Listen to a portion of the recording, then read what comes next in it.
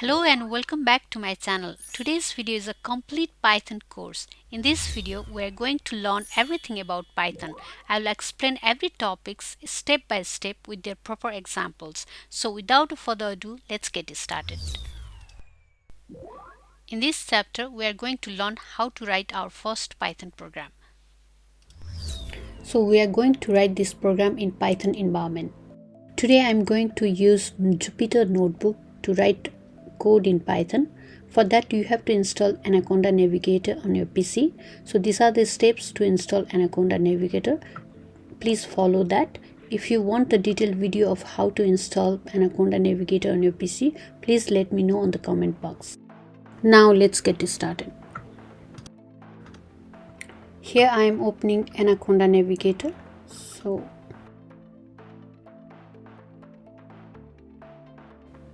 As you can see, there are different applications, but we are going to use Jupyter Notebook here. Let's launch Jupyter Notebook. Okay, we don't need this Anaconda assistant now. So these are all the location of my computer system. It is a local host, so it's a web application. That's why it is on a web browser. So let's go to the documents. Now we are going to create folder inside the document. So here is we can create from new folder, and we can rename this on title folder to Python tutorial. So inside this Python tutorial folder, we are going to create our first Python notebook. So you can select notebook and it will open in the different window. Now let's write our first Python program. As my first Python program, print bracket starting double quote welcome to Python tutorial exclamation mark bracket semicolon double quote and bracket close, and then you run the file. This is the run, so you can get the output in the screen. Welcome to Python tutorial. Congratulations, you have just written and run your first Python program. It's a simple program, but it takes you all to the exciting journey on coding. Variables are basically used to store information or values that can be referenced and manipulated in the program. Here I open the Jupyter Notebook. Now we are writing our code. Creating variables. Generally, Python has no command for declaring a variable. So whenever we are creating the variable, we just name the variable name and assign the value to it. So here name is a variable and AnuTech is the value assigned to that variable. Similarly, let's create another variable called age and assign value 10 to it. Now we are going to print these variables as printing variables. Print the text we want to display and colon comma closed double quote closed comma and the variable name bracket close. We will also do the same for the age. Print age colon double quote close comma and the variable age.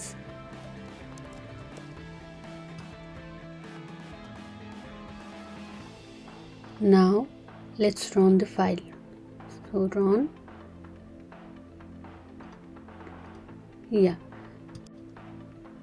So here we created two variables, name and age, and then later we printed their values using the print function. But if we want to change the values of the variables, we have to assign new values to the variables. Let's do it. Changing the values of variables. We are using the same name of the variable, name, and we give different value to it. That is, let's say Tom here, and we also assigned different value to the age variable. So we can say age equals to 5, and now we are going to print these variables.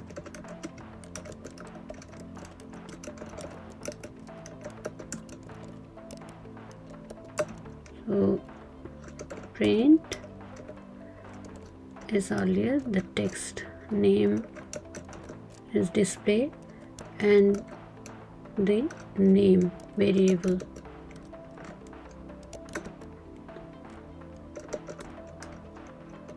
And we do similar with the age.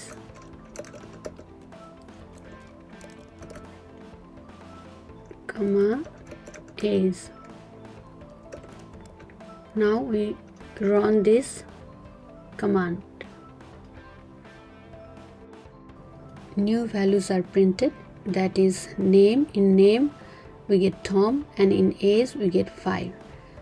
So this is how we can assign different values to the variables in Python.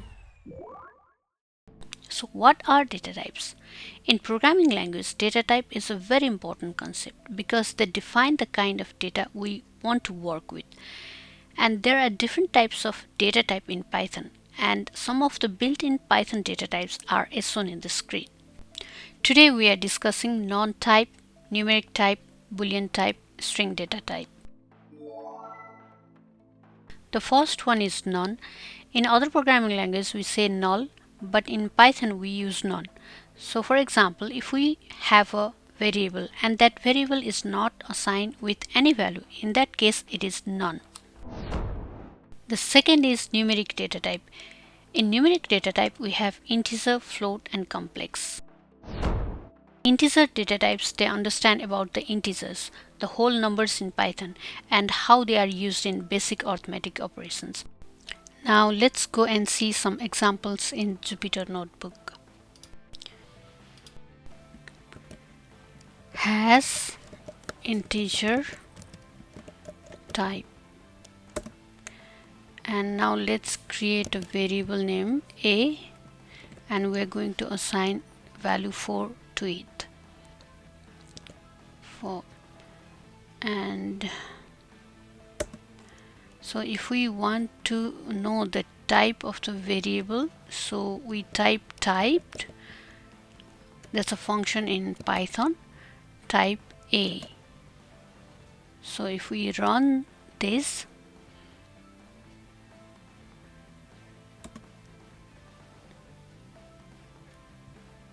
yeah, and it gives the integer. That means a is a integer data type.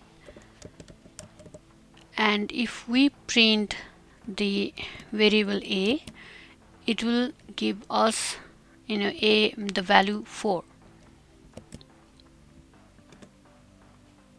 Let's run it.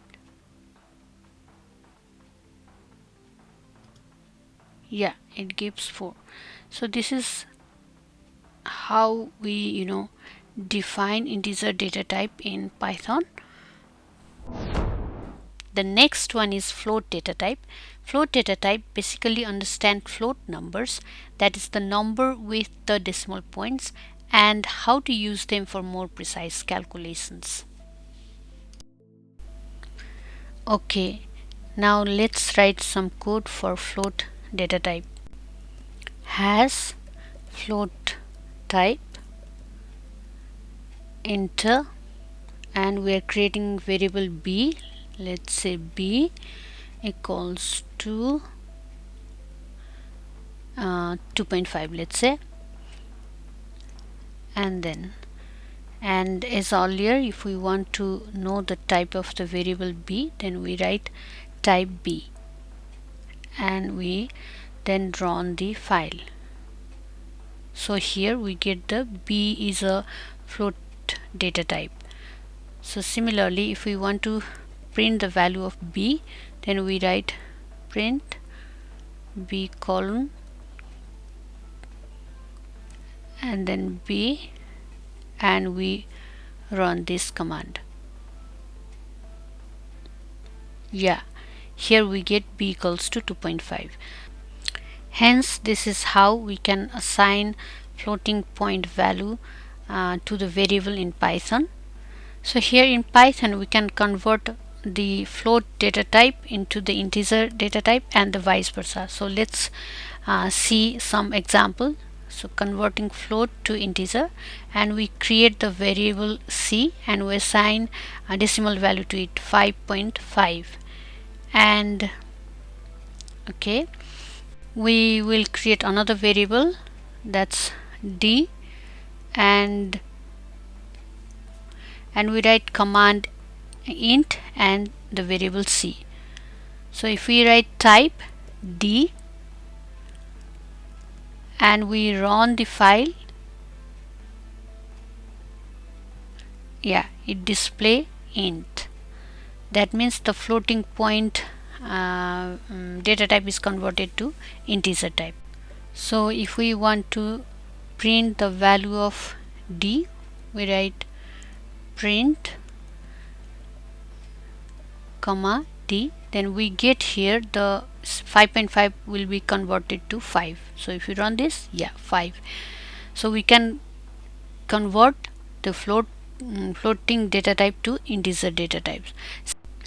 In the same way, we can convert integer to float. So converting integer to float, we create one variable name e and we assign some integer value, let's say 4, and another variable f, and we write float command, and we want to change the variable e, that's why e, and then we want to know the type of the variable f, type f, and we run it. So it should display float, yeah, float. And if you want to print the value assigned to f, we say f and then comma f. We run this command, then it should display in the floating point, yeah, f equals to 4.0. So this is how we can convert integer to float and float to integer.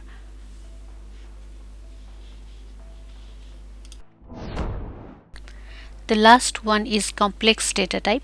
The complex data type, they generally use complex numbers which include real and imaginary parts, and see how they can be used in advanced mathematical computations. So now let's see some example for complex data type. Complex type,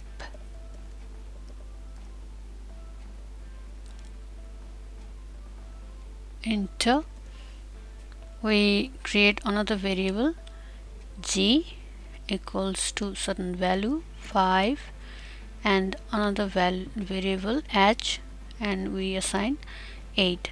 So we create another, that's I equals to complex. So for complex data type we use complex function, and then g and h. So if you want to know the type of the variable I, then we write type I and we run.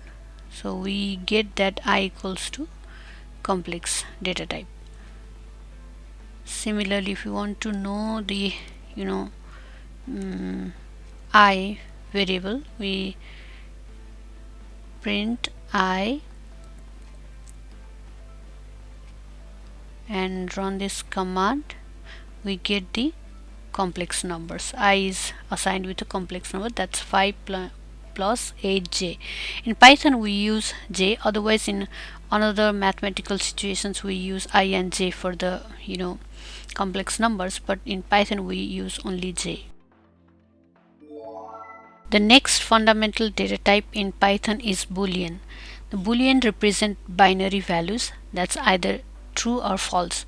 They are used in logical operations and conditionals, which are very essential for controlling the flow of the programs. Here we are on the same page, so let's do some code for Boolean. Boolean type and enter, and we want to create some variable j equals to 5, another variable k equals to 9, and we want to check j is less than k or not. So we are creating another variable and we are asking, is j is less than k, true or false, right? And so but if we want to know the type of the variable L, then we write here type L. So it should display it is run, it is a type L, now is a Boolean data type. And if we want to print the variable L, then print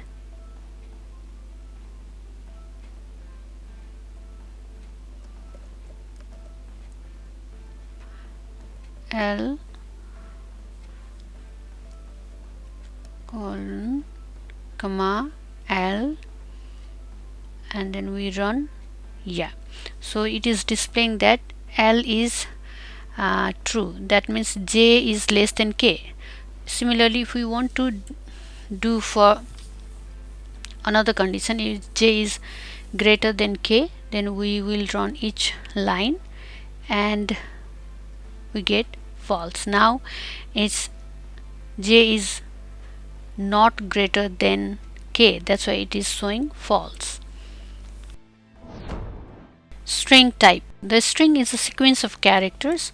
Python supports Unicode characters. Strings are represented by either single quote, double quote, or triple quote. Now let's see some examples. So here has string type, enter,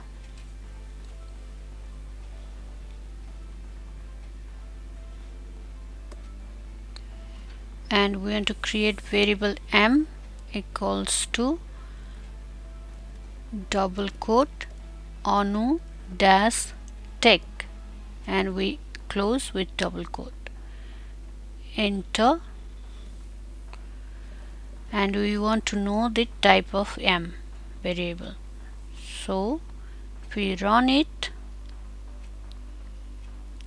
we get it's a string type, and here we are printing m,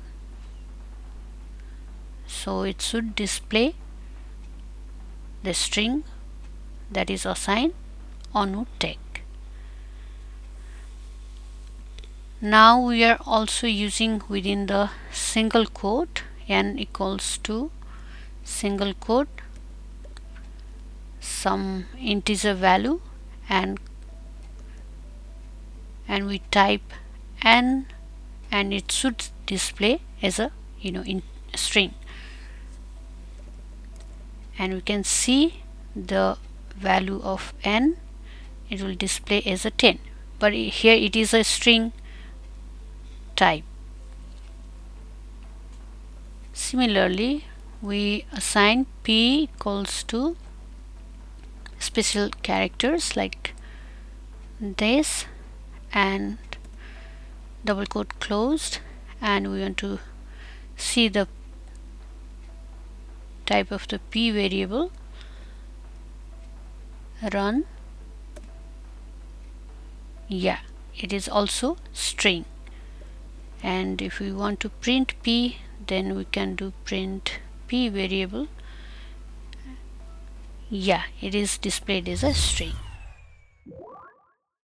In this video, we are going to learn about Python operators.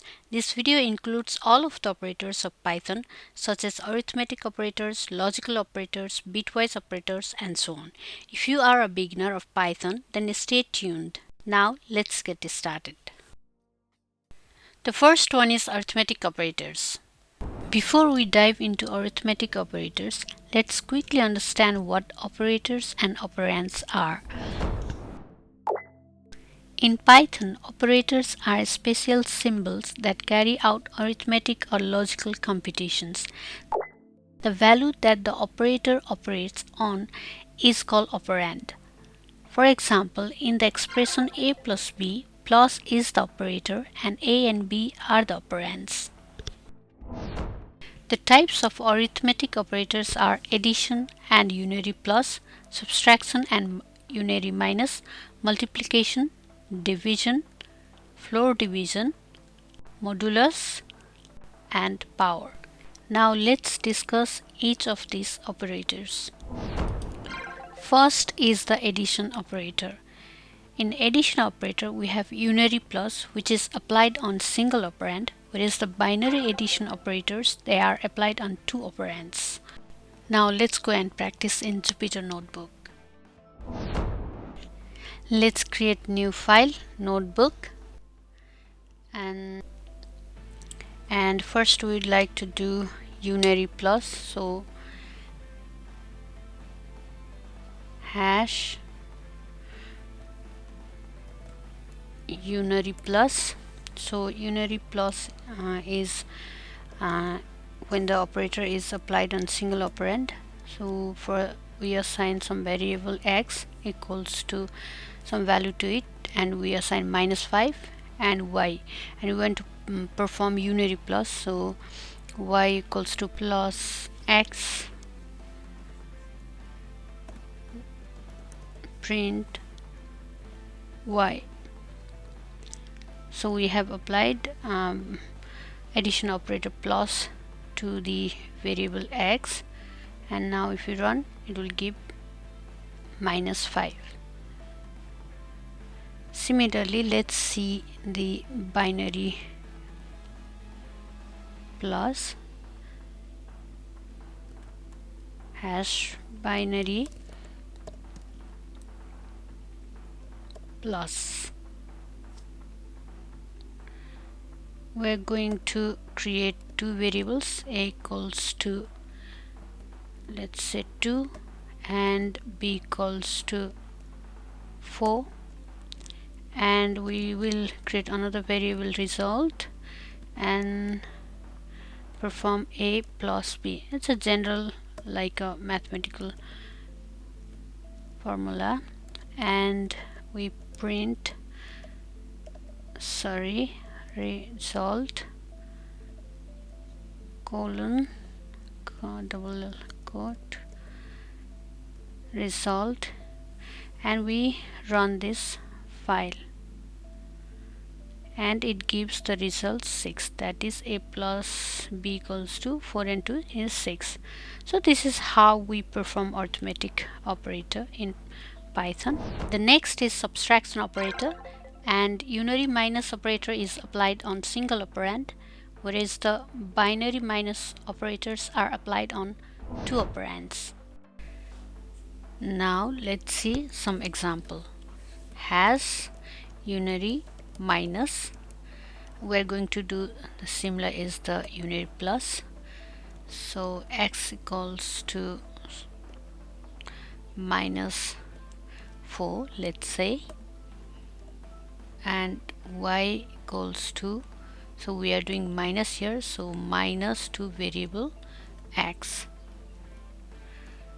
and parenthesis is not required, but we prefer to write because it gives clear way of writing code, and we print y, and yeah, minus to minus into minus plus, that's why the output is 4. Now we are doing binary minus. Has binary subtraction, create the variable a is earlier, we assign 6, and for b we are assigning 3, and we are storing in result, that's a minus b, and we want to print the result, so result colon comma result, and we'll run and see the result. Yeah, the result, value of the result is 6 minus 3, that's a 3. The next one is multiplication operator. It is also a binary operator and it multiplies the two operands. So let's go and see some code in Jupyter Notebook. Here we are, and hash binary multiplication, enter, a equals to, let's say, 5 and b equals to 5, result equals to a asterisk b, and we add parenthesis and print result multiplication result.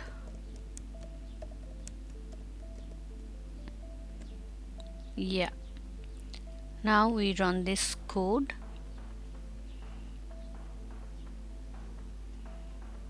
and we get answer 25. That's 5 into 5, 25. Another is division operator, and this operator is used to divide the first operand by the second operand. Let's see some example. Hash binary division, a equals to 10, let's say, b equals to 5. We store in result equals to a divide, that's a forward slash b, and we print division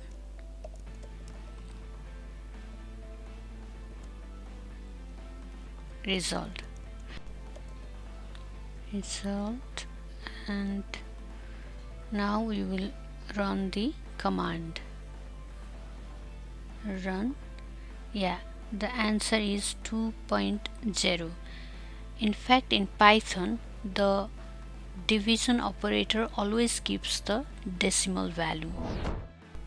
Here comes the floor division. It is represented by double forward slash, and it's a regular division operator but rounds the result to the whole number. It always gives output as an integer value. So let's go and write some code for floor division.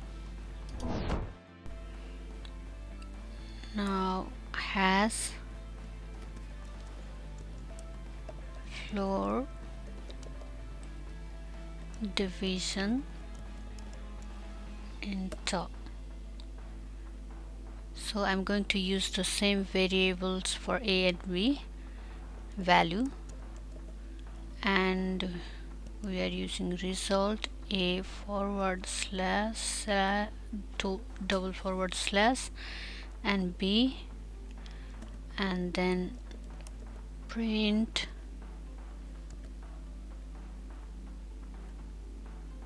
floor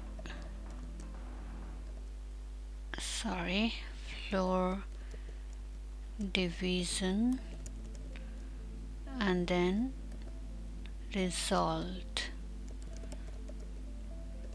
Let's run it, and oops, there's an error. and the 2, that's type error result. I think I have forgotten to write equals to. Yeah, now let's run again. Yeah, it's done, and the result it shows is 2. Here we don't see the decimal point because the floor division, it rounds the result to the whole numbers. Next is modulus operator. It performs division, but it returns the remainder as a result. Let's write code has modulus operation, enter. Again we create a variable and assign 10, and b variable and assign 3, and we are going to store in result equals to parenthesis a modulus b print double quote modulus comma result, and we will print. Yeah, the modulus or the remainder is 1. If we divide 10 by 3, the remainder is 1, right? Finally, we have power operator or exponentiation operator, and this operator is used to raise one number to the power of another, and it used a double asterisk. Now let's open our Jupyter notebook and try it. Has exponentiation a equals to b equals to, and result equals parenthesis a asterisk asterisk b, and then print double quote exponentiation colon comma result. Now we'll run. Yeah, the result is 4. That means 2 to the power 2 is 4. Okay, that's all for arithmetic operators. Now let's move to the logical operator. Logical operators are used to combine conditional statements. Python supports 3 logical operators: AND, OR, and NOT. These operators are essential for making decisions in your code. Now let's dive into each one. The first one is AND operator. It returns true if both operands are true. Let's see it in action with an example. Logical AND operators. Enter. We are creating variable a and we'll assign true, and then we create another variable b and we'll assign false to it.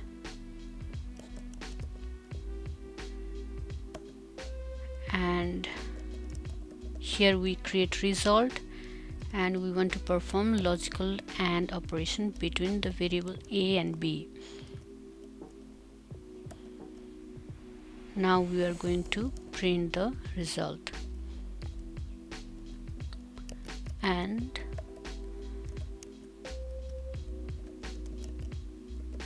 operator and result.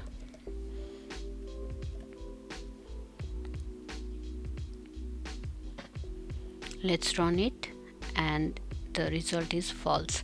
In AND operation, if one of the variable is false, then the result will be false. Now let's move to the OR operator. The OR operator returns true if at least one of the operands is true. Let's see its example. Has logical OR operator. We're going to create two variables, C and D. So C we will assign true, and for D variable we'll assign false. So D equals false. We're going to create another variable, result, and we will use logical OR operation between C and D, C or D. Now we will print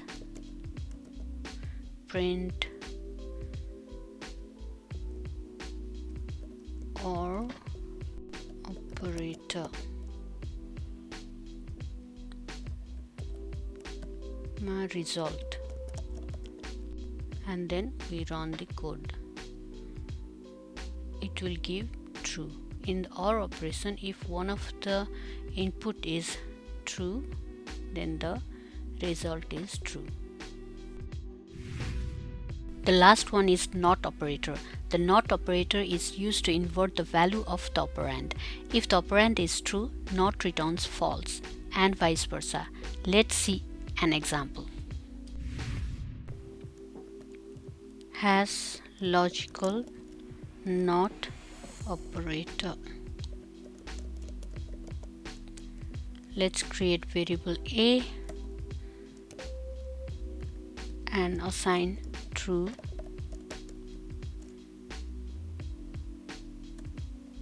We'll create another variable B and we'll assign false to it. Another variable result. Then we apply NOT operator to variable A, and then we are going to print the result. In NOT operator we only use the one operand, result, and then we run the command.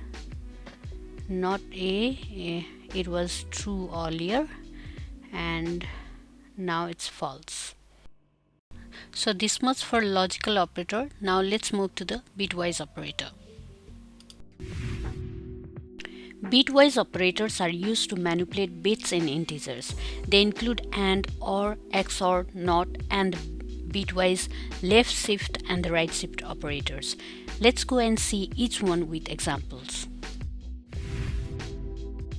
The bitwise AND operator compares two numbers and returns 1 if both bits are 1, else it returns 0.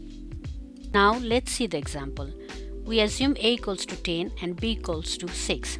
The binary representation of 10 equals to 1010 and binary representation of B, that's 6, equals to 0110. We then perform A and B and the result is 0010.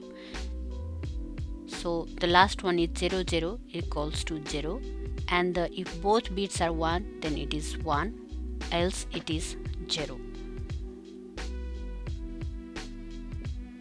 And the decimal representation of 0010 is 2. Now let's go and practice in Jupyter Notebook. Bitwise AND operator. So I'm going to create variable A equals to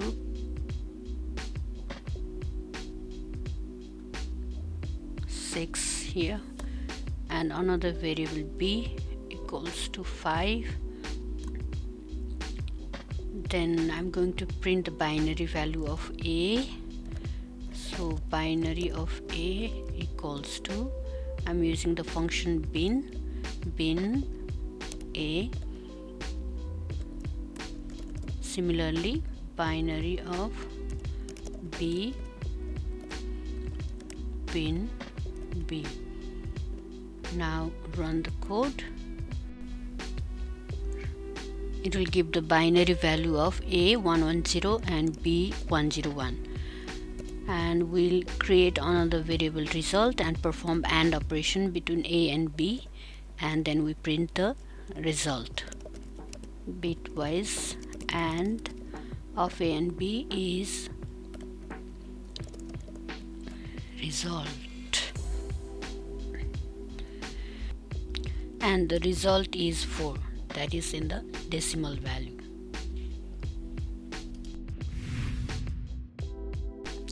Next we have is the bitwise OR operator, and in this case it returns 1 if any of the bit is 1, else it returns 0. Let's see the example.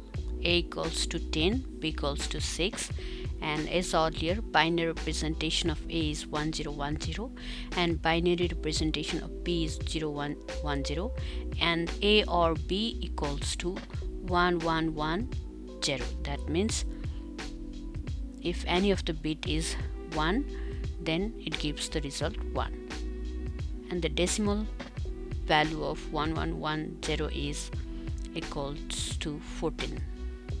Now we are going to practice in Python code. Has bitwise OR operator. Enter A equals to 3, B equals to 5, and we are printing binary values of A and B. Bin A, print binary of B, bin B, and we run that. We'll get the binary value of 3 and 5, and then we create result variable and we perform A or B, and we print the result bitwise OR of A and B. Those two result, and then we run the code, and the decimal value is 7.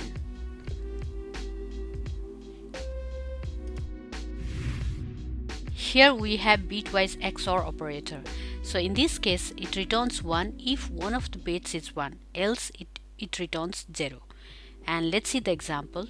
A equals to 10 and B equals to 6, and binary representation of 10 is equals to 1010 and the binary of B is 0110, and if we do XOR between A and B it gives 110, and the decimal equivalent of it equals to 12. Let's go and write some code in Python. Hash bitwise XOR operator. Let's create variable B equals to 4 and C equals to 5, and we are going to print the binary of B, bin B, and print binary of C, bin C. We'll run and see the binary values. Yeah, binary value is like that, and we'll create another variable result, and we do XOR B and C, and then we print the result bitwise XOR of A and B result. Then we run and the resulting value is 1. So this is how we calculate XOR in Python. The next operator is the bitwise NOT operator, and in this case it returns complements of a number. And let's see the example. And if A equals to 10 and binary of A equals to 1010, and the NOT operator of A, that is 1010, is equivalent to 0101. It basically complements the number, and the resulting value is the 5 in the decimal.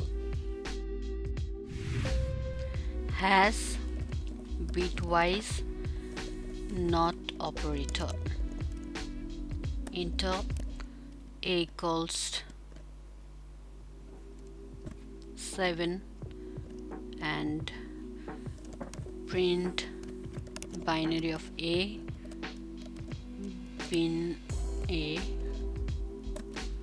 and we see the binary value of 7, that's 111, and result equals to not of a. While performing not operator, in this case it also consider the sign bit of the 111. So if we print the result, the value will be -8. Next is bitwise right shift operator, and it shifts the bit to the right. Let's see the example.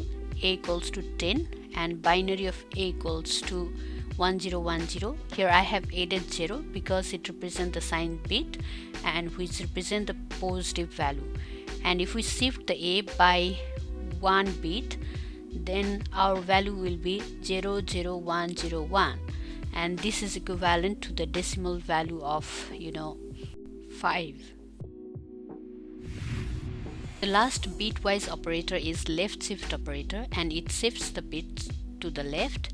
For example, a equals to 5 and binary of a equals to 0101, and we want to shift the bit by 1 bit, then equals to 1010, and the decimal equivalent of 1010 is 10. Now let's write the code. Hash bitwise shift operator, enter a equals to 8, and then we will print the binary of 8 equals to bin a, and we see the binary value. We'll create variable result and we will shift a to left by 1 bit, and then let's change to result 1, and result 2 will be right shift to 1 bit, and then we are going to print left shift of a result 1 and print right shift of a is result 2. Let's run this code and we get the result 16 and 4. So this much for bitwise operator. Now let's move to the identity operators. Identity operators in Python are used to compare the memory locations of two objects. They help you determine whether the two variables reference the same object in the memory or not. There are two identity operators in Python, is operator and is not operator. Is operator returns true if both variables refer to the same object in the memory, whereas is not operator returns true if both variables do not refer to the same object in the memory. Now let's practice the Python code of identity operator in Jupyter Notebook. Has identity operator,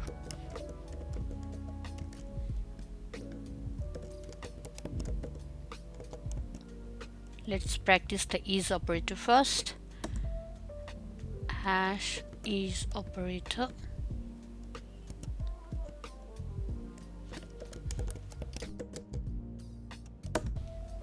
let's create variable a and we'll assign 1 to 3 value to it, 1, 2, 3, and again we'll create another variable b and we'll assign here b equals to a. Again we are creating another variable c and we will assign the same value like 1, 2 and 3. Now let's print. So print A, we are using is operator, is B. And if we run this, A is B returns true because both A and B point to the same list in the memory. Similarly, if we print A is C, then it returns the result false. It is because A and C point to the different objects even though their contents are the same. Now let's go and see the is not operator. Hash is not operator. Let's create the variable x, and we are using string here, hello, and we'll also create another variable y, and we'll assign the same hello to it. Let's create another variable z, and we'll write here world. Now we are going to print x is not y.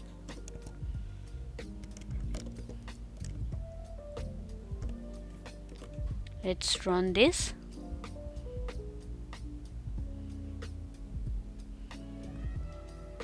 Now the result is false. It returns false because both x and y refer to the same string object. Similarly, if we do print x is not z, then it should return the value true. Yes, it is because x and z refer to different string objects here. Okay, this is all we have learned in identity operator. Now let's move to the comparison operator. Comparison operators in Python are used to compare the two values, and they basically return a Boolean value that is either true or the false based on the comparison of the two operands. And these operators are very crucial for the decision making while programming, such as in the conditional statements and the loops. The first one is greater than operator. So in this case, left operand is greater than right operand. As shown in the example, if x and y are two operands, then we can represent x is greater than y. Similarly, in less than operator, the left operand is less than the right operand, and we can represent x is less than y. The next one is equal to operator. In this case, left operand is equal to the right operand, and we represent x double equals to y because the single equal to it represents as an assignment operator. Now we have less than or equal to operator. In this case, the left operand is either less than or equal to the right operand, and we can represent as shown in the example, x is less than or equal to y. Now let's move to the another operator. This is greater than or equal to. In this case, left operand is greater than or equal to the right operand, and we can represent by x is greater than or equals to y. The last is not equal to operator. In this case, the left operand is not equal to the right operand, and we denote it by x does not equal to y. Now let's practice all of the comparison operators in Python code. Hash comparison operator. we will create variable a and assign value 10 to it,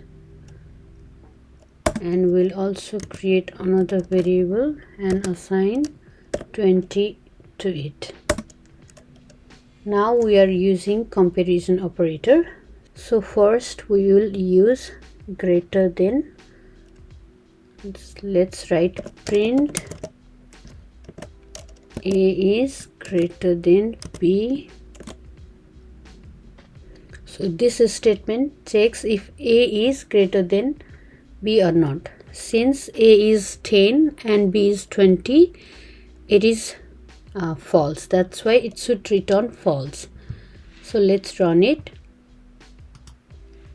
Yeah, it is false. Now let's check a is less than b. Then it will check if a is less than b or not. Let's run it. It will give true. Similarly, another comparison operator is a is equal to b or not. So in this case we use the double equals to, because the single equals to, it is equivalent to like the assignment operator. That's why we'll check this. So in this case a is 10 and b is 20. That's why it should return false. Now we are running it. Yeah, false. Another comparison operator is we have greater than equal to. A is greater than or equal to b. So in this case it should have one of the condition true. Either a should be greater than b or a is equal to b. So in this case a is not greater than b and a is not equals to b. So it will return false. Let's run it. Yes. Another is print a is less than or equal to b. So it will also compare the two condition here. So in this case a is less than b, so this statement is correct, hence it will give true. One of the statement is correct. Now run it. Yes, true. Similarly, we will check print a does not equals to b. It will return true because a is 10 and b is 20. Let's run it. Yes, true. Now we have just completed the comparison operator of the integer value, but we also can perform with the strings. So let's write with the comparison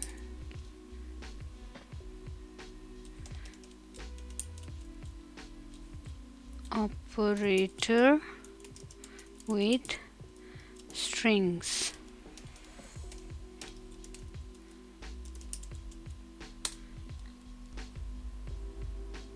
Let's create string 1 variable and we'll assign apple as a string, and another is a string 2 and banana.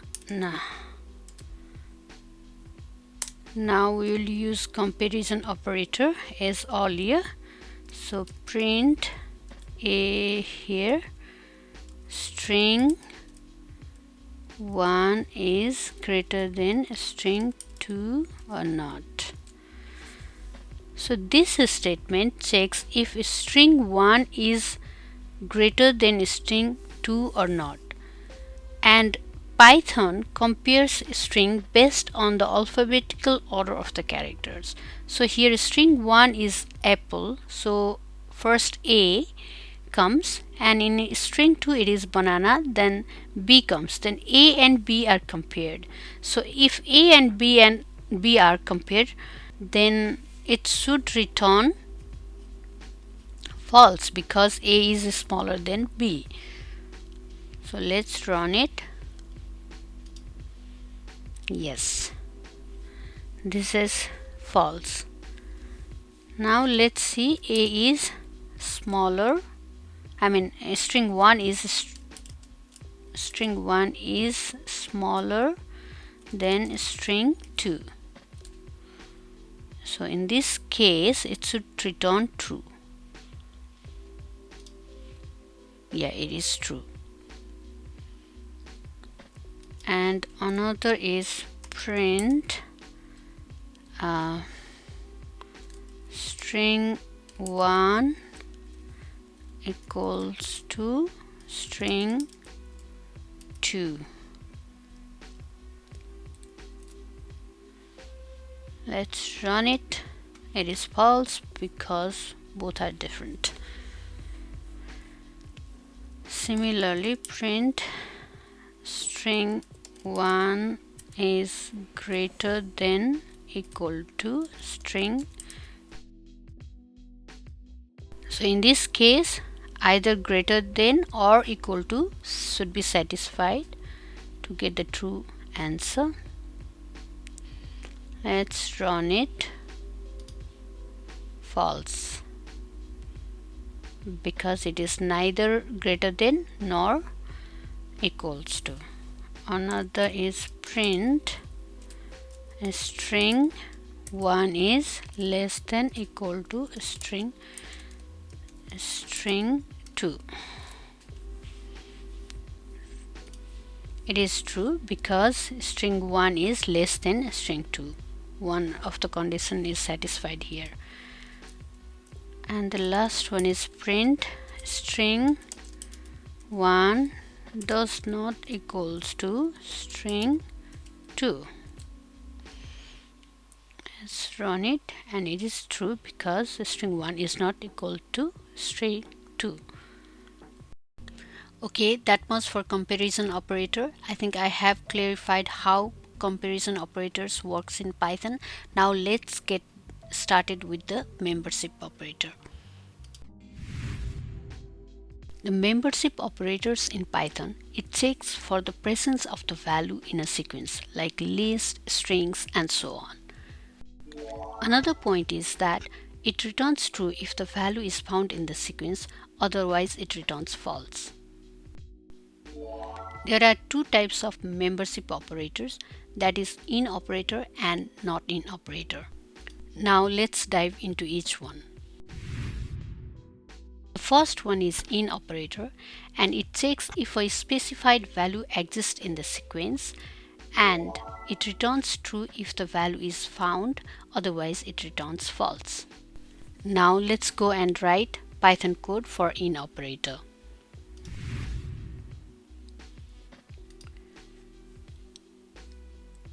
Hash the in operator. Now let's create a list and we name fruits equals to apple, and then banana, then orange, and we close the list, and we will say print and apple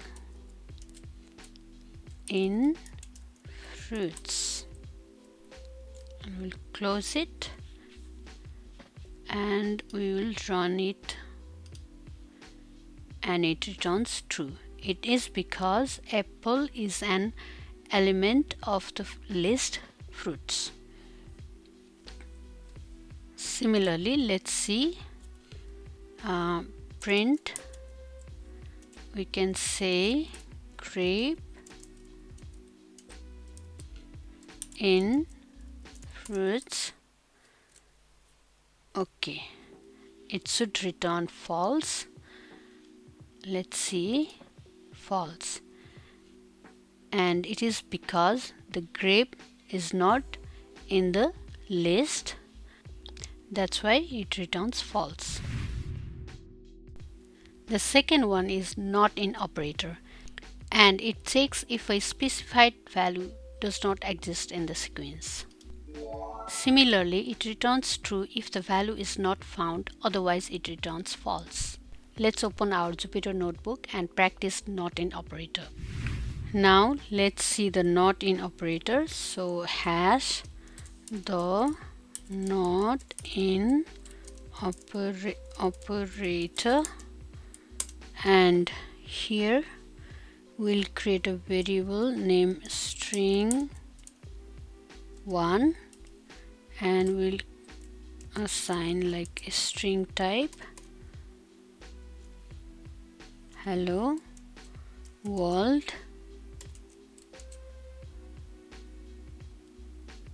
and then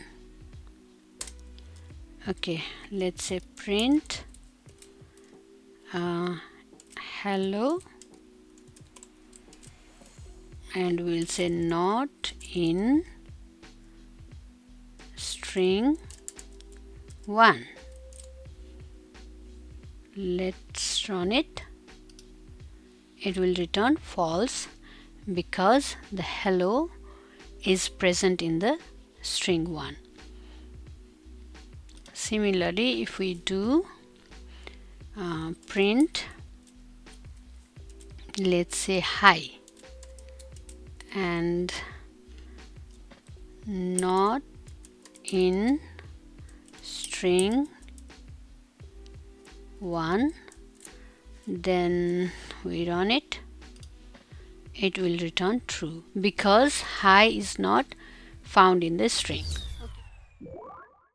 Let's introduce the input function of Python first. So input function is used to take the input from the user, and by default the input taken from the user is always a string. Now let's write our code for it in Python. Okay, let's get started. Hash input method. Let's create a variable called name. Name equals to input. We will say enter your name.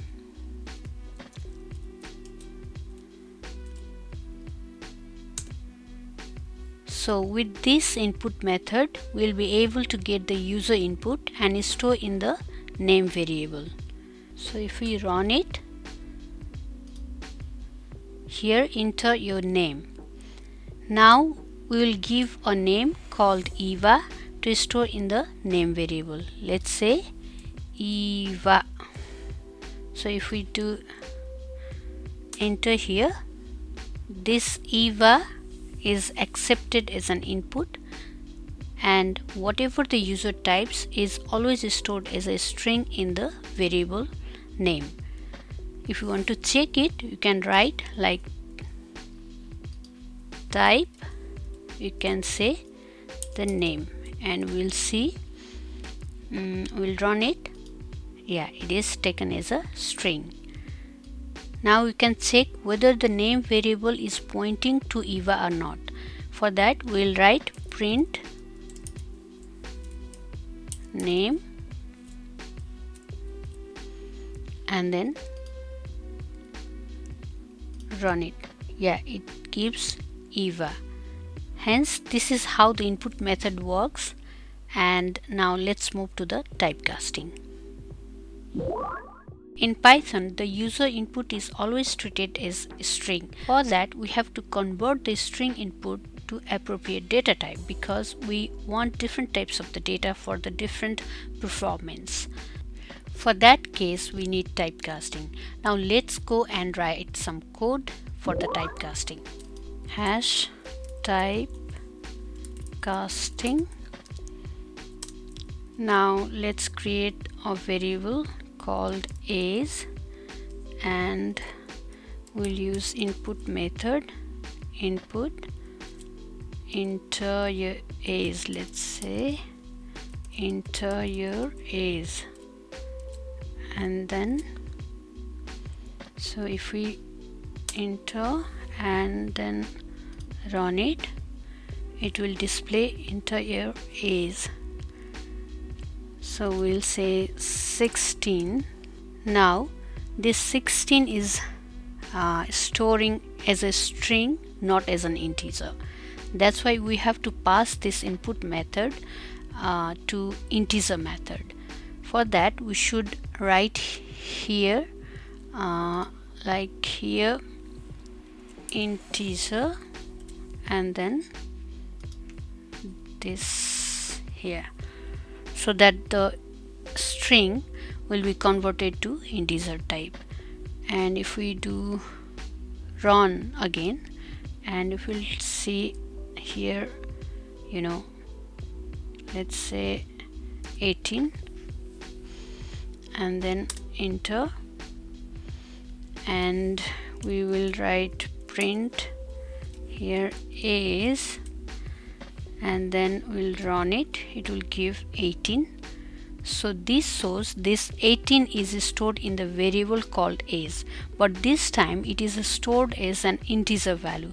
We can check by writing type age, and then run. Yeah, it is taken as string. In this way we can change the user input to float and string as well. This is how we handle the user input and perform typecasting in Python.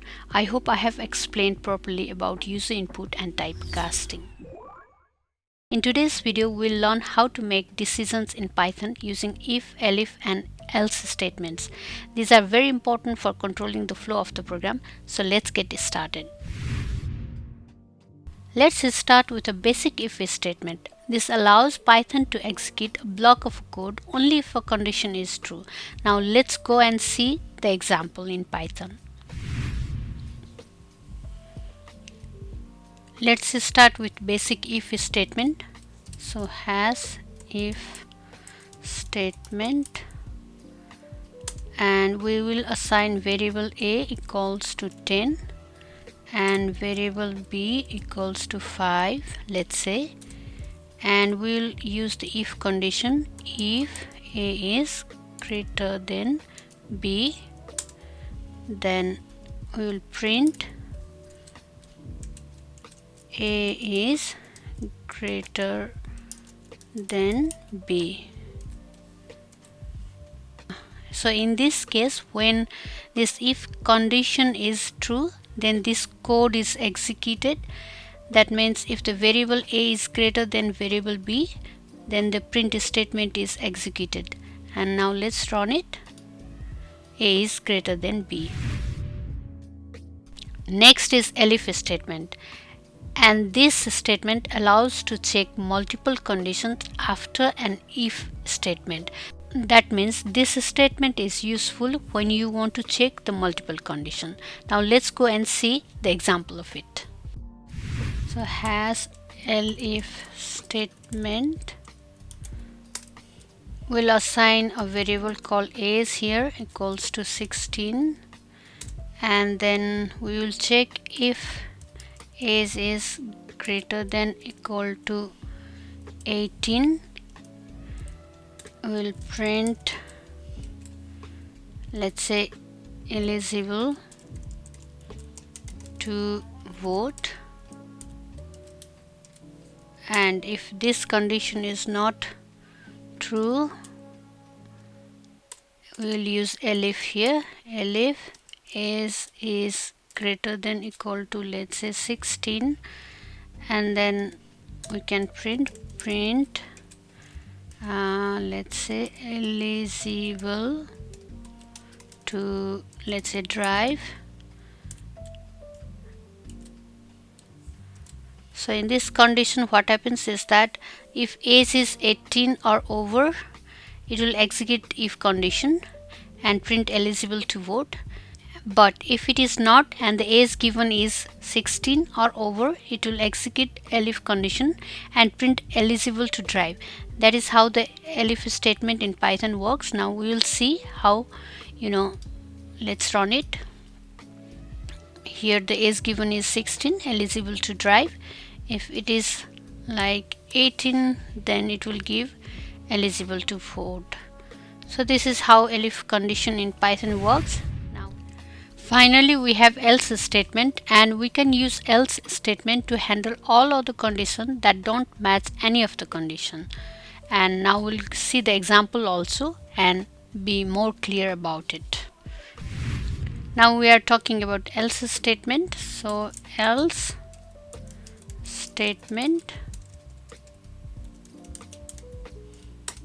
Here I will take example of temperature. So let's say temp equals to 40, and then I will use if statement. First of all, if temp is greater than like 34, then print it's like a hot day. Okay,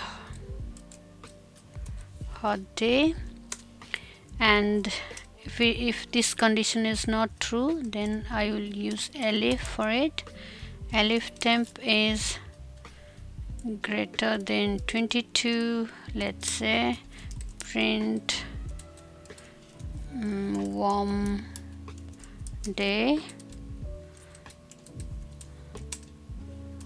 And otherwise, if both conditions are false, then we'll use else statement, and then we'll print it's a cold day. In this case, first if statement is checked, that is if temp is greater than 34, it will print hot day. But if the condition is not true, it will goes to the elif conditions. We can use different elif condition, but here I am giving only one. So that means it checks the multiple conditions, and if none of the conditions are met, the else block is executed. Now let's run it. It's a hot day because the given temperature is 40 and it is greater than 34. The first condition is met. If we give temperature like 24, then we run it, it's a warm day. If it is like 15, then we run it, it's a cold day. Okay, I hope I have covered all of the conditional statements, if, elif and else of Python, and these statements are very important to learn because they are the fundamental for decision making and help to control the flow of the program. And today we are talking about for loops of Python. In fact, there are two types of loops in Python, the for loop and the while loop. In this episode, we'll go through the for loop, and in the next episode, we'll cover while loop. Now let's jump right in. For loops in Python are used to repeat a block of code until a certain condition is met. That means the loop iterates over a sequence and executes the code inside the loop for each item in that sequence. It's really handy as we don't have to write the code over and over. Syntax of for loop is that for item in sequence, and then inside the for loop the code to be executed. Now let's see the example. As shown in the example, when you use a for loop, you define a variable that will hold each item from the sequence. Then the code block inside the loop will execute once for each item in that sequence. That means the string a and u are stored as like this, a and u, and the char variable will first point out to the a. Then command inside for loop is executed and print char, that means a here. So the output will be a first, and then the char will move to the second character, that is n, and then it will print the next n character. Similarly, it moves to the u and then it gives the u character. after finishing this, it comes out from the loop and then print the done statement. Hence, this is how the for loop works. Now let's practice in Jupyter Notebook. Now let's take a look at an example. Here I'm going to use simple for loop. As for loop, I'll first create a variable called word, and then I will write some string hello, and then I will use for loop. So for char in word, and then I will write some statement here, print char, and then after finishing the for loop, I'll again print the this done. Now let's run it. So it will print hello and done. Now let me explain what happens in this code. First, I have created variable word and assigned string hello to it. Then I have used for loop for char in word. That means this statement does the for loop will start at the first character h, and then it will print that h, and then it will shift to the another character, second character, that is e, and it will print e, and so on. And when it reaches the o, it will print o, and then it gets exit from the for loop, and the last print statement done is executed. So this is how we use for loop in Python. So what is while loop? A while loop repeats a block of code as long as certain condition is true, and it checks the condition before executing the block, and once the condition becomes false, it will stop. They are very useful when we don't know how many times the loop will run. We just discussed the theoretical knowledge of the while loop. Now let's go and practice in Jupyter Notebook. Now let's write a basic while loop example where we count from 1 to 6. So we are assuming loop will start it with count 1. So I'm going to write count equals to 1, and then I will use while loop here while count is less than equals to 6, and then we want to print the value of count. For that I will write here print f, and then let's say count is, and we'll use curly bracket, and then count, close the bracket, and comma, and then bracket.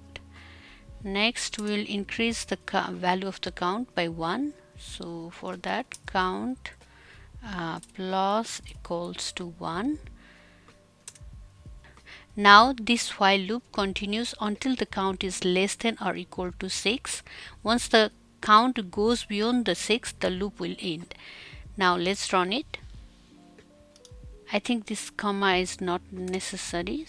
Let's again run it. So this is how the while loop works in Python. Let's write another example just to be clear about the while loop. And this time I'm going to write the code for countdown timer. So hash countdown timer.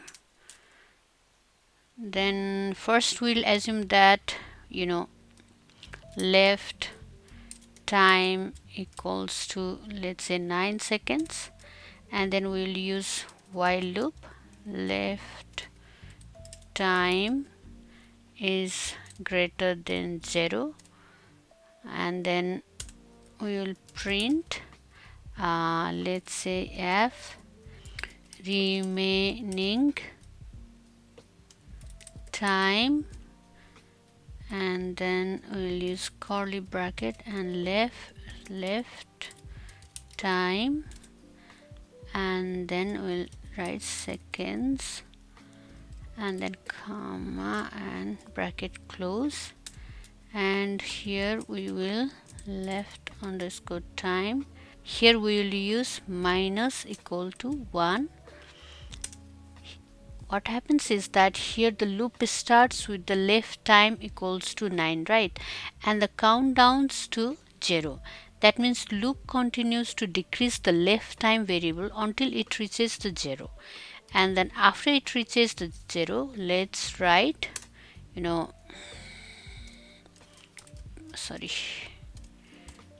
print, we say timeout. Out. And then now let's run the program and see what happens. Okay, yeah, now see the result. It the remaining time, it decreases from 9 seconds to 1 second. After that it gives timeout. Okay, that's all for while loop. Before we jump into the code part, let's first understand what strings are in Python. So strings are enclosed by the single quote, double quote or triple quote. As shown in this example, we represent the string hello world by a single quote or double quote or triple quote. The string is a sequence of characters. Here the variable a is assigned with the string data type, that is hello world, and are stored in the memory as shown in this table. Strings are represented by the index number. That means each character in the string has a position which we can access using its index. The basic rule is simple. Index starts at 0. If we want the first character, we use the index 0, and the second character is at index 1, and so on. Each character in the string hello world has its unique index number. Using those index number, we can access the characters in the string. But if we want to access the last character or second last character, then the negative indexing comes in. That means in a string we have reverse indexing also. Now let's see how we can access each character using index number. So A6 means index number 6, we get the result W. Similarly, if we do A -1, the last index number from the right side, and then we can access the character D. Another important point is that strings in Python are immutable. That means once the character are stored in the string, we cannot replace it. For example, A with the index number -1, we want to replace with U, but it cannot be done. It gives error as strings are immutable. Now let's practice all these things in Jupyter Notebook. Hash string indexing. Now I will create a variable called string1 and then assign a string hello world, and then now if we want to print, we can print like print string1 and then run it, so we get the string hello world. Similarly, if we want to know the length of the string, then we can write as len string1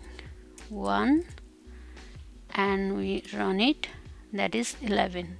Now we want to access individual characters of a string, then for that I am going to write print and then string1, and then I want to print the character which is stored on the index 0. Now let's run it. that is h. H is stored in the index 0.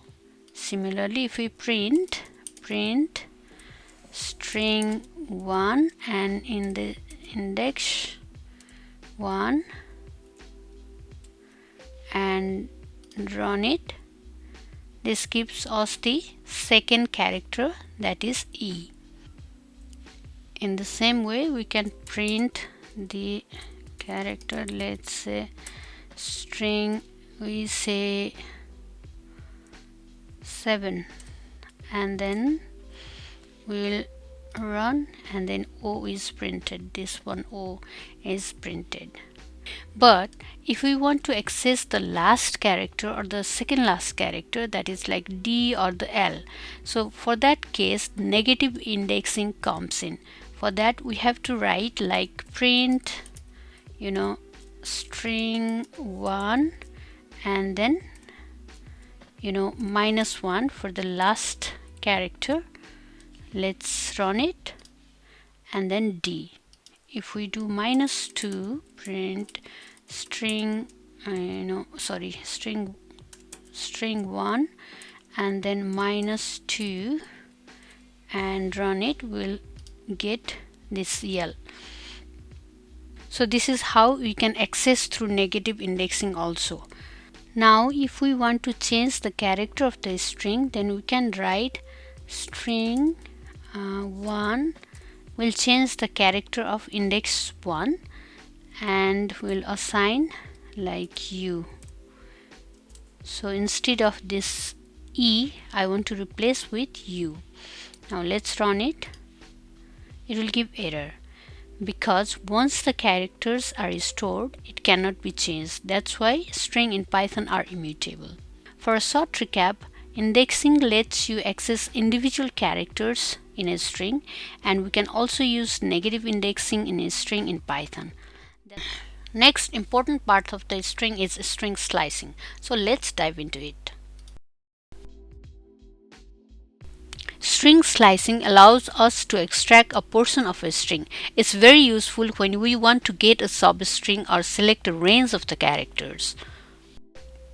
The basic syntax of string slicing is string 1, which is a variable here, and then start to stop. The start is the index where slicing begins, whereas the stop is the index where slicing ends. Another very important thing is that the string will start from the start index and stop before the stop index. Now let me give the practical example. Here I have string 1 and the string Python, which is stored in memory with its corresponding index number. Now if we want to extract some character from the string, then we can write like this: substring 1 0, that is the start index, and 3 is the stop index. So as I explained earlier, it will stop at the index 2. That's why we can get the output as PYT. Another feature of string slicing is that we can also specify as steps. That means the syntax goes like this: string 1, the name of the variable, start, stop, and the step. The step parameter allows us to skip characters while slicing. Now let me give an example. The string 1 Python is stored in memory location as described earlier. To use a step parameter, we write like substring 1 0 is the starting index and 6 is the stopping index, and it always goes one step ahead of the last index number, and 2 is the step parameter. Therefore the output is PTO. Here we are at our Jupyter notebook. Now let's practice the slicing of a string in Python. Hash string slicing. First we'll assign a variable called string 1, and we'll write Python. Now if we want to extract a portion of the character from index 0 to index 3 but not including 3, the code goes like this. We'll give another variable slice 1 and then string 1, and we'll write the starting index 0 and then stopping index 3, and now we'll print slice 1 Now if we run it, it will give pyt. We don't get the character at the 3. Instead it gives up to the index 2. Similarly, to extract the character from index 2 to 5, we can write slice 2 equals to string 1, and then we'll give starting index 2 and the stopping index 5, and we'll print, let's say, slice 2. In that case we'll get the result THO. So this is how the string slicing is done in Python. Now there can be another scenario also. What if we want the whole string from the beginning or up to a specific index? In that case we can quit start or the stop values. Let me show you. Let's say omitting start and stop, and we'll write here string 2. Let's give the same string pytho in Python. To get the first 5 characters, we can write slice 3 equals to string 2, and then we don't give the starting index. Instead we only write the stopping index, and then we'll print slice 3, and we can run it. So it will give pytho. That is only the first 5 characters. So if we want the n also, then we can write into up to the 6th. Then we can run it again, Python, right? The another is that to get all the characters starting from, let's say, 3 to the end. For that we can write slice 4 equals to string 2, and then we will give the index 3, and then we don't give the stopping index, and then we'll print that print slice 4, and then we will run it, that is HON. In the same way, if we don't specify the starting and the stopping index, like slice 5 equals to string 2, and then we just don't specify any starting index and then stopping index, and then we'll print that slice 5 and run it, we'll get all the characters. Now let's practice using step parameter in string slicing. So as using step in slicing, we'll assign a variable name called myString, and then equals to, let's say, this beautiful. And now we want to extract every second character from the index 0 to 5. Then for that I will write substring, that's another variable, equals to my string, and then we'll give the starting index and the stopping index and the step parameter, that is 2 here. And now we'll print this string.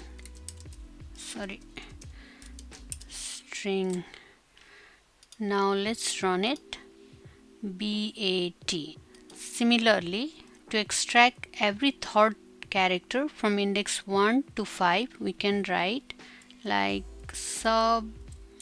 string, let's say 2 equals to my string, and then we'll write 1 5, and then step is I'll give 3, and print substring 2 2. Let's run it. That is 80. In the same way, we can see using the -1 in this step. Let's say sub string 3 equals to my string, and then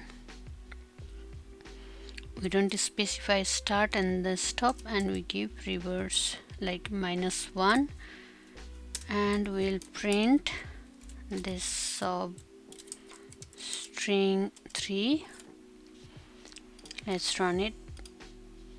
So it will give all the character from the reverse.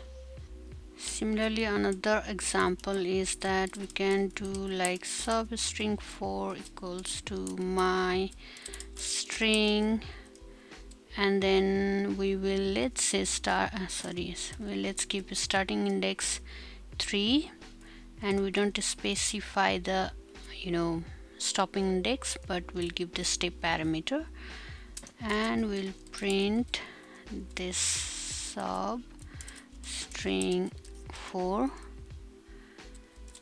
and we'll run it, and this is UIU from 3, and it will skip this T character, and then I, and it will skip F, and then it give U. We learned how string slicing allows us to extract a portion of a string using start, stop, and step values, and we also saw example of using negative indexing and steps to access or manipulate a string in different ways. Next we have is a string iteration. So what exactly is a string iteration? In Python, a string is simply a sequence of characters, and a string iteration refers to the process of going through each character one by one. If we need to manipulate each letter or analyze the characters in a string, for that we use a string iteration. Now let's go and practice this in our Jupyter notebook. I am discussing a string iteration in Python by using two methods, that is loop without index value and loop with index value. Now let's practice method 1, and we'll say hash method 1 loop without index, and let's say I will create a variable called string 1 and assign hello world to it. Now I'm going to use a for loop here, so for that I'm writing for char in string 1 colon. So here I am using simple for loop to access each character in the string 1. The variable char will hold each character, then we print it out one by one. For that I'm going to write print char.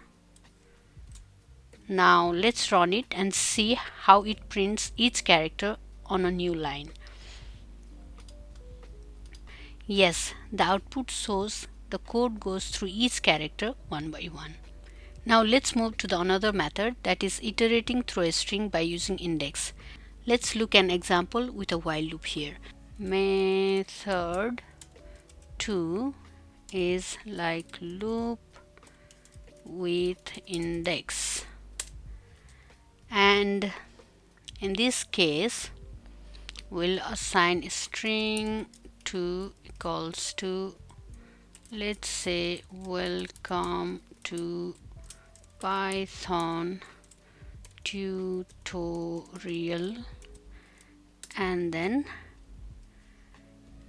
we will start here the index variable from 0. So index equals to 0, let's say, and then now I'm going to use here the while loop. So while index is less than we'll say length of string 2, right? And then colon, and we will print string 2 and then index, and then we'll increment index by, here I don't need this one, I think. Okay, and then we'll increase the index by 1. So basically in this case we are keeping the track of an index variable. Then we print each character by accessing it by using the index, and after each iteration we increase the index. And now let's run it, and okay, see, welcome to Python tutorial. Here also we print each character one by one, but by using the index value. Therefore, these methods are some of the most common ways to iterate over a string in Python. We can also use a string iteration using list, enumerate, and choose. Finally, we are talking about string functions or string methods. As we know, strings are everywhere in coding, like from handling text data to building user interfaces. Therefore, we should know how to manipulate them. Now let's get started. In Python, strings are just sequence of characters. They are denoted within a single, double, or triple quotes. So, A is a string variable. Now let's go and take simple strings and apply some of Python's most useful string functions. So let's start has basic string functions, and now I will take a variable called A and we'll take one string called hello world, and then okay, now I'm going to take dot upper and dot lower functions. So first we'll discuss about the dot upper. So for the dot upper, if I say print a dot upper and then close, and let's run it, so it will change all the lowercase into the uppercase. That means it changed all to the capital letters, right? Similarly, for the lowercase, I'm in print a dot lower function, and let's run it. So it changed all the capital letters. Here H is a capital letter, so it changed all to the lowercase. Hence, these functions are super useful when we want consistency in our text formatting. Now let's move to another functions called dot capitalize and dot title. So basically these functions help us to format strings properly, and especially they are useful in titles or the names. So I'm going to write, let's say print here a dot capitalize, and then let's run it, hello world. So basically the dot capitalize function makes only the first letter uppercase. So here the variable a is hello world where the first was capital, so there's no change. But if we do like h is a small here and then we run it, here in this case also we get like h is capital. Similarly, let's see what does the dot title do. So for title we'll say print a dot title and then close it, and we'll run it, hello world. However, the dot capitalizes function makes only the first letter capitalize, like this h here, whereas the dot title, it capitalizes the first letter of each word, like this. And now let's move to another function, that's a find. So the find, if we need to find the text within a string, the find function is useful. And the find function returns the index of the first occurrence of a substring, or it returns -1 if it is not found.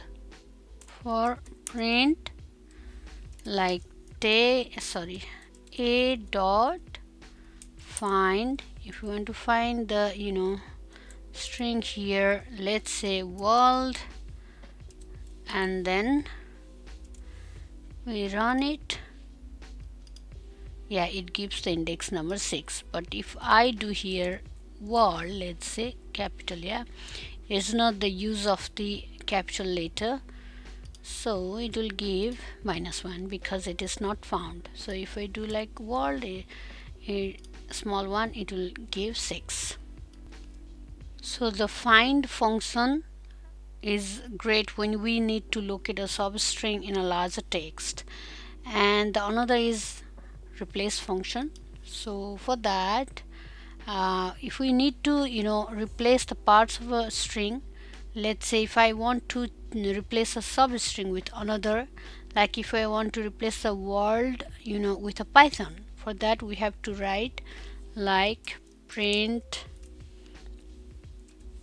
a dot replace world with comma Python, right? So let's run it. Hello Python. So we replace this hello world with hello Python. Now we have another two functions called like split and dot join functions. Let's see what does the split function do. I will take an a equals to here, let's say 1 comma 2 comma 3, and then num equals to a dot split, and then we will use and then split comma, and we'll say print num. Now let's run it. So this split function breaks a string into a list of words, splitting at the spaces or any other specified character. So here it splits at the space, and this type of the function is very perfect when we need individual words from a sentence or a list of values from like a CSV line. Now let's see dot join function. So if I ever want to join a list of words into a single string, then I can use this dot join function. Let's see the example. So if I say a equals to, let's say hello, and then we have another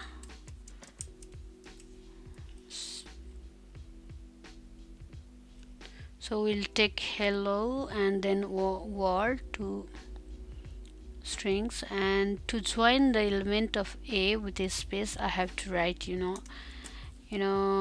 print, and then we will use here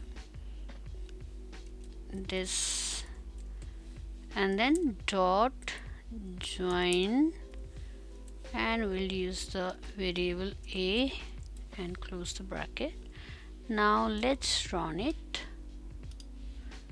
So it comes like this. So this is how we join the list elements with a space in between.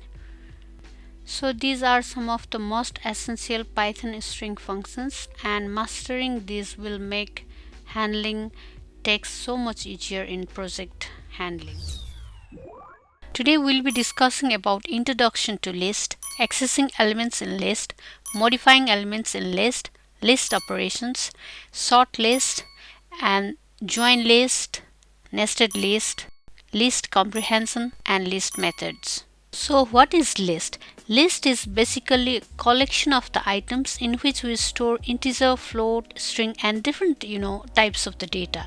And the syntax for the list goes like this. There are different features of list. One of them is we use a square bracket to make list. So here list 1 is empty list, and in the list each item is separated by comma. And we also can store the duplicate items in list. That is, we have repeated items of 2 and 4 in list B. Similarly, list can store different types of the data items. So in the class list we have integer, string type, floating point, and boolean type of the data. And lists are mutable. That means once we create the list, we can change the value of the list. Now let's go and practice all these things in our Python code. Now let's create a list. As I mentioned earlier, lists are represented in the square brackets. So I'm here writing A equals to this 1. So this becomes the empty list now. So if we run it, and if we say print A, then it will give this empty list. And if you want to check the type of the whether it is list or not, then we can write print type of A, capital A, and run it. So it is displayed as class list. Now suppose if we want to add more items in the list, then we can write as, let's say B equals to, and then bracket 1 2 3 4, and then close the square bracket. So we have added the more items in the list here.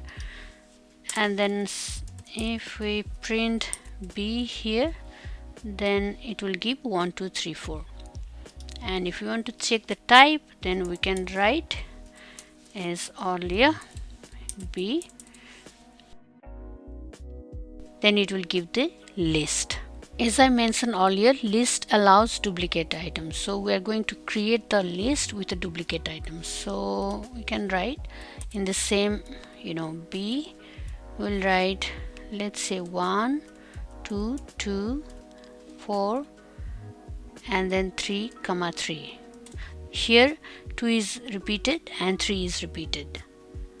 So if we print B and then run it, it will give the same list. Suppose if we want to print this 3, then we will use the indexing method like as in the string, and that's why we have to write here like print, and this one is 0 1 2 3 4, then B, the location is 4, and then it should be capital, and then let's run it. So it gives the 3.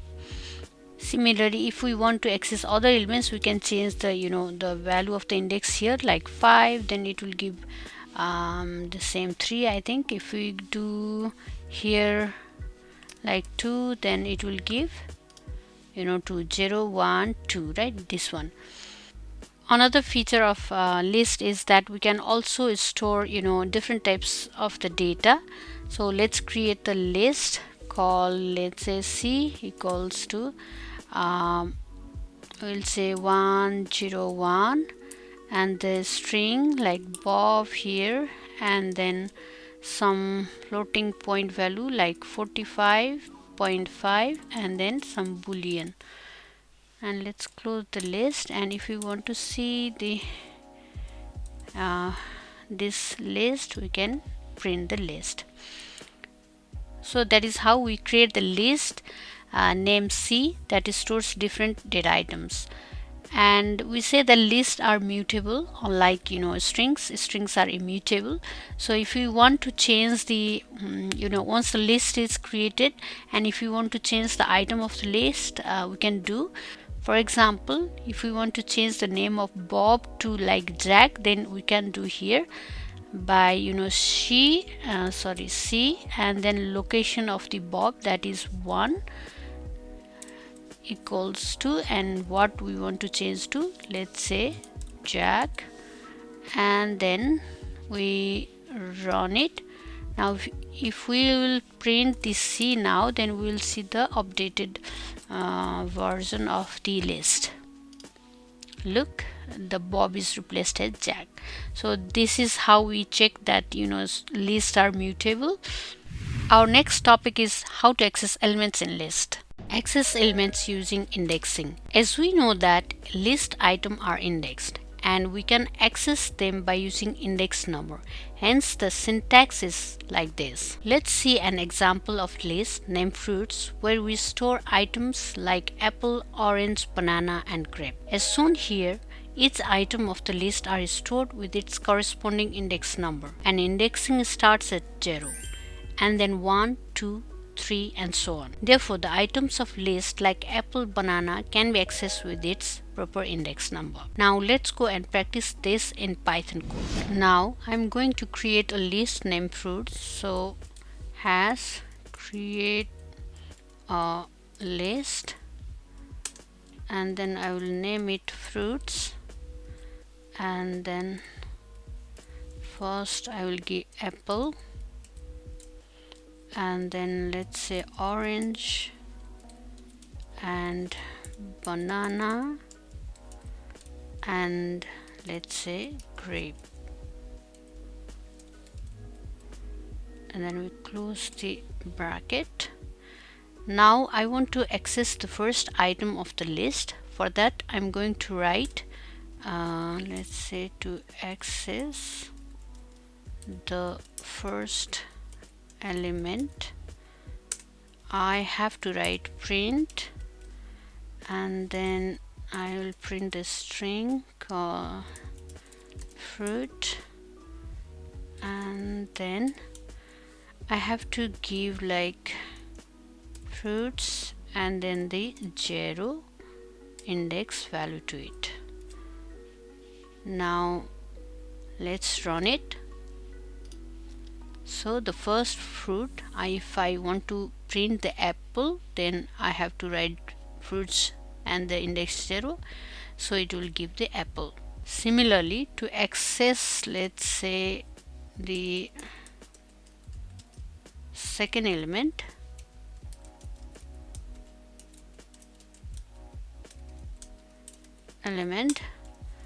I have to write print, let's say second fruit, and then I should write fruits and the index 1. We're going to run this. Sorry, here is, I don't need to bracket here. So okay, the second is orange, so second items of the list is orange, right? Now if we want to access the last element, then we can write like access the last element, and then we print last fruit, and I will write fruit and then the index number 3, because that's a fourth item of the list, right? And we'll run it, it will give grape. Therefore we can say that using the indexing method is a key to access specific elements in the list. Now let's go and see how negative indexing works. Now let's discuss how we can access elements of list using negative indexing. The syntax is list minus index. I'm going to take the same example of list named fruits. Here we have our list fruits, and in this case we use negative indexing. This means we can access elements from the end, and the index of the last element here is -1, and the second last element is -2, and third is -3, and then -4. Therefore the list item like banana can be accessed with fruits -2. Now let's go and see in the Python code. I'm on the same page, so I have the list name fruits here. Now I want to access the last element using the negative indexing, and then for that I have to write, let's say accessing the last element using negative index. So for that I will write print, let's say last fruit, and then I have to give the list name and its index value. Here we have -1, and then close the bracket and we run it. It will give the grapes, because the negative indexing, it starts as like -1, -2, -3 and -4. So the -1, it gives like grape. So if we have to access the second last element using negative index, then we will write print second last fruit, and then fruits and -2. Our second last element is banana, right? So let's run and see. So it gives the banana. Similarly, to access the third last element, we will write access the third element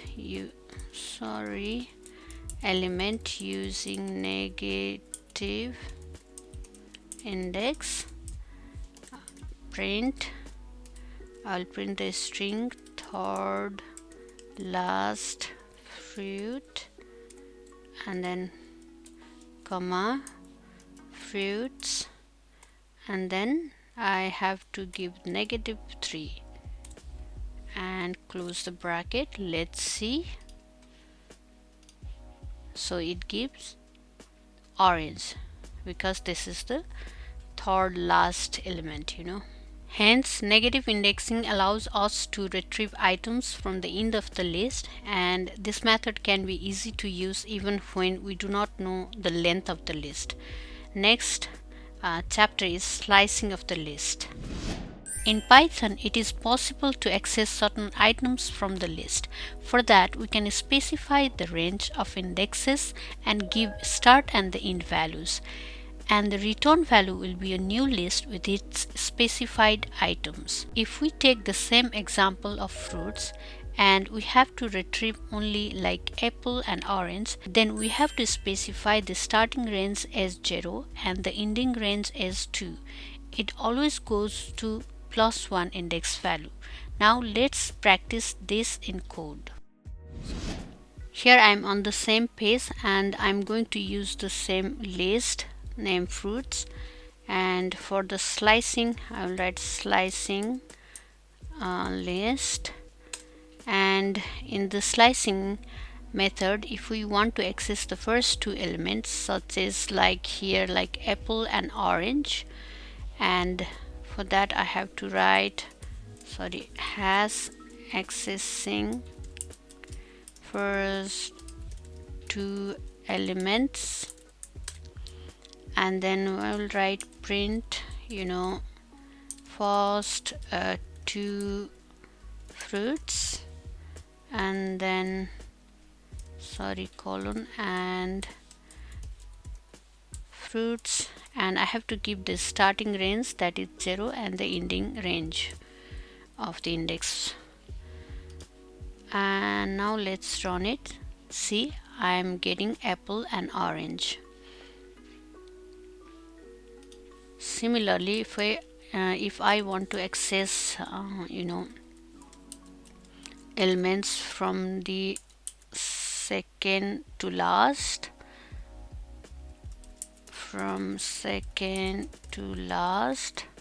then I will print fruits from second to last, and then fruits, I will use the starting index as 1, and then I do not specify the ending index. So if I run it, sorry, I have not closed the bracket, and let's see, I get that orange, banana and grapes. So second to last, this is second, first, second, third and fourth, that is last. If I want to access the only the middle part, then I can write accessing the middle one, print, and then middle to fruits, and then fruits, starting is 1 and then 3, and close the bracket and run it. So we'll get the orange and banana, that is 0, 1, 2, 3, right? So orange and banana. Therefore, using the slicing method, it helps us to create a list with a selected item. Next is modifying elements in list. Let's see how to modify list in Python. Lists are mutable. That means we can change their content after the creation of list. Similarly, we can add, update or delete elements in list. Now let's discuss these features with proper examples in Jupyter Notebook. Now let's see how to update elements in list. The syntax is list index equals to new value. If we want to change single element in list, then we use the index of the item we want to change and assign it a new value. Let's see example. The original list is list of animals and the list name is animal, including the element dog, cat, panda, rhino and tiger. If we want to update the first element, then we write animals and the index 0, and we will assign the new value elephant to it. And if we print, then we'll get the output as the new list, and instead of dog there is elephant. Now let's practice this in Jupyter Notebook. Hash updating elements in list. So first let's create a list named animals, where we will store different items like dog, cat, panda and so on. Therefore animals equals list and then dog and then cat and panda, let's say, and another animal is we take rhino, and then last one is tiger, and you close the list. Now let's print this original list. So for that I'll say print animals, and let's run it. We'll see that dog, cat, panda, rhino, tiger is the original list. Now if we want to change the first element, that is dog, to a new item, that is let's say elephant, so for that we have to do updating the first element in list, and then we will take the list animals and we will take the index 0 because the dog is in the position of the index 0, and we want to change the dog to let's say elephant. So we'll give the new item elephant, and we will now print and see whether the dog is replaced with animal or not. So, and then animals. Now let's run it. Yes, so this is how we updated the first element of the list. Similarly, we can update the middle elements of the list. For that, we can write updating the middle element in list, and we'll take the same example, that is animals. For that, we'll give index 2, and then we will change to new value, let's say camel. The index 2 represent the 0, 1 and 2. The panda should be replaced with the camel. So let's print it, print, and then we can print the string like updated list is animals, and we'll run it. So the updated list is this panda is changed to camel. In the same way, we can change the last element tiger to giraffe. So for that, I'm going to write updating the last element in list. And as we know that lists support negative indexing, that's why we use -1 for the last element.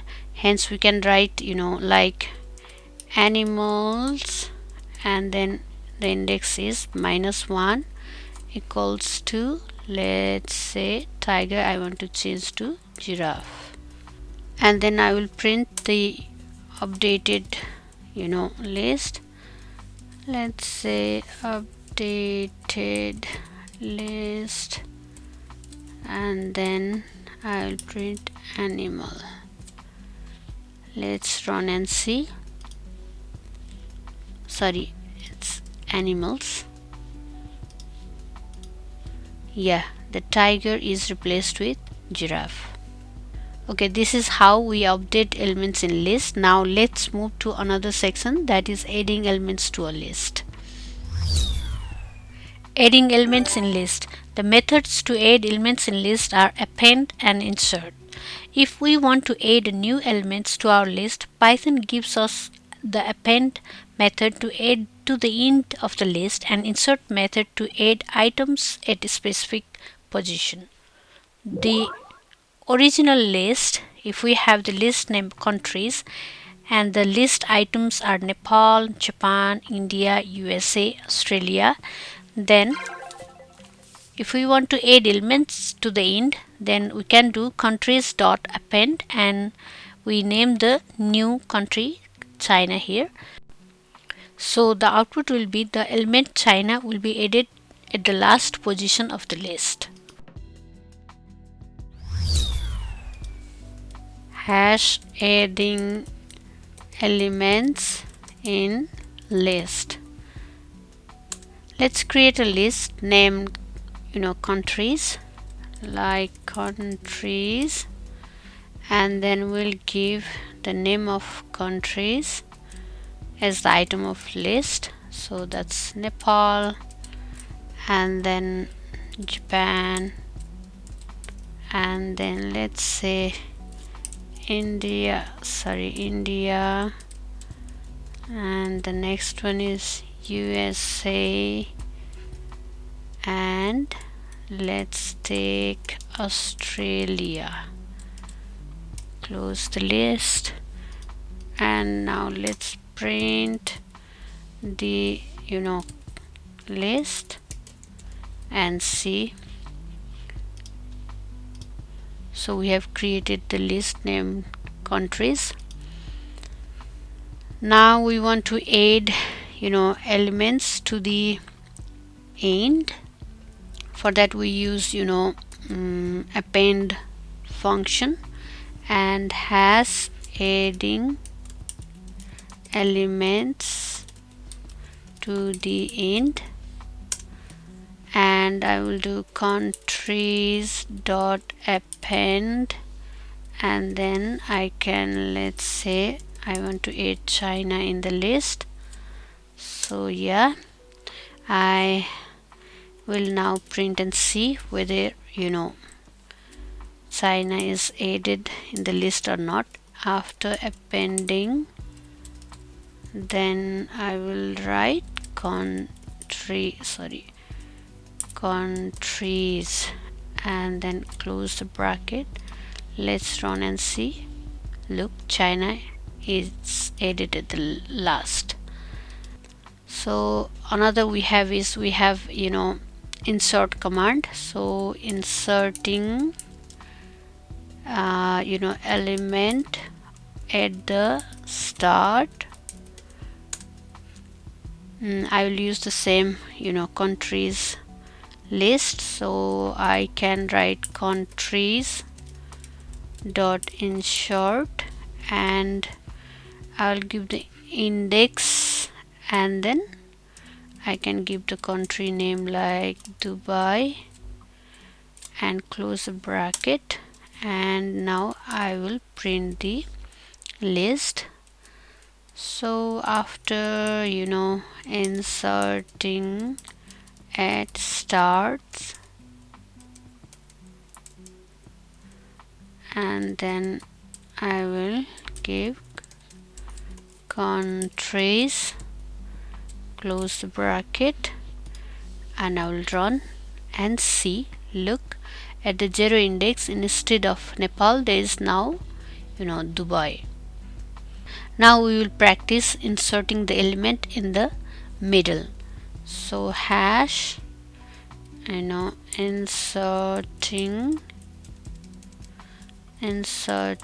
element in the middle. Let's say I will do the same, but I will give the different index number, like let's say 2 here, and then I will give the country name to Canada, and then I will print like after inserting in middle, and then it's exactly not middle, but yeah, countries, and we'll run it, and Canada. So 0 1 2, so in this position we have inserted Canada, and other items are shifted towards the right. This much for adding elements in the list. Now we will move to another topic, that is removing elements from the list.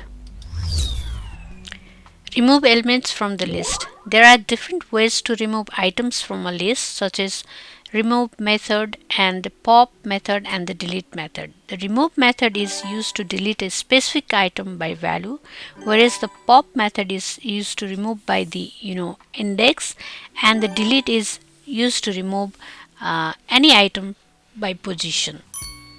Let's see example of the list named sports, where we have badminton, soccer, volleyball, cricket, tennis as the list items. Now if we want to remove badminton from the list, then we can use sports dot remove and then badminton, and if we print the sports, then we can see badminton is removed from the list. Now we will see this thing in Jupyter Notebook. Now let's practice removing element in the list. So hash removing elements in list. So I will create the list named sports, and then I will give the name of the sports, like, so I want to do here capital, let's say, and I will write badminton, and then let's say soccer, and another can be like volleyball,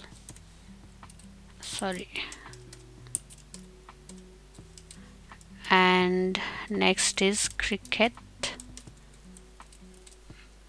and last one is tennis. Close the square bracket. We can see the sports list by printing it and then running, so we get the original list sports. Now if we want to remove by value, for that I can use the function like sports dot remove, and then I will name one of the item, let's say badminton here, and I will see whether it is removed or not. So after removing by value, then I will print the list and I will run. Yeah, the badminton is removed from our original list. Now let's remove by index. For that I will write removing by index. So in that case I will do sports dot pop command, and I will use the index number and then close the bracket, and I will print that is after popping by index and then sports, run it. So in this case we are using this list, and here we want to pop out the value of the index one, which is like volleyball. That's why the volleyball is not seen in the result like this updated list. So that's why the volleyball is not seen in this new list. Another is that we can also delete a specific item. So delete a specific item. For that I can use delete and then sports, and then I will give like this one index number, so 0 1 2, that tennis should be deleted. Now let's print after deleting by index and then sports, and then close the bracket. I will run it. So yeah, tennis is deleted. So this is how we can remove the elements from the list by using the different methods like remove and pop and then delete methods. The next topic is about list operations. The list operations includes concatenation, multiplication, iteration, membership, and deletion. Now let's discuss each of them with examples. Concatenation. Concatenation means joining two or more lists into a single one, and it is very useful when we want to combine data from different lists. Now let's see the examples. Hash concatenation of list. Now let's create the list. One is list 1, and I will assign the value as 2, 4, and 6. Let's create another list named list 2, and then I will write 8, 10, and 12, let's say. And now we want to add this list 1 and list 2, so we'll store in the result variable, so list 1, and we will use the plus operator to concatenate list 1 and list 2. Now we are going to print, and let's say concatenation of two lists, and then we will print result. Now let's run it. So yeah, we get result 2, 4, 6, 8, 12, which is the combination of list 1 and list 2. And this plus operator, it creates a new list by combining the list 1 and list 2. Similarly, we can also do for the list 3. Let's say list 3 equals to A, B and C, and we can write result 2 equals to list 1 plus list 2 plus list 3, and let's print result 2, and then we'll run. Name A is not defined, or it should be on the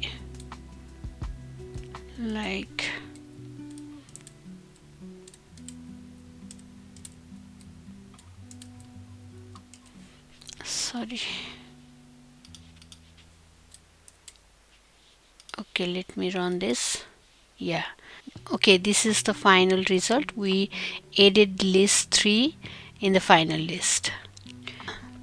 Now let's move to the multiplication of the lists. Multiplication of list. So this operation allows us to repeat the elements of list multiple times, and it is very important for initializing repetitive data. Now let's go and practice this in Jupyter Notebook.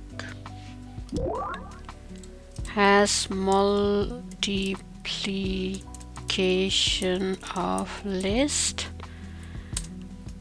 I will create the list 1, and then I will assign 3, 6, 9 to it, and then I will store in the result like list 1 into 2. I'll multiply the list 1 with 2, and then I'll print multiplication of list, and then result. Let's run and see. So here this operator repeats the list element by 2 because we have multiplied by 2. We can also do as like list, let's say 2 equals to A. I can give a string A, and then B, and then C, and I will write result 2 equals to list 2 into, let's say 3, and I will print result 2, and let's run and see. Yes, it gives like 3 times. So this is how the multiplication of list occurs. Now let's move to the another chapter, that is iterating through a list. Iterating through a list means going through each item in the list one at a time. Now let's go and practice with example. Hash iteration through a list. Now I'm creating a list named like fruits, and I will assign some of the fruits as an element. Let's say apple, and then orange, and then banana. And now I'm going to use for loop here. So for fruit in fruits, and then a colon, and I can print, iteration through a list, and then I'll write here fruit, and then I will run this code. Sorry, what's apple, fruits, banana, unexpected indent, fruits, where fruits equals, oh sorry. So here we can see the for loop prints each fruit in the list. So we get like apple, orange, and banana. Now let's see the another topic, that is membership in the list. Membership in a list. With membership, we can check if a specific element exists in a list using the in and the not in operators. Therefore, it is a quick way to check if an item is present or not in the given list. Now let's practice in Jupyter Notebook. Hash membership in list. So I'm going to create a list, that is list 1 equals to, let's give some of the names, Harry, and then Jack, and let's say Mike, and we close the square bracket. Now we can print and see whether Jack is in the list 1 or not. For that I'm going to write print, and then let's say Jack, capital, sorry,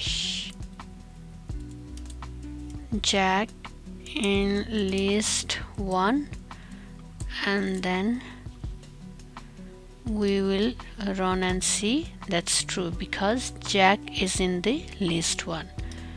If we want to check new item which is not in the list, like print Tom, and we'll use the not in list 1, it should give true because the Tom is not in the list 1. Let's run it. Yeah, it is true. So this is for membership in the list. Finally, we have another chapter, how to delete elements in the list. I have already discussed this topic in the earlier video, so I'm going to repeat the same section of the video. Deletion of the list. Python offers multiple ways to remove items or delete items depending upon our needs. So let's explore each of them with examples. The list. So hash removing elements in list.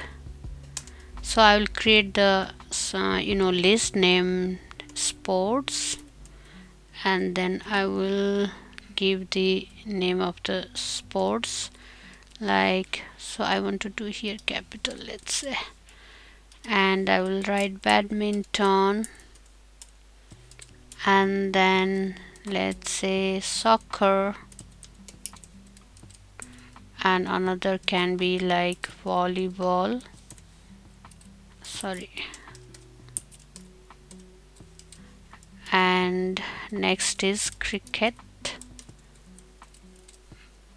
and last one is tennis. Close the square bracket. We can see the sports list by printing it and then running. So we get the original list sports. Now if we want to remove by value, for that I can use the function like sports dot remove, and then I will name one of the item, let's say badminton here, and I will see whether it is removed or not. So after removing by value, then I will print the list and I will run. Yeah, the badminton is removed from our original list. Now let's remove by index. For that I will write removing by index. So in that case I will do sports dot pop command, and I will use the index number and then close the bracket, and I will print that is after popping by index and then sports, run it. So in this case we are using the this list, and here we want to pop out the value of the index one, which is like volleyball. That's why the volleyball is not seen in the result like this updated list. So that's why the volleyball is not seen in this new list. Another is that we can also delete a specific item. So delete a specific item. For that I can use delete and then sports, and then I will give like this one index number, so 0 1 2, that tennis should be deleted. Now let's print after deleting by index and then sports, and then close the bracket, I will run it. So yeah, tennis is deleted. So this is how we can remove the elements from the list by using the different methods like remove and pop and then delete methods. Now let's move to the sort list. Sorting. So what is sorting? Generally, sorting means arranging items in a particular order, either in ascending or in descending order. And Python gives us two ways to sort a list, that is sort method and sorted function. Now let's dive into both of these methods. Sort method modifies the elements of the list. The syntax for sort method is listName.sort, and we include the parameter inside the bracket. The key parameter is an optional parameter. It allows to specify a function to be used for sorting. For instance, we can use the length function to sort a list of the strings according to their length. And the reverse parameter is also an optional, and by default it is set false. That means list is sorted in an ascending order, but if we set reverse equals to true, the list will be sorted in descending order. Now let's go and practice the sort method in Jupyter Notebook. Hash sort method. Now I am going to create a list named numbers. So numbers equals, so I'm giving some random numbers like 8 3 2 5 1 7. I'm closing the square bracket. Now we use the sort method like numbers dot sort and then close the bracket. Then we have to print the numbers, then print and then numbers. If we run this, so this method sort the element of list in ascending order by default, but if we want to sort in descending order, we can use reverse equals to true parameter. So let's do that. Hash using sort for descending order. Let's create a new list. Number 2 equals to 1, 4 and 3, 6, 7, and close the list.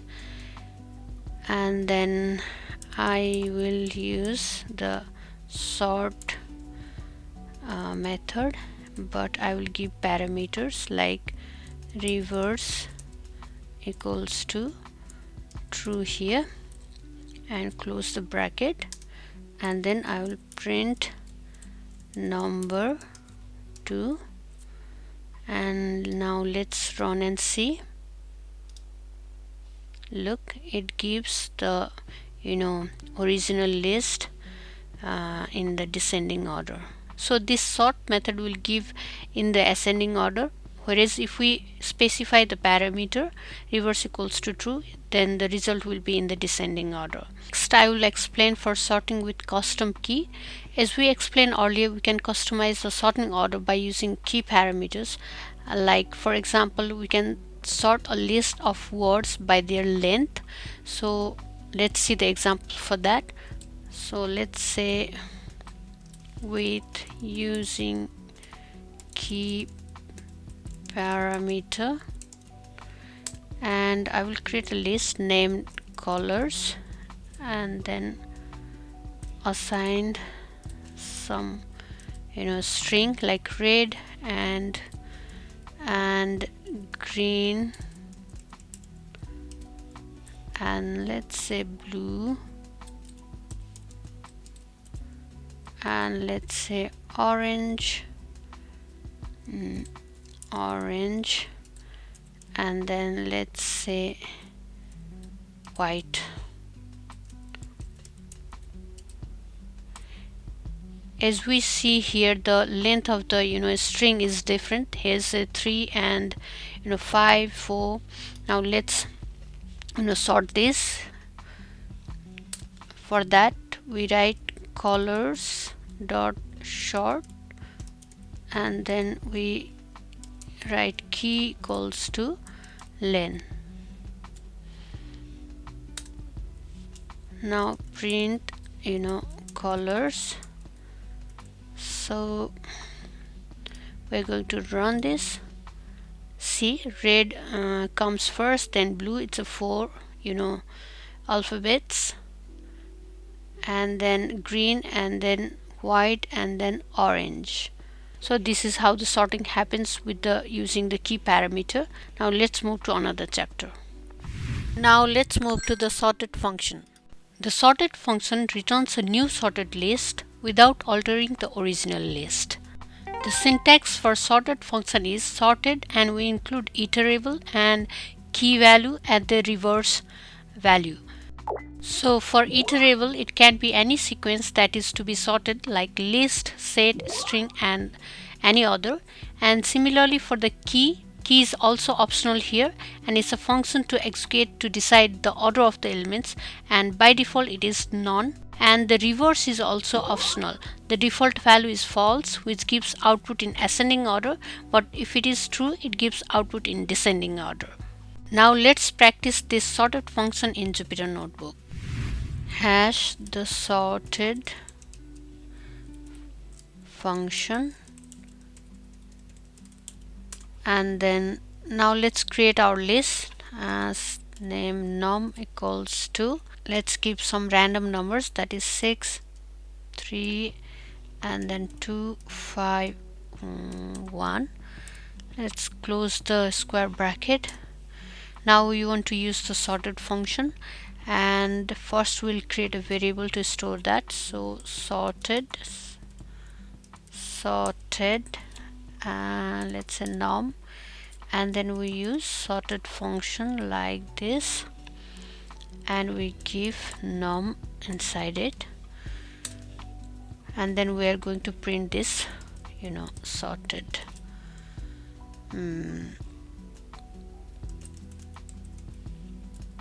Sorted num. We'll run and see this.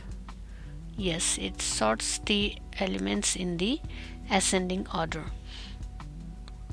And similar to the sort method, in this method also we can sort the elements of the list in descending order by using reverse equals to true parameter. So for that, using sorted for descending order, and then let's create a new list, and then we'll give some numbers 386, and then we'll assign a new variable num2, and then we'll use the sorted function, and num2 should be provided, and another is that reverse equals to true, and we print the result, that is sorted and underscore num2. So let's run this. This now gives us the result in descending order. Now let's use the key parameter. So hash using sorted, and then with key parameters, I'm creating a list named like fruits equals to, and then square bracket, and let's say apple, and then banana, and then kiwi, and let's say orange, and let's say strawberry, and close the bracket. Now I will create the new variable to store that sorted underscore fruits equals, I'll use the sorted function, and then I'll give here the fruits and key equals to len. So it will sort the element of the list according to the length of the element. Now let's print this, and then sorted fruits. Let's run and see. So yeah, kiwi, apple, banana, orange, and strawberry. See, we have sorted the list according to the length of the elements. Okay, this is how we sort list in Python. As we discussed earlier, we can use both sort and the sorted methods, and with the key parameter we can customize the sorting process. Next topic is join list. Join list in Python. In this video, we are covering the 4 methods to join list in Python.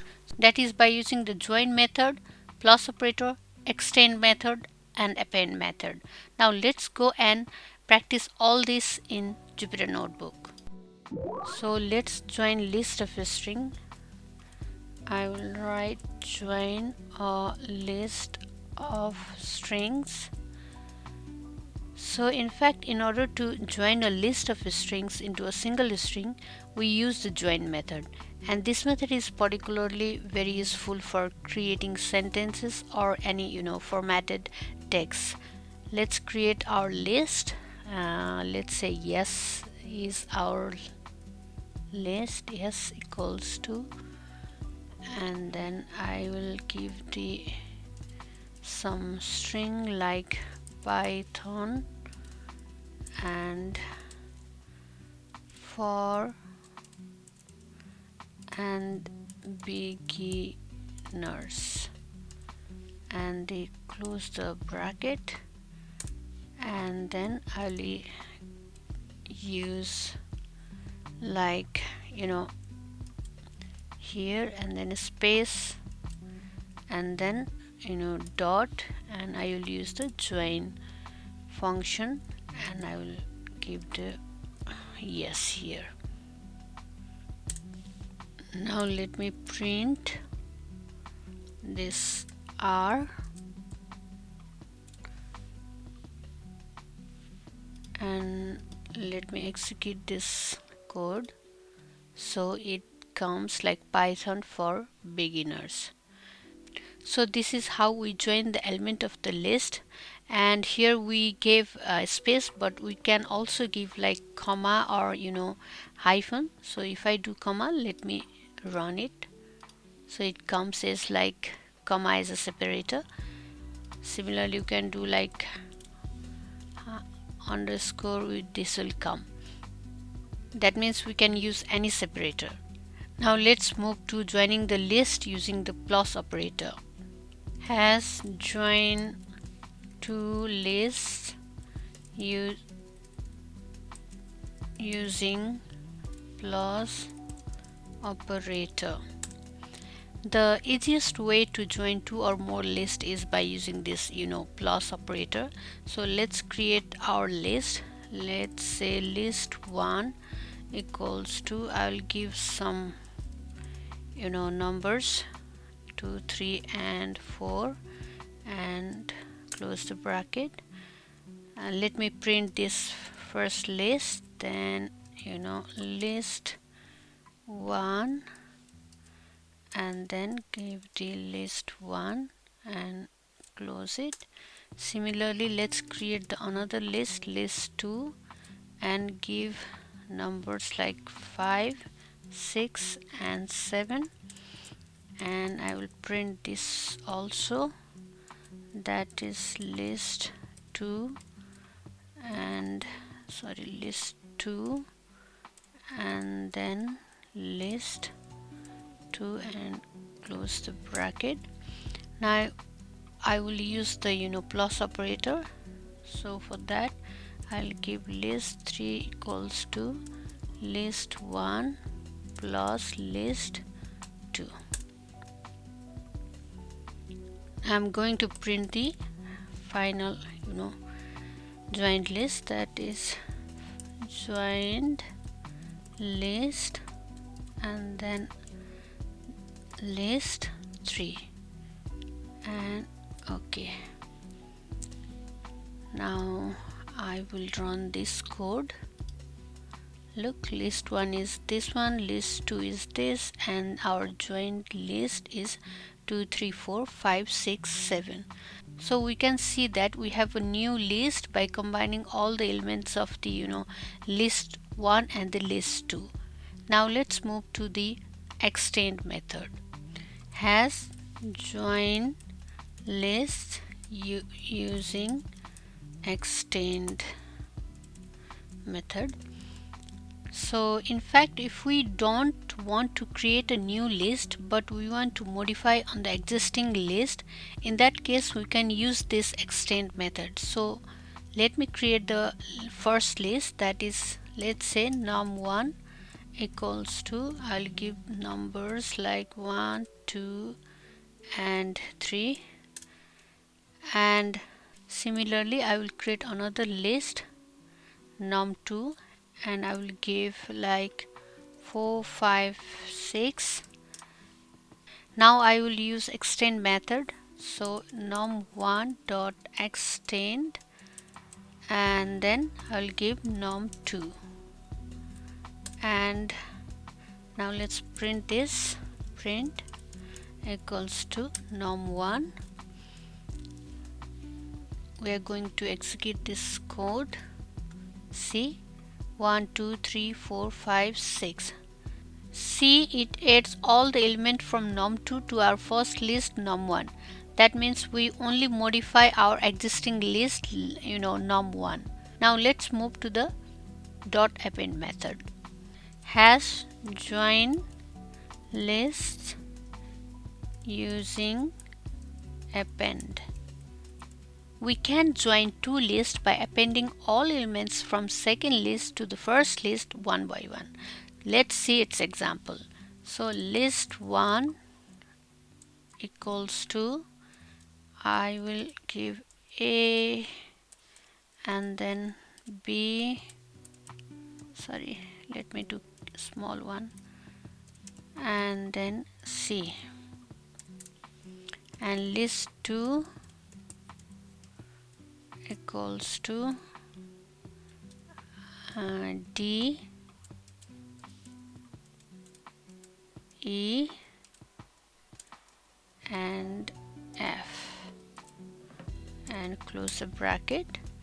And now I'll use the append function, like a list1 dot append, and then I will give here list 2.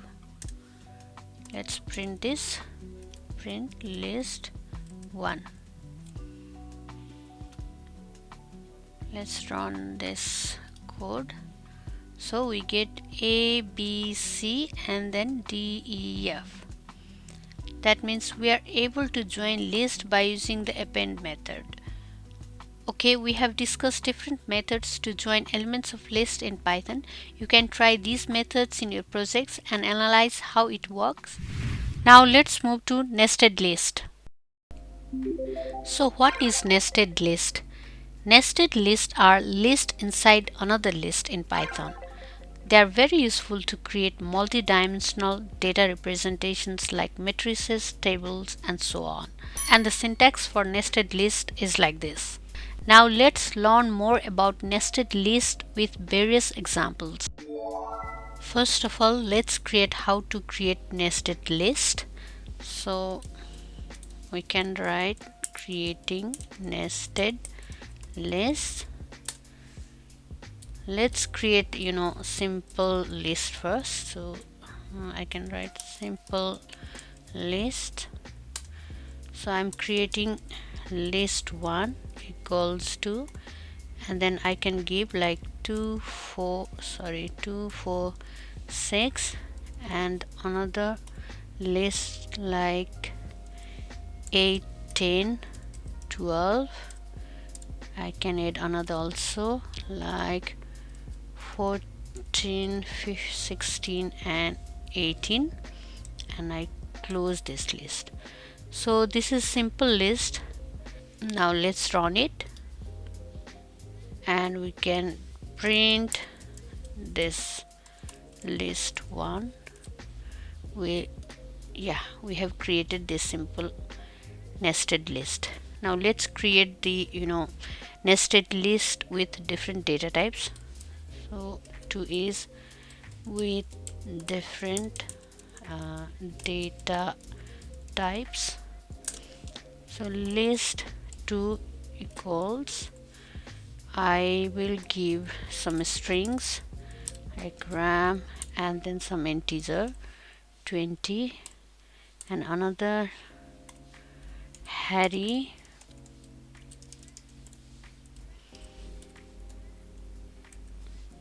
$16. Close the list. I can give another also like Jack, and then I will give integer value like 40. Let's run this, and I will print let's do. See, we have created the nested list with various data types, that is string and integer data type. Similarly, we can create nested list with various length of the inner list. So for that I will write with different lengths of inner list, and I'll give list 3, and then I will write here, let's say 1 2, and then I can give like 3 4 5. So this the length of these two inner lists are different. And I can also give like 6, 7, 8 and 9. Let's print here list 3 and we'll run this. Now let's create our complex nested list. Complex nested list. I will take list 4 and then I'll give 1 A, and then I will take another inner list B, and then C, and another inner list. I will write some name to it, Bob, and then 34. Close this list, closed another list, and I will keep G H and close the list. Now let's print list 4. I'll run this. Yes. So this is an example of complex nested list. Now let's go and see how to access elements of nested lists. How to access elements in nested list. We can access elements of nested list using multiple indices. And the syntax is like this. As shown in this diagram, our original list is this nested list, and the index 2, it represents to another sub list, and again this sub list again represent to the another list. That's why this is how we can represent different inner list within the list. Now let's practice this in code.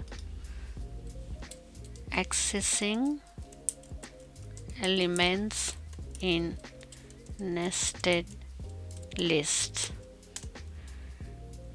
Now we can take our example of the complex nested list. So I will create the list, name nested list, and then I'll create one A, and then I will write here B, comma, and then C, comma, and the inner list Bob, and then 34. Close this list, close the another list, and then G and H, and I will close the list. So we have here the complex nested list. Now we want to access each elements from this list. So to access this one, I have to print and then nested list, and I will provide the index value, that is 0, and then close the bracket. The index values goes like this, that is this is 0, 1, and this inner index is 2, and then 3 and 4. And inside the inner index we again initialize the indexes like 0, 1 and 2, and inside this also we'll write 0, 1, the values. So if we print this, I'll get the 1. But if I want to get the this let's say this one, then I have to provide 2. Let's see, print nested list, and then if I give 2, and let's run this. So I'm getting this list, this one. So if I have to get this Bob and 34, then at that time I have to write like print nested list, and then I will give 2, that is first 0, 1 and 2, this one, and inside 2 I again have to give 0, 1 and 2. That's why 2, 2. And close the bracket. Let's see. Look, I get this Bob and 34. Now if I have to access this 34, then I have to give like print and then nested list and then 2 and then 1 and close bracket, because it's a 0, 1 to this list, and inside this 0, 1 to this list and 0, 1. Let's run and see. Look, I get this 34. So in this way we can access the elements of nested list in Python. Now let's go and see how to add elements to the nested list. Has add elements to nested list. So in order to add elements to the nested list, we can follow the same list operations like our regular list operations. That means we can add elements using append, extend and insert methods. So let's practice these different methods. Hash using append method. We can use append method to add a new element to the end of the nested list. So if we take a nested list like nested underscore list, and then I will write A and then I will give inner list like B and C and close this list, and then I will give T.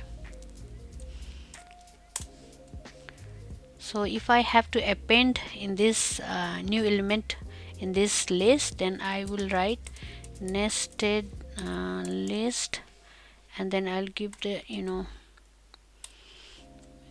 index and then append and the value which I want to append. Let's say X, and then let's print this nested list.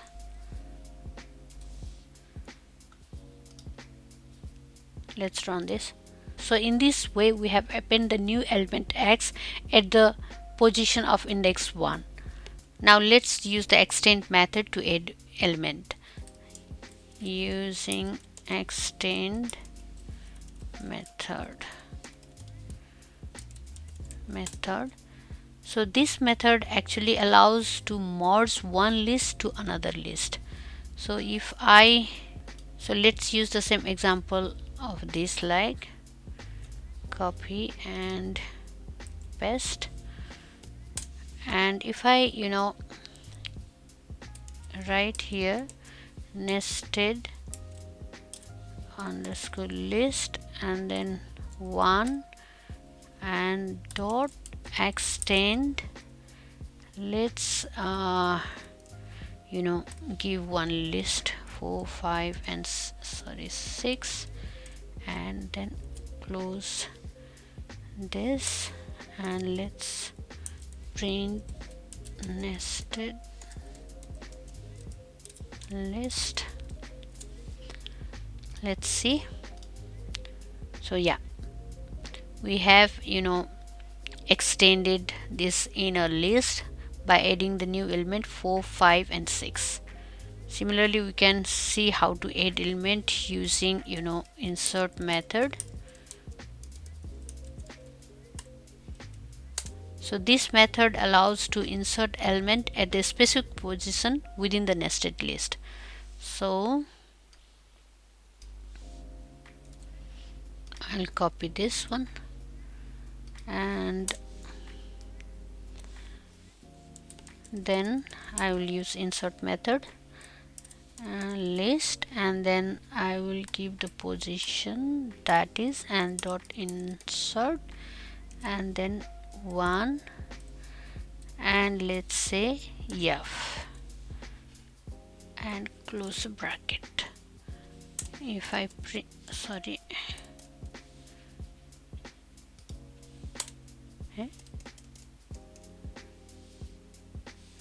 if I print this nested underscore list, then let's run this. Oh, I think I have forgotten there. That's why there was error. Unmatched. I don't need this one.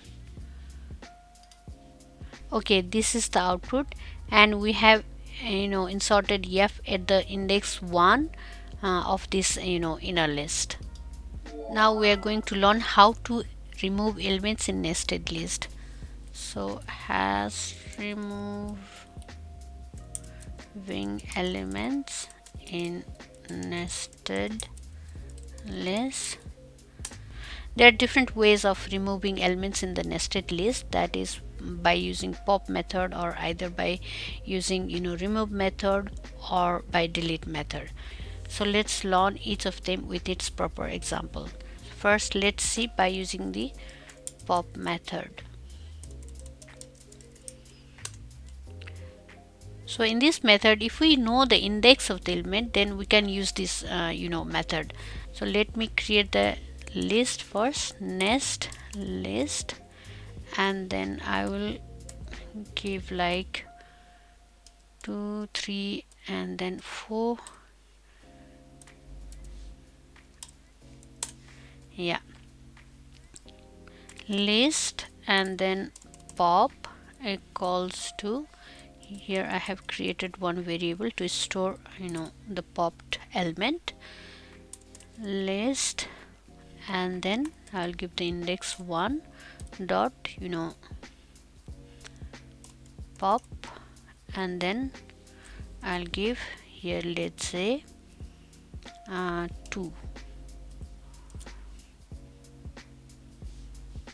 and if I print like this nest underscore list, or similarly I can print this popped item, that is list underscore pop. Now let me run this. So after popping is this nest list, we have removed the what is here, 2, because 0, 1 represent this inner list, and then 2 is 0, 1 and 2, so we have removed the 4 here, so popped item is 4. Now let's use by using the remove method. So this method is used when we don't have any idea of the index of the element, but we know the value we want to remove.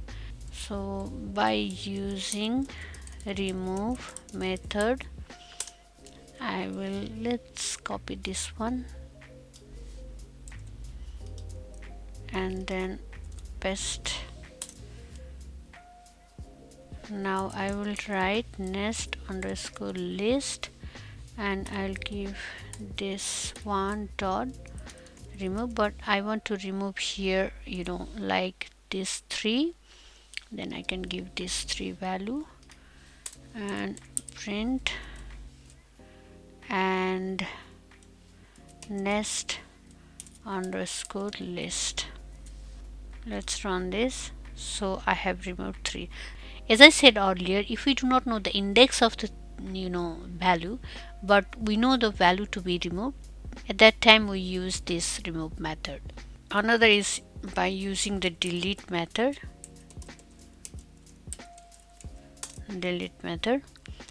So using delete method, we can delete element by index, and this method is used where we do not need the removed value. So we can take the same list here and let me delete nest underscore list, and I will delete 1 and then 1. That means 0, 1 and then 0, 1. So if I print nest list, then I have this 3 is removed because 0 1 and the inner list we have 0 1, so 3 is removed. Now we are going to learn how to modify elements in nested list. So modifying elements in nested list. In fact, we can modify elements in nested list by mentioning the indices of the element that we want to change.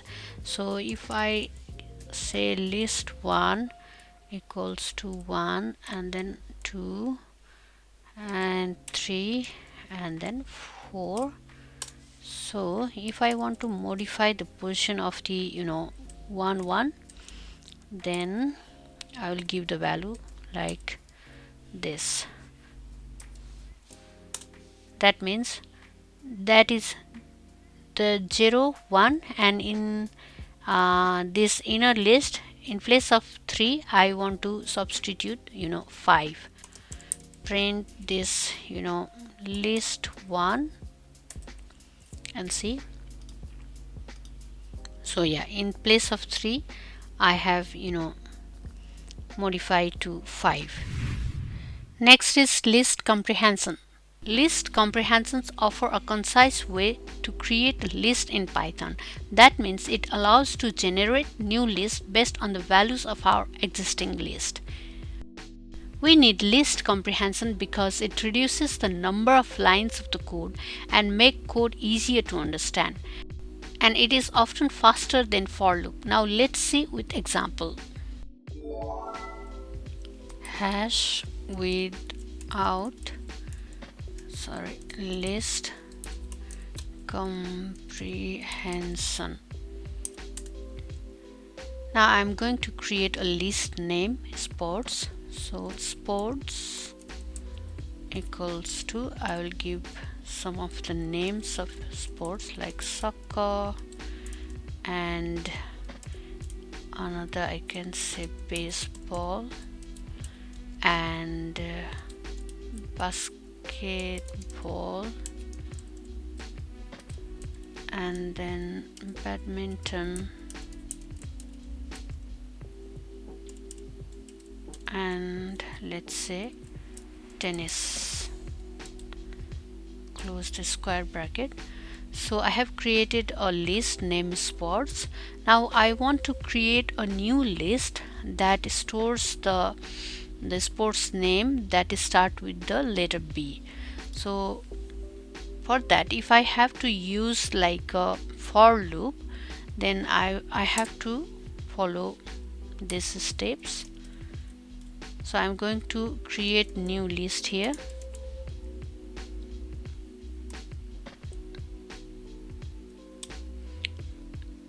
Sorry.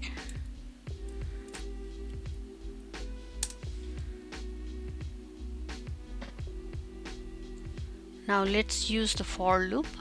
So for I in sports and colon, and now I have to check the condition of a sports name that starts with the letter B.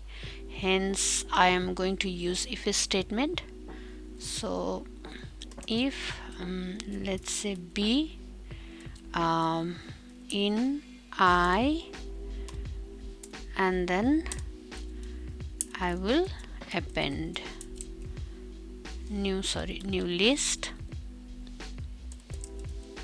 and then I will append, and then I, and so it goes on adding the names, and then I will print the using like for loop, and then I will print new list. Now let's run and see. Oh, I have printed for each loop. That's why I will do here like this and run again. So here we get the new list where the sports name that start with the B are stored. This is how we use for loop for creating a new list from existing list. We wrote these lines of codes like 1, 2, 3, 4, 5 and 6. Now if we use list comprehension, then code will be more shorter. So the syntax for list comprehension is, we have a new list and then expression, for loop, an item in iterable, and if the condition is true. Now let's go and practice using this syntax in the Python code. Let's see using the list comprehension. So hash with list comprehension. I'm going to use the same list name sports. So if we use list comprehension, then we'll use the syntax like here I'm creating a new list to store the sports that starts with the letter B. So I will use the syntax for list comprehension. So I in sports, and then I'll check the condition if B in I. So this line of code does selects the sports that starts with the B and is stored in the new list. Now let's print this. Print using list comprehension, and then I will print this new list. And now let's run and see. We have get the same result as earlier, but in this case we have very shorter number of the codes. We have only 1, 2 and 3. Now let's practice another example also. Let's say without list comprehension. So suppose I'm going to create a list name numbers, and I'm going to store like 1, 2, 3, 4 and then 5. In this list I'm going to add 3 to each item and store in a new list. So for that I have to create a new list called new numbers, and then I will give empty this one, and using for loop I will use for loop x in, and I have to do in numbers, then new, and then underscore numbers dot I will do append, and then I have to do x plus 3, x plus 3, so that it adds plus 3 to each items in the numbers. And then I will print this using for loop, and then I will print new underscore numbers. Yeah, let's run and see. Look, it adds plus 3 to each items of the numbers, and in this case the original list is not changed. So if we print like here, print I will say numbers, then it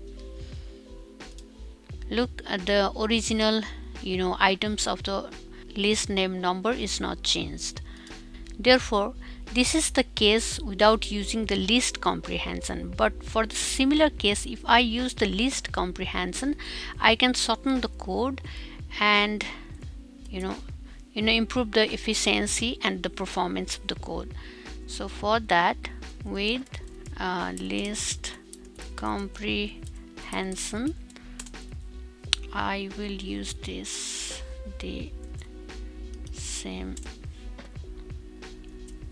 list name, and then I will write the proper syntax for list comprehension. So new number, I'm going to store in the same new number, and then I will x plus 3 for x, and in what I want to add, that is in numbers I want to add plus 3. So I'm going to add plus 3 to x for x in numbers. Then I will close the square bracket, and then I will print the new numbers using list comprehension. This is not required, I'm just writing here to be clear. New underscore numbers. Now let's run and see. We get the same result, but in this case we have less lines of the code. Finally, we have list methods. The most common list methods are as shown in the screen. Now let's discuss each of them with their example. The append function adds an item to the end of the list, and so it modifies the original list. Now let's see its example. List method dot append, and then I'm going to create a list 1 where I store 1, 2, 3 and 4. Now I want to use the append function, so I will use list1 dot append, and I will write the item which I want to add. Now I'll print this, and list after appending list 1. Now let's run and see.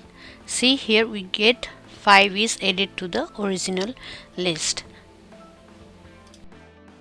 The next one is insert, and it inserts an item at the specific position in the list. Now let's see its example. Hash list method dot insert,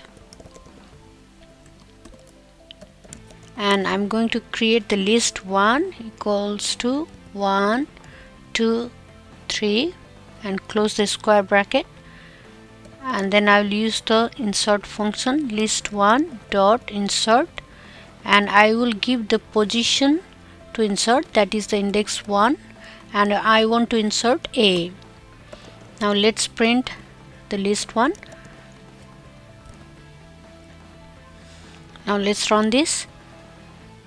I get the A at the index 1 position. The next one is extend, and it adds all the elements from the new list to the end. Now let's see its example. Hash list method dot extend. I'll create the list name my list equals to 2, 4, 6, 8, and then I will use extend function my list dot extend, and then I will give a list which has 10 and 12 items in it, and then I'll print this my list. Now let's run and see. Here I have added the items of the new list, that is 10 and 12. Another function we have is remove. It removes the first occurrence of an items from a list but does not return the deleted item. Now let's practice. Hash list and then method dot remove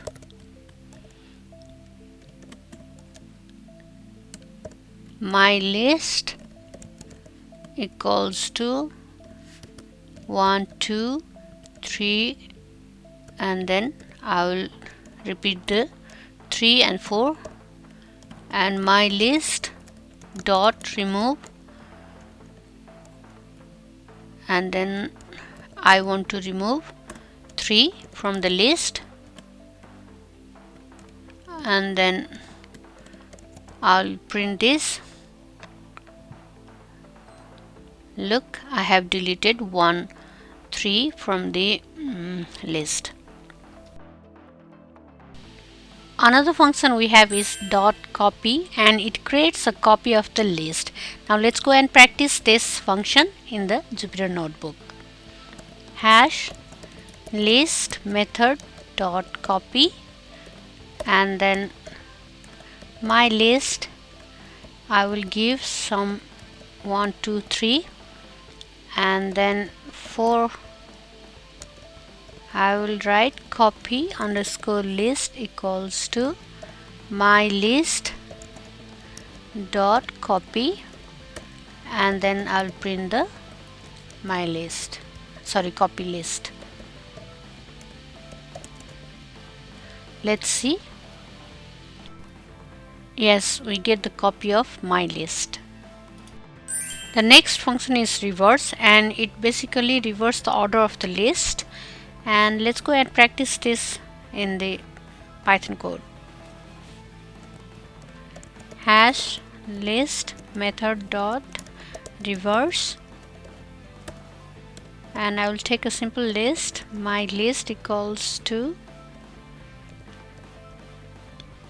5 6 7, and then my list dot I will just reverse it and print my list. Let's run and see this.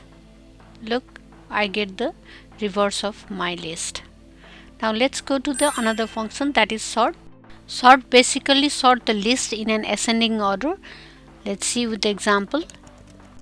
Hash list methods dot sort, and then I'll create the list. Name is my list. My list equals to, I'll keep some element 8 7 6, and then let's 1, and now my list equals to my list dot sort, and then I'll print my list, and it will give the list in the ascending order. Let's run and see. Look, it gives in the ascending order. So if I have to do in the descending order, then I will give reverse equals to true, so it will give in the reverse order. The next one is index, and it returns the index of first matched item from the list. Let's go and see with the example. Hash list method dot index, and then my list is equals to 1 4 3 4 5, and I close the square bracket. And if I want to print my list, and then dot index, and I will print the index of the 1, so let's run. So it gives the index of our 1 is 0. So if I print the index of 4, that is 1. Count function is another. It returns the number of occurrences of item from an argument. Let's practice this. Hash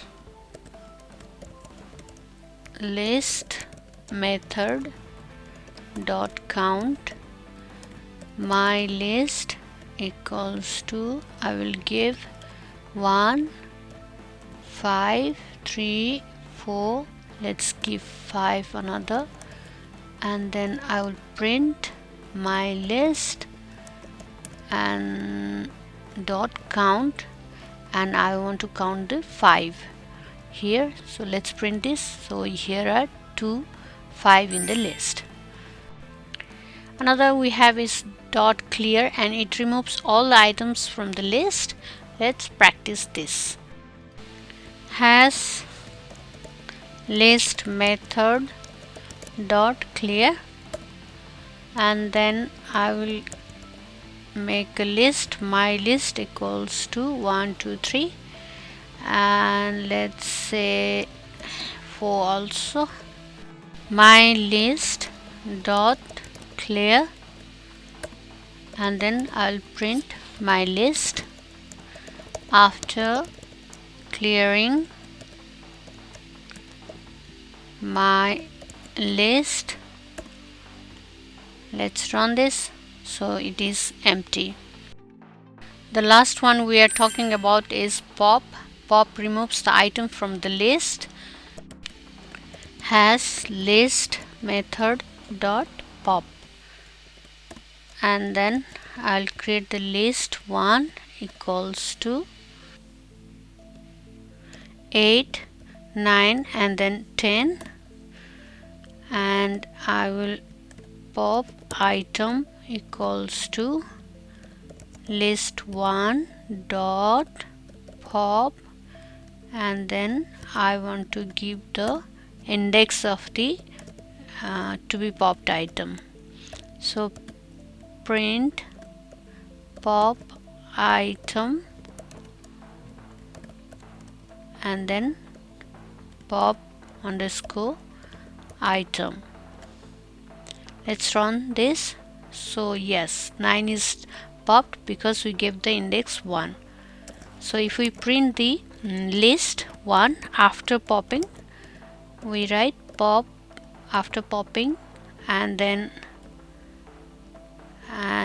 I will write here list 1, and we will get 8 and 10.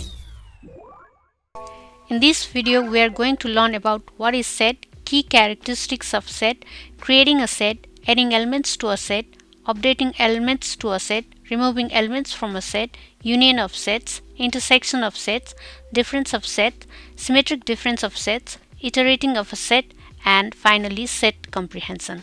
So now let's get started with each of these topics.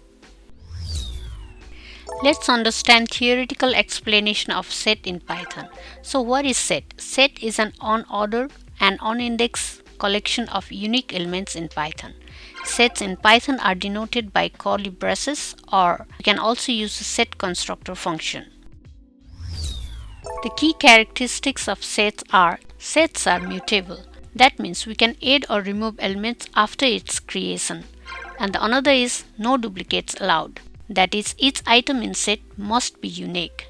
The third one is elements in set are unordered, which means the elements in set do not maintain a specific order, therefore we cannot access the element by their indices.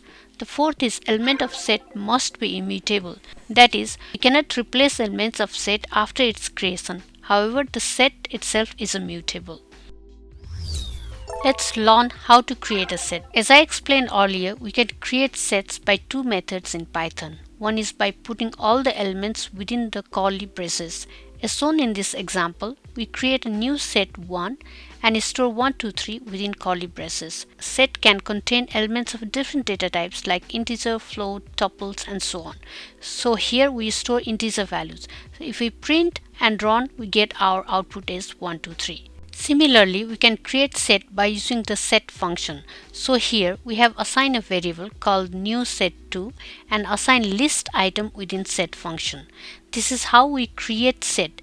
If we print this, we'll get our set new set2 with 1, 2, 3. Sorry, here is curly braces. It should be square as we have given the list in the input. The third one is how to create empty set. The important point to remember is that we cannot create empty set using only curly braces because it creates empty dictionary. So empty set can be created like this. Now let's go and practice all these things in our Jupyter notebook. Let's create a set in Python as create a set in Python. Now we are going to create a variable called new set1. So new set1, and then I will give the elements to it 1, 2, 3. So if I print this new set1, and then I will write set in Python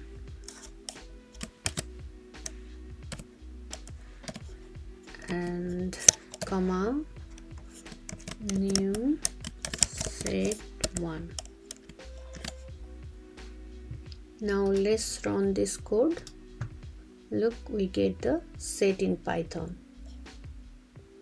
So this is one of the method to create a set in Python using the curly braces. Now let's move to the another method by using the set constructor function. So hash using set constructor, and then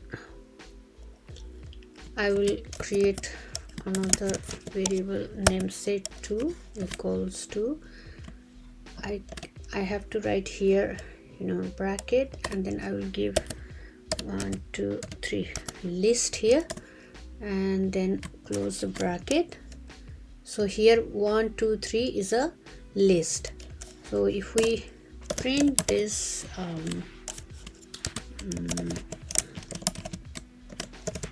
set in Python, and we are going to print the new set2. Now let's run and see. So this is the result. Now let's create an empty set. As I said earlier, empty curly braces does not make the set. Instead it will make the empty dictionary. So in order to make a set without any elements, we use the set constructor function without any arguments. So let's see. Has empty set, and then I will write here empty set equals to set and then bracket. So if we do here only the curly braces, it will be dictionary, not a set. So if I have to print this, then print, we can do like empty set, then we will print empty underscore set, and let's run this. So we have created the empty set here. Another feature of set is that sets do not allow duplicates. So let's check this. Hash check duplicate item in set. So we'll give here, let's say numbers equals to 1 2 3, let's repeat 3, again 2, and then let's say 4, and close the curly braces. And if we print this numbers, let's run this. See, we get only 1 2 3 4, and the duplicates are not displayed. So each items in sets are unique. Next feature of set is that it supports different data types. So let's go and practice this. First we will create a set of integer. So has create a set of integer, and then I can write set underscore integers equals to, let's give 1 2 3 and 4, and I can print this is like set underscore integers. See, we can display the set of the integer value. Or another is that we can create a set of strings. Create a set of string, and let's say set strings equals to let's give one ABCD, A, and then B, and then C, let's say D. Close the bracket, and we will print this set underscore strings, close the bracket, and yes, we have created the set of strings here. Similarly, we can create a set of mixed data types. So create a set of mixed data types. I can write set underscore mixed and then equals, let's give 1, and then some string like hi, and then some like -5, sorry, and then again like Python,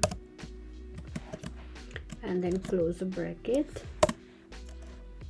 and print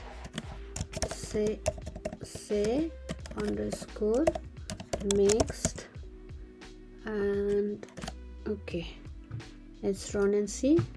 We have created a set of the mixed data types. Now let's move to another topic, that is adding elements to a set. Adding elements to a set. We can use the add method in order to add an item to a set. As shown in this example, we have original set my set having the elements as 1, 2, 3, and we use the add function and add 4 elements, and if we print this we get 1, 2, 3, 4 as the output. Now let's go and practice this in Jupyter Notebook. Hash adding elements to a set.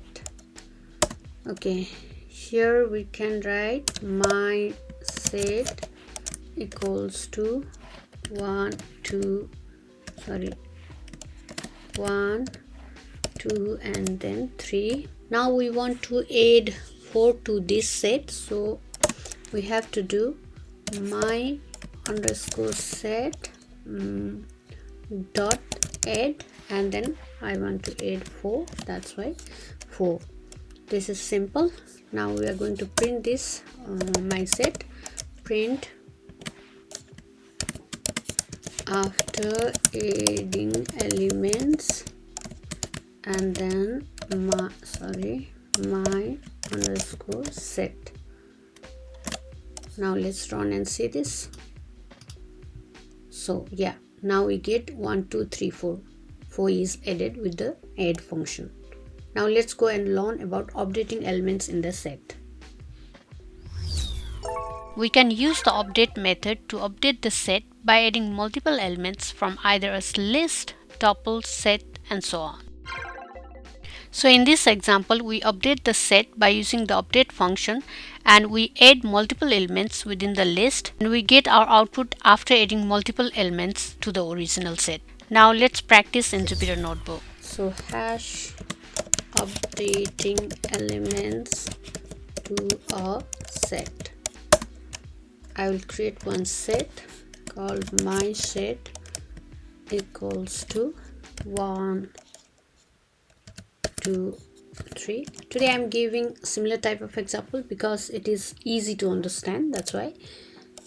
Now we'll update this set by adding the multiple elements to it. So my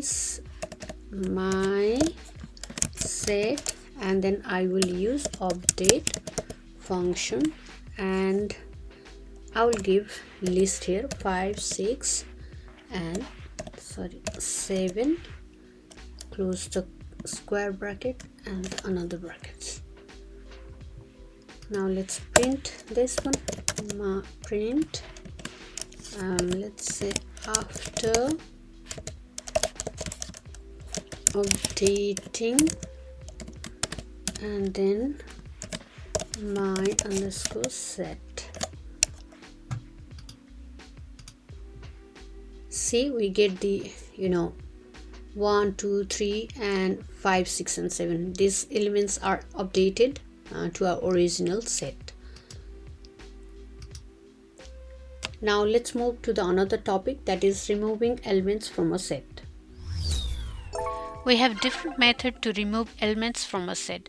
The remove function removes a specified element and it raises key error if the element is not found in the set.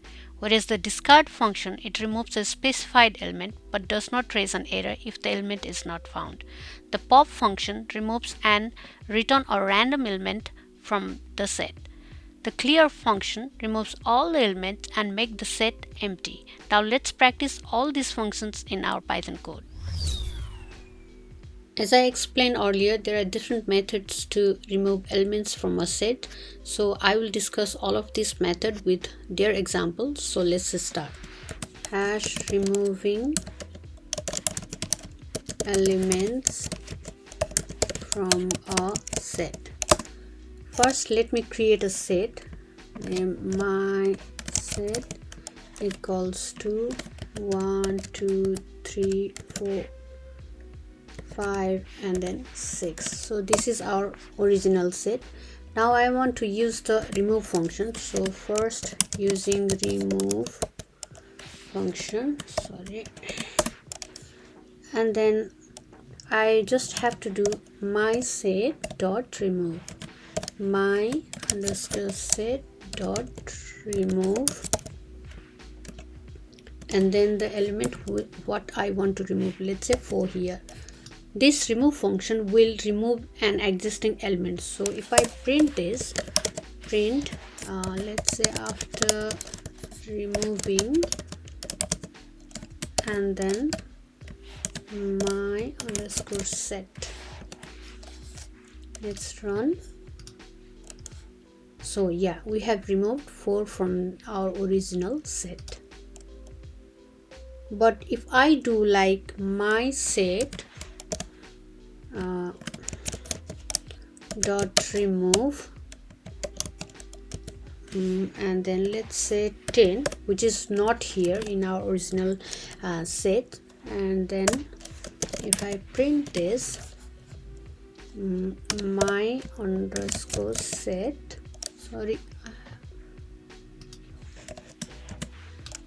and then see, so we get an error here because 10 is not in our set. Now let's discuss about the another function, that is discard. So hash using discard. So for that I can write my set dot discard. So I'm going to write the same 10 here and see with this function, print and then my set. Let's run this. See, this will not give error is removed although 10 is not in our set. Now let's see the pop method using pop. So I can write popped underscore element equals to my underscore set dot pop, and then I'll print this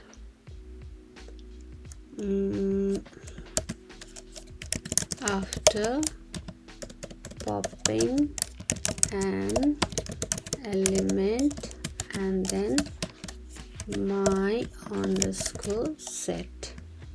So this basically will pop a random element from a set. So let's see this. So yeah, it popped 1.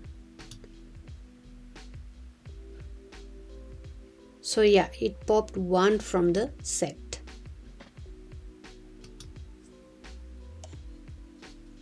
Last method is using the clear function. So using the clear, this one, and I will write here my underscore set dot clear, let's say, and then I will print after clearing the set and then my underscore set. Let's run. So yeah, so this basically cleared the set and there are no elements inside the set. That's an empty set. Now let's go and see the another chapter, that is set operations.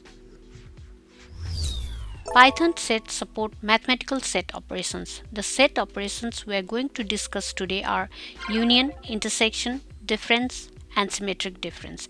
Now let's understand all of these operations and see how it works in Python set. The union of two sets A and B combines all the elements from set A and B, removing all the duplicates, and the final result has only unique values remaining. We use the pipe operator or the union method to perform union operation, and it is always equivalent to A union B set operation of math. As shown in this example, we have two sets, set 1 and set 2, and we perform the union operation by using the dot union function, and we also can perform the union by using the pipe operator between set 1 and set 2. Now let's practice in Jupyter Notebook. Now we are going to learn how union works in set. So hash using union. First I will create two sets and find union of both sets. So set, let me write a small one, set underscore 1 and then 1 2 3 4 and then 5. So this is set 1. Now I will again create another set, that is set 2, and give 3 4 5 6 and then 7. So this is set 2. Now we have to find the union of set 1 and set 2. So one method is that set underscore union equals to set 1 dot union. We are using here union function, and then I will write set 2. Now let's print this union of set 1 and set 2 is, and then I will write here set underscore union, close the bracket. Now let's run and see. So we get the union of set 1 and set 2 is 1 2 3 4 5 6 and 7. So it combines all the elements of set 1 and 2 and avoiding all the duplicates. So one of the method is by using the union function. Another method we can use is that we can write like print let's say union, and then we will use the set 1 and we use this operator and set underscore 2 and close the bracket, and let's run. So we get 1 2 3 4 5 and 6. So therefore, by this way we can use both of these methods to find union of two sets. The intersection. The intersection of two sets A and B is the common elements between set A and B. We use the ampersand operator or intersection method to perform the set intersection operation in Python. It is equivalent to A intersection B set operation of math. In this example, we have two sets, that is set 1 and set 2, and we calculate the intersection of these two sets by using the dot intersection function, and we can also calculate by using the ampersand operator between the set 1 and set 2. Now let's go and practice in Jupyter Notebook. Now let's practice about the intersection of two sets. Hash using intersection, and we will take two set 1 equals to 1 2 3 sorry 3 4 5 and then set2 equals to 3 4 5 6 7 and then set underscore intersection. I have created a variable here and then set 1 dot intersection. So we are going to use this intersection function and then set 2. So if I print this intersection comma set underscore intersection, we're going to run this and it gives the common element between the set 1 and the 2, that is 3 4 5. So another method is that we can write intersection by like this, print intersection and then I will write set 1 and then I will use this ampersand operator and then set 2 close the bracket. Let's run and see we get the same result as earlier, that is 3 4 5. So this is how we find the intersection of two sets in the Python. Next we have is set difference. The difference between two sets A and B is the elements of set A that are not in set B. We use minus operator or the difference method to perform difference between two sets. It is equivalent to A minus B of math. In this example, we have two sets, set 1 and 2, and we can find the set difference between set 1 and 2 by using the set difference function, and another method is by using set 1 minus set 2. Now let's go and practice in Jupyter Notebook so that we'll get a clear understanding of set differences in Python. Now let's practice the difference of two sets. So hash using difference, I will create the two sets. Set 1 equals to, let's say A and then B and let's say C, and we'll also give D here, and okay, let's say E also, E, and then close this curly braces. And we have another set that is, let's say C and then D, E and then F and let's say G. So this is the set 2. Now we want to find the difference between this set 1 and the set 2. So for that I will write set underscore difference and then I will here set 1 dot, we'll use the difference function, that is dot difference, and then I will give the another set, that is set 2. Now let's print and see this. So difference and I will print this set difference. See, we get B and A. It includes only element of set 1 excluding the common elements, that's why we get A and B. Here A and B can be in any order because the set are on index and then they are on order, so it is giving A and B randomly. Another way to find set difference is that we can print like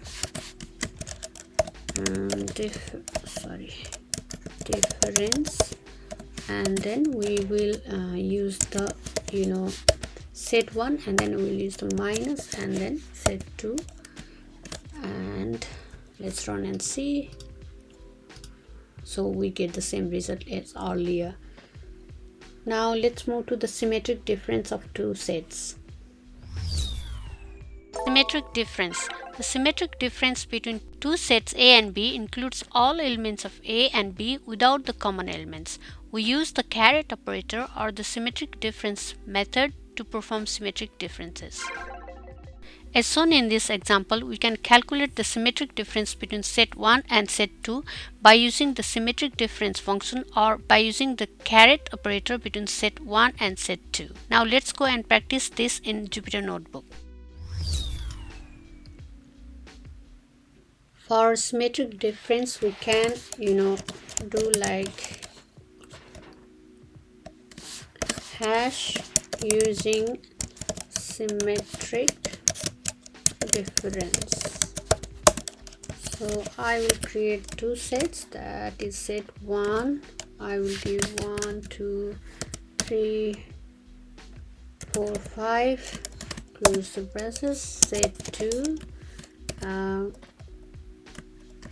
and then equals to 3 4 5 and 6 7, and then symmetric difference I can write set underscore symmetric difference. So I'm creating here a variable difference equals to, I will here write set 1 dot, this is the symmetric difference function, that is symmetric underscore difference, and then I will give another set, that is set 2, close the bracket. Now I'm going to print this symmetric difference of two sets equals to, I will print this symmetric difference, close the bracket. Let's run and see. So 1 2 6 7, so this result includes all the elements of set 1 and 2 without the common elements, that is 3 4 and 5 are not here, other element of set A and set B are here. So another way to get the symmetric difference is that symmetric difference, and then so we are going to use here this operator called carets, and then bracket. See, we get the same result. This is how we calculate symmetric difference between set A and B in Python.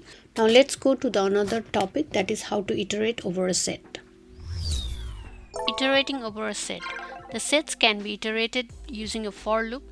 The order of iteration is arbitrary because sets are unordered. So in this example, we created a set named fruits, and we have apple, banana, strawberry as its element, and we use a for loop, and we can print apple, banana, strawberry in the loop. Now let's go and practice this in our Jupyter Notebook. Now let's see how to iterate over a set. So now let's see how to iterate over a set. So hash iteration over a set. Suppose I have like fruits, and then I will create a set.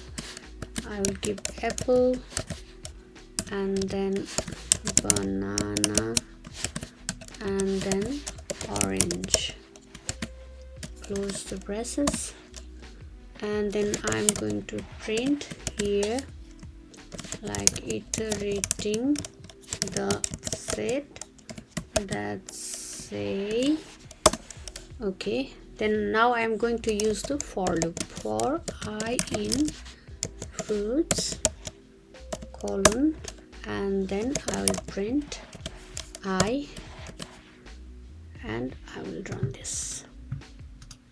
See, the loop goes for each item, and we get the apple, banana, orange.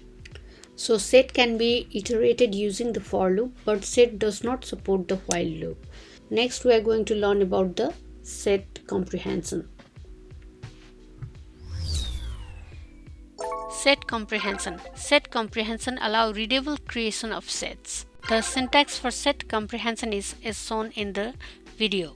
We use set comprehension to minimize the for loop in a large program. So as shown in this example, we want to calculate the squares of the numbers between 2 to 8. So this is the code for that. Now let's go and run this program in Jupyter Notebook. Hash using set comprehension. So instead of using for loop in case of large programs or more lines of codes, we can use the set comprehension to make it shorter.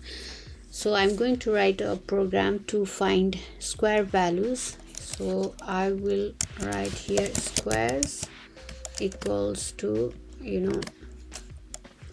x and then to the power 2 for x in, I will give the range between like 2 to 9 and then close the braces and we print squares.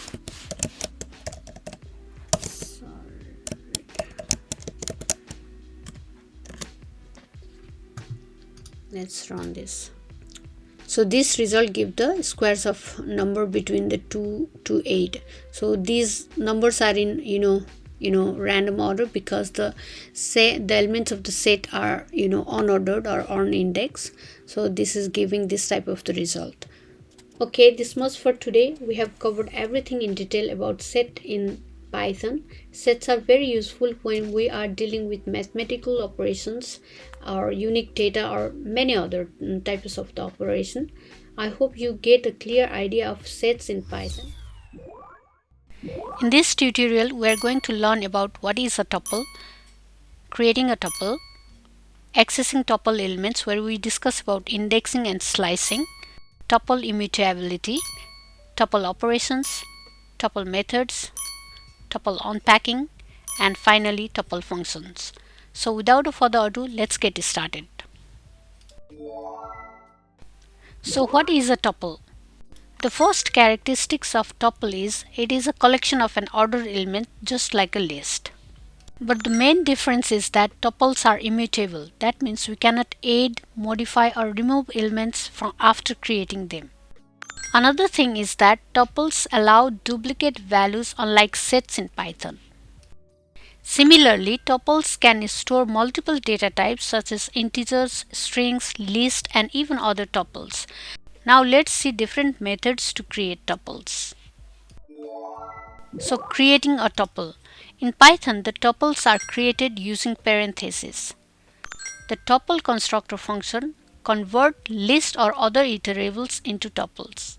Another thing we should remember is that when we are creating a single element tuple, a comma must be added. Now let's go and practice all these features of tuple in Python code. Hash how to create tuples in Python, and then first I will describe about creating a tuple with multiple items.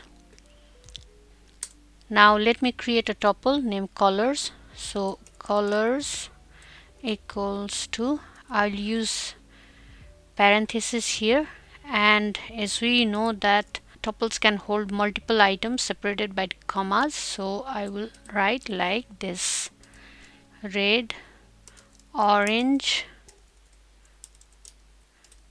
and then blue. Close this parenthesis. Now so I have created a tuple here. Now I will print and see this. Print and then I can do colors. Let's run this. See, we have created a tuple named colors where we have red, orange, blue as its element. Now let's create an empty tuple. So hash, I will write this to creating an empty tuple.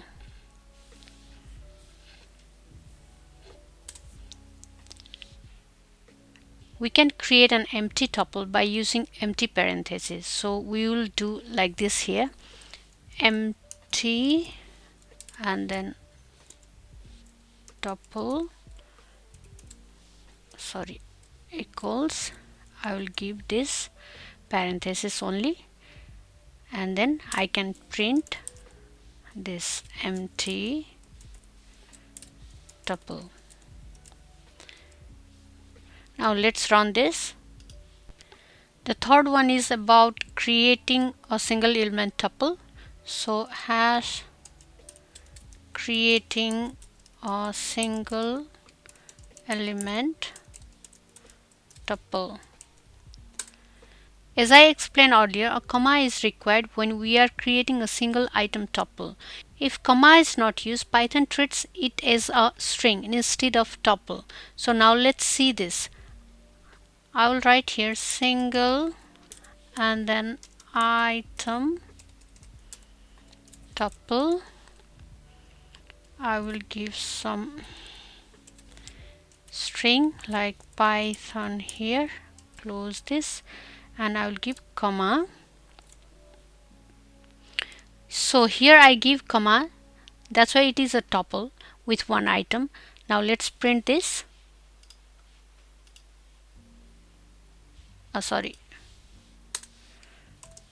Print and then single item tuple. Okay.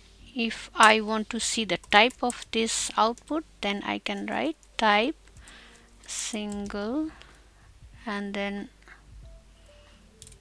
item tuple. So let's run this.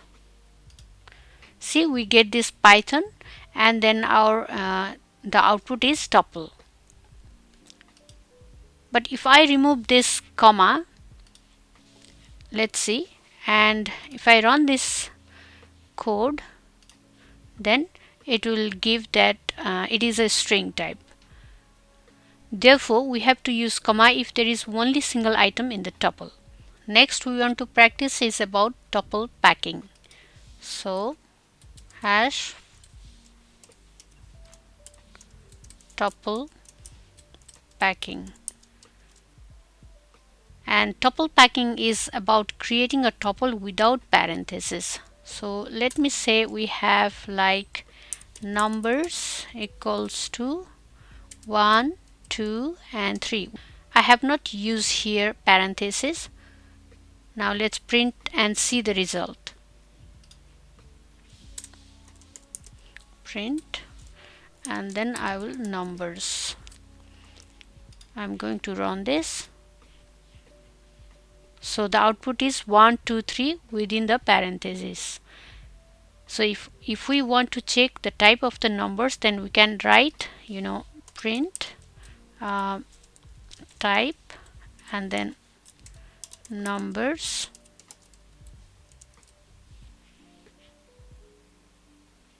Let's run this. So this is class tuple, and in this way we don't need parentheses. Python automatically recognizes comma separated values as a tuple. Another way of creating tuple is by using a tuple constructor. So let's practice this using tuple and constructor. Now let's create a tuple using tuple constructor. Here I will give list 1 nums and then I will give some like 2, 3, 4, 5 and 6 and close this bracket. Now the tuple constructor function basically convert the list into tuple. Therefore, tuple, and then I can write nums here, and I will use this tuple constructor function and give list nums, and yes. So now if we print this tuple nums, like print tuple nums, now let's run this. The output is 2, 3, 4, 5, 6. See, we have converted the list into the tuple. The last one we want to practice is a tuple with mixed data types. So hash 6. Sorry, I forgot here giving 5. Okay, and then tuple with mixed data types. As we know that tuples can store different data types like integers, float, strings, and booleans. So let's see this. So mixed underscore tuple, and then I will give integer here, and I want to give some strings, high, and some boolean also, and some floating point number.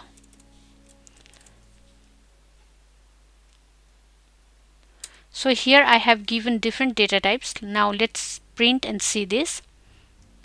Print and mixed underscore tuple. I have forgotten here, yeah. And then I close this bracket. Let's run. See, I get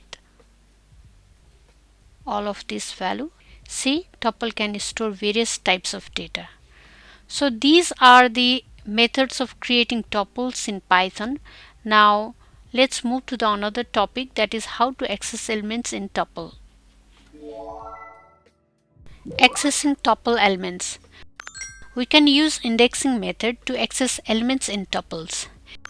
In order to access the element from the last, we use negative indexing. Another is we use slicing method to extract some subset of elements of a tuple. We can also perform iteration using for loop in tuples. Now we are going to learn with example. Let's move to the Jupyter notebook. As accessing tuple elements.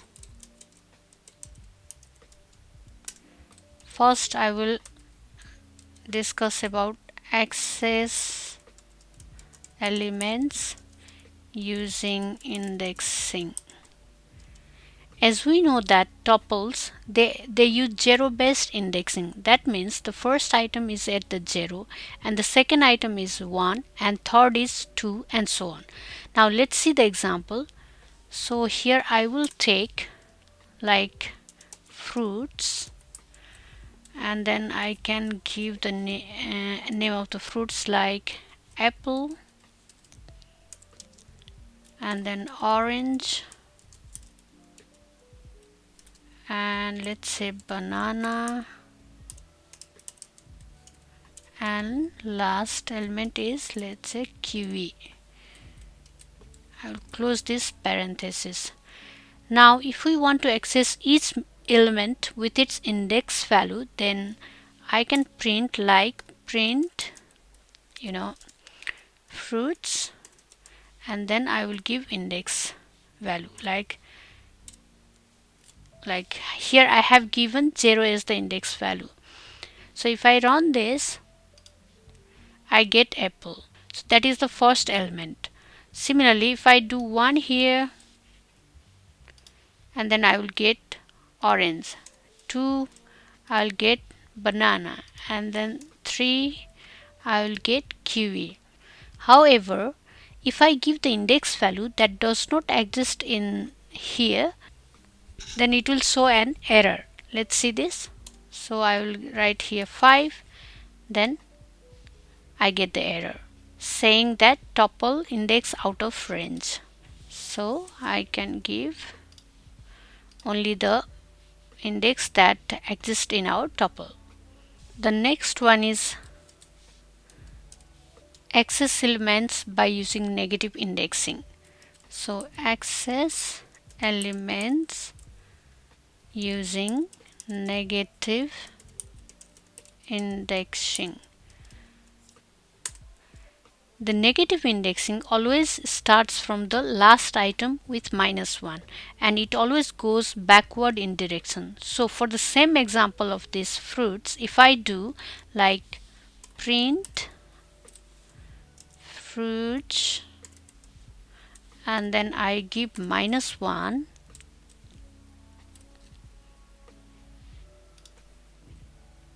now let's run this. So I get kiwi, that is the last element in our tuple. Similarly, if I want to access banana, then I have to give here -2. Let's run this. See, I get the banana. And if I do like -1, -2, -3 and -4, if I do -4, then I will get apple, the first element of the tuple. So this is how negative indexing works, and it is useful when we want to access elements from the end of the tuple. Now let's move to the another, that is access tuple elements using slicing. Hash and then access multiple elements using slicing. As I mentioned earlier, slicing extracts a portion of the tuple using the format like I will write here, the tuple, and then the syntax is like start colon and colon and then step. So this is the syntax for tuple. Now let's see with the example. Suppose I have a tuple name numbers, so I will give like numbers equals to, I'll give the values as 1 2 3 4 5 6 and close this parenthesis. So from here I can choose elements from this tuple. If I do the starting index as 1 and ending index as 4, then we can get 2 3 4. Let's see. Print and then I will write numbers and then I will give the starting index as 1 and then ending index as 4 and close this parenthesis. And now let's run this. See, I get 2 3 4. We don't get 5 here because output will always be at the -1. Similarly, if I do like print and then numbers and I will not mention the starting index. Here I have not provided the starting index. It assumes 0 index. So let's run this. I get 1 2 3. Similarly, if I perform like print and then numbers and I will give here 2 starting index and then I will not mention the ending index and close this parenthesis. Let's run this. So yeah, here I have not provided the ending index, so it will go to the last element and we get 3 4 5 6. Now if we want to access elements by giving stepping index also, then we can write as like print numbers and then let's say here I will not mention the starting index and the ending index, but I will give the step value. then close this parenthesis. So basically here there is no starting and the ending values, so we will take all the element but with the 2 as the increment index. So let's run this. See, I get 1 3 5, so it prints every second element. Now let's see how to check if an item exists in tuple or not. So the fourth one is check if an item exists in tuple. Suppose if we want to check whether certain item exists in tuple or not, in that case we use in keyword. Let's practice. Suppose we have fruits equals to, I will give here some of the fruits like banana, and then let's say kiwi, and another is orange.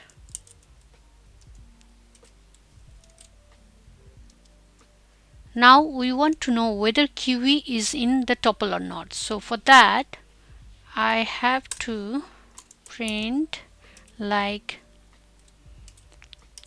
kiwi in fruits.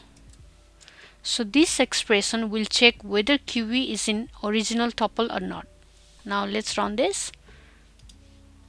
So it is true. That means it is there in the tuple. But if I give here apple, then let's see what happens. So if I give here apple and then run, so it is false because apple is not in our tuple. The fifth one is about iteration through a tuple using a loop. So 5 iteration through a tuple using a loop. Now let's use a for loop to access all elements in a tuple. So here we create tuple colors equals to, I will give some colors like black and then white and then red, and close this parenthesis. So this is a tuple. Now we will use for loop. So for color in colors and then colon, and then I will print color. Let's run this. See, the loop prints each element one by one, black, white and red. This was for how to access tuple elements. Now let's move to the another title, that is tuple immutability. In Python, an immutable object means an object whose values cannot be changed once it is created. Tuples are immutable, which means once we create a tuple, we cannot modify or change its element. However, if a tuple contains mutable elements like list, it can be changed. Now let's see this in action. Has tuple immutability. Now let's practice about modifying a tuple. #1 and then modify a tuple. So first we will create a tuple, name animals, and then I will give some name of animal like dog, and then cat, and let's say rabbit. Now let's try to change an element in the tuple and see what happens. So for that I have to write as animals, and then I will give the one here, and then I want to change to cow. So here we want to replace cat with cow. Let's run this. I will print this first. Any animals. Now let's run this. So this throws an error because tuple do not allow to modify elements because they are immutable. Let's try to add or remove elements. So if I do like animals and then dot append, and then if I want to append like bear, and then let's print this animal, print animals. Let's run. See, we get the error because we cannot append the new element in the tuple. If we do like remove also, like animals dot remove, and what we want to remove is, let's say, dog, and then if I print animals and run this, see, tuple has no attribute remove. Therefore we can see that tuple do not support methods like append, remove or pop like the list. Now let's go to the another chapter, that is tuple operations. The important operations of tuples are concatenation, repetition and membership. Concatenation combines two tuples. Repetition operation helps to repeat elements. Membership operator checks if an element exists or not, which we have already learned. Now let's go and practice. The first one is concatenation. Concatenation. So this operation will join two tuples together. Let's see. So here I will give tuple 1 and I will give some element like 2, 4, 6. So this is our first tuple. Similarly, I can give another tuple, that is tuple 2, and then I will give 1, 2 and 3. And this is our second tuple. Now we want to combine these two tuples. For that we can simply do like, result equals to tuple 1 and then plus tuple 2. So this plus operator joins two tuples. Now we will print this, print and then result. See, we have the output 2, 4, 6, 1, 2, 3. So this combines two tuples. The next one is repeating tuple. So repeating tuples. This operation will help to repeat the tuple multiple times. For example, if I give here tuple, let's say 3 equals to, and then I will give 1, 2 and 3. Now I want to repeat this elements of tuple 2 times. That's why I will write here result and then I will give tuple 3 and then I will use this multiple operator and then I will give 2. So this operator repeats the tuple 2 times. Now let's print and see. Print and then result. Let's run this. See, we have repeated the elements 2 times. Third one is checking membership. Checking membership. We have practiced already, but still let's see this. Here we are using in and not in operators to check if an item exists in the tuple or not. So I will use colors and then I will give the element like red and then blue, let's say black, and close this parenthesis. Now we will check if black is in colors or not. So for that I will write print, and then I want to check black, and I will use in colors. Let's print this. It is true.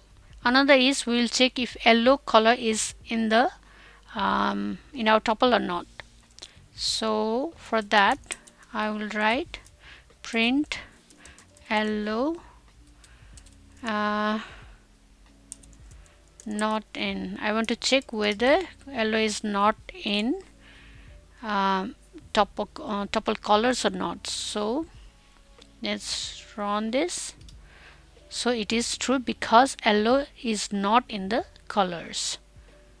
Next is that we want to find the length of the tuple. So for that we will use the fourth method. So finding length of a tuple. We use len function as it returns the number of the elements in the tuple. So if I create here nums equals to, I will give 1, 2, 3, 4 and then 5, and this is our tuple.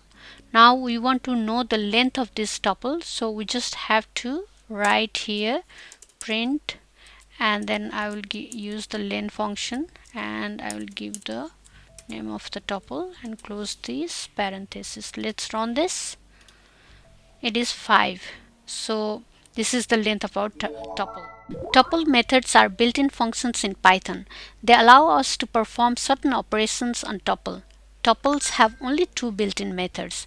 The count method counts how many times an item appears in a tuple. Similarly, index method finds the first occurrence of an item. Now let's go and practice in Python code.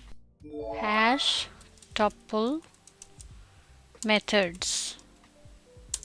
So first one is, I will explain about count method. So this method returns the number of times a value appears in the tuple.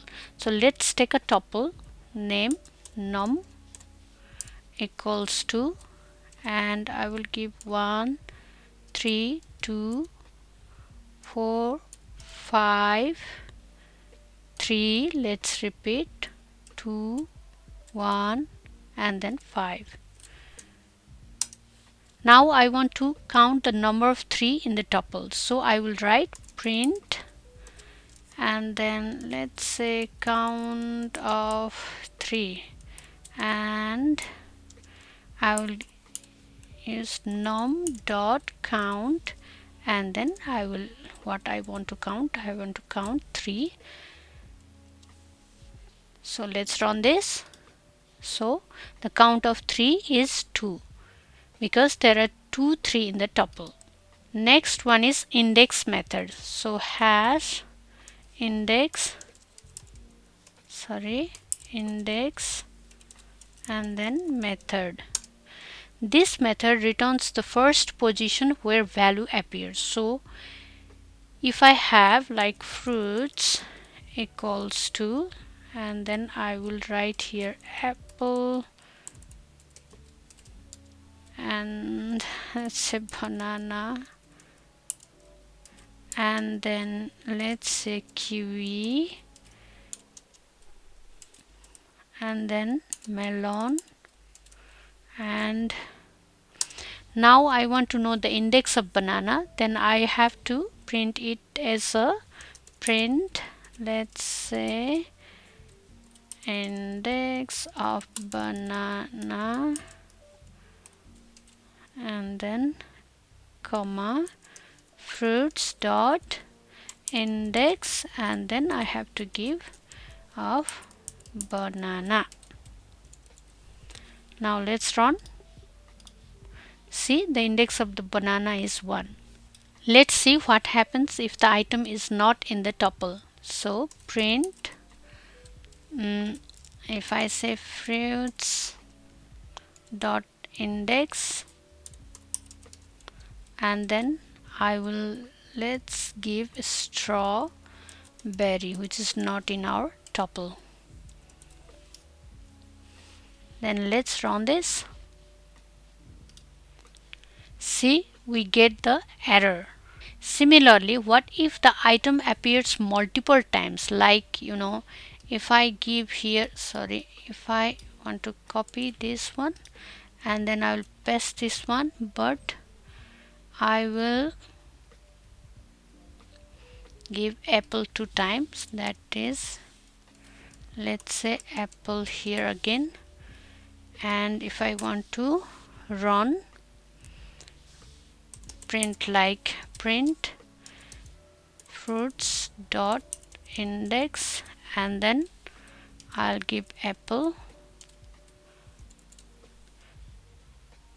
So here we have apple, and the first apple is here and the second apple is here. Let's run and see the index value for the apple. So the result is 0, because this index function always returns the first occurrence of the value. That's why it is 0. Tuple unpacking. These features of Python allows to assign multiple values from a tuple and store them in a separate variable in one line of code. This helps to make code shorter, cleaner, and more efficient. Now let's go and practice this. Hash tuple unpacking. First, let me discuss about without tuple unpacking, which is the normal way of assigning tuple values to variables. So, without unpacking, I will give a student and then I will create a tuple here. So, let's say Harry, and then 20, and then I'll say Harry is a, let's say, doctor. Close this parenthesis. Now if I have to assign these values to variable, then I have to perform like name equals to student and then 0. Similarly, age equals to student and then 1, and job equals to and student 2. So basically this, in name it should be Harry and age 20 and job is doctor. So for that, if we use without the tuple unpacking, we have to do like this. So and then if we print, to print this thing, I have to print name and then age and job.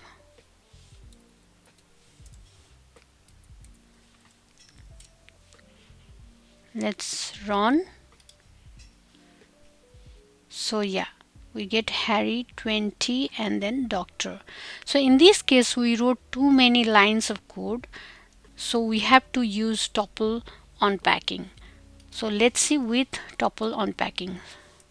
With tuple unpacking, so we can simply write like for the above case we can simply write name, age and job, and we will directly assign like this Harry and 20 and then doctor.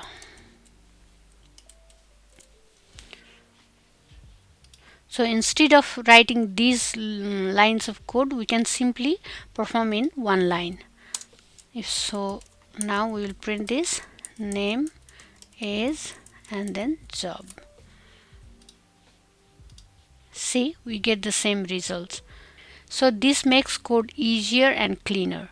Similarly, if we don't need age, we can simply use underscore, like name, and then we use underscore and job, and use this same Harry 20, and then doctor. If I print only name and job,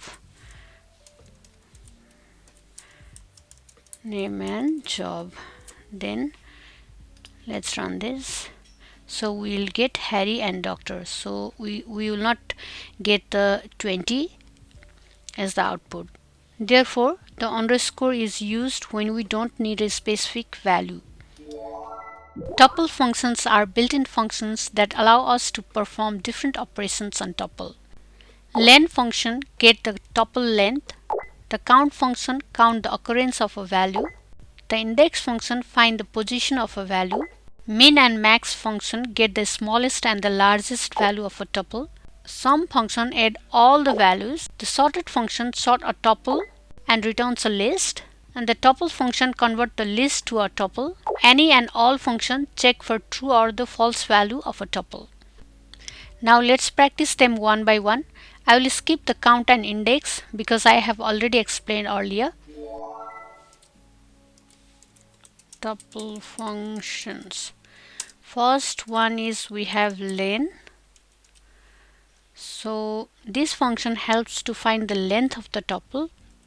For example, if I have numbers equals to 1, 2, 3, 4, 5, 6, 7.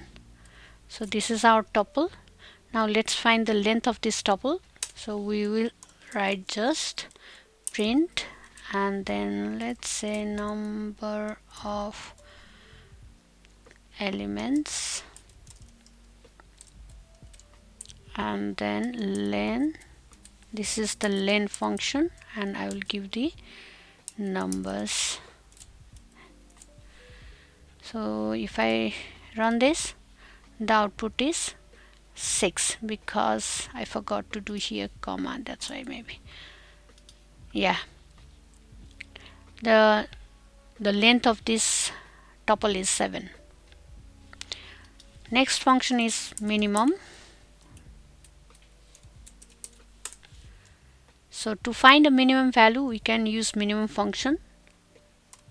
I will use this number as the example for this also. Minimum value is min and then numbers. Let's run and see. The minimum value is 1 in this tuple. The another function is max. So this function helps to find the maximum value in the tuple.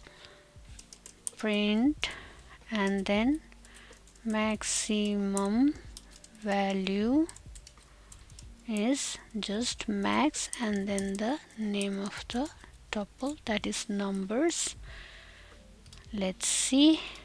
So 7 is the maximum value in the tuple. Another is we have sum function. It calculates the sum of the elements. Let's see this also.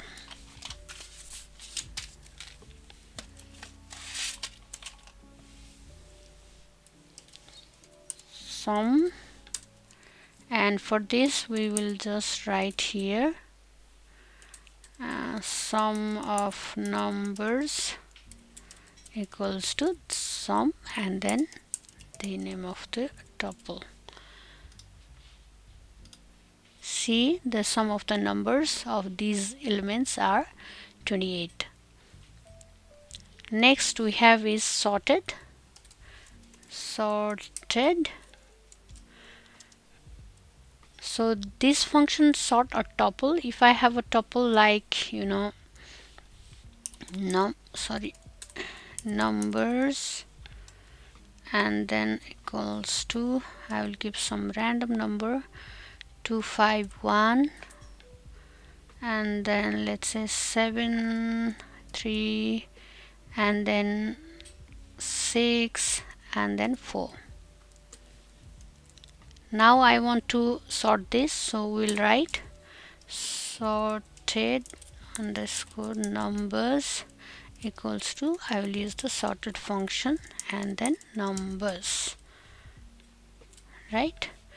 And then let's print this, print, and then sorted tuple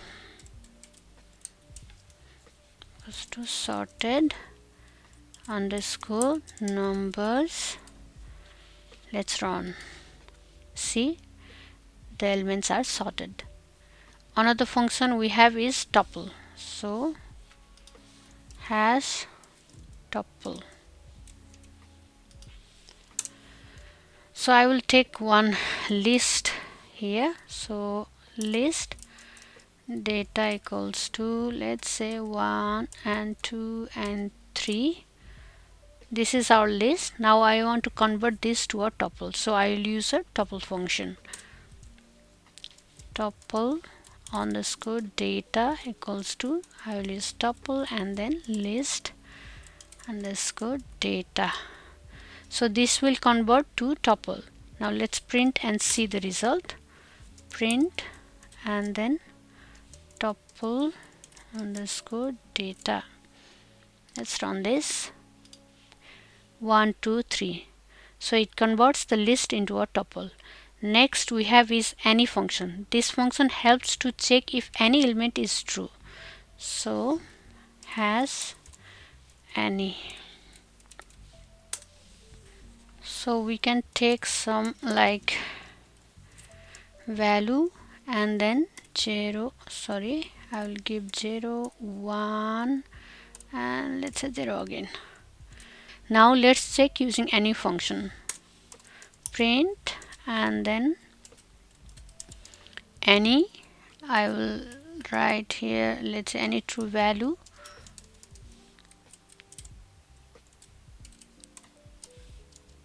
any, and then I will give the name of the tuple, that is values, and close this parenthesis. Now let's run this.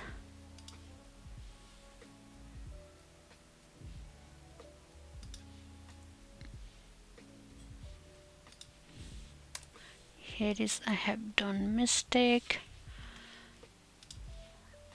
Sorry, the values is not defined. Oh, values, value, and then it's a true. So this function returns true if at least one element is true in the tuple. Next one is all, has all. So this function check if all elements are true. So if I give like num 1 equals to, I will give 1 2 3. So num1 is a tuple here, and then I will print all, I will use all function num1, and run this.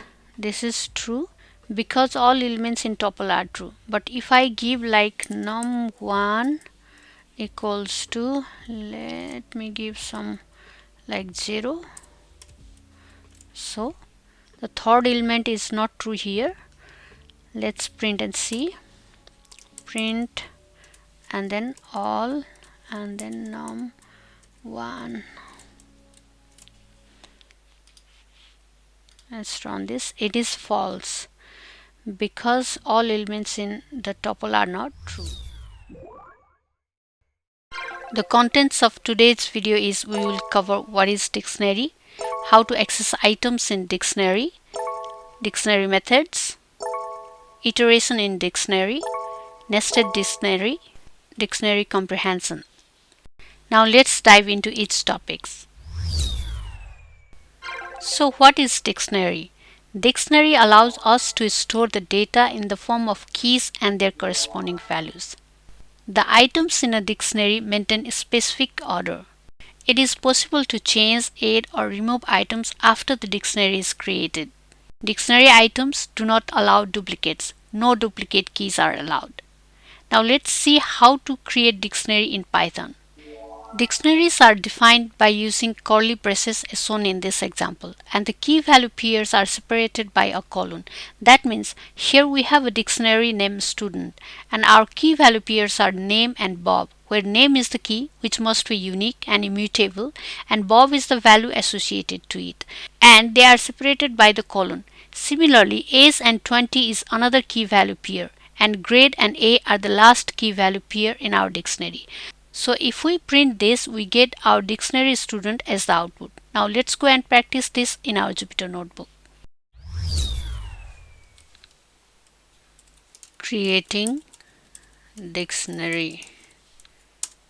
Let's take the same example. So first I will discuss about creating a simple dictionary with key value pairs. So I will give here simple dictionary with key value pairs. Let me take one dictionary naming like student, and I will give here name and then colon, and I will write here Bob, comma, and age, and let me give 20 and grade, and I will write here A. So this is our dictionary where we have the name, age, and the grade of the student. Here name is our key and Bob is the value, and these two values are separated by the colon. Now if we print this, print student, and then let's run this. See, the output is all the items of our dictionary. And if we want to know the type of it, we can print like print and then type of student and parenthesis close. See, we get the class dictionary. So this is how we create a simple dictionary in Python. Next, we can create a dictionary with different data types. Let's see this. Has creating a dictionary with different data types. Now I am creating a dictionary named student info, student underscore info, and then I will give name John, and then I will give age 20, age 20, and then I will give height, and let's say 5.6.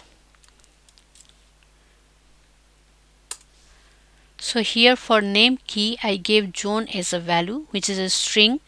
Similarly, for another key age I gave 20, which is an integer value, and for height I gave 5.6, that is a floating point value.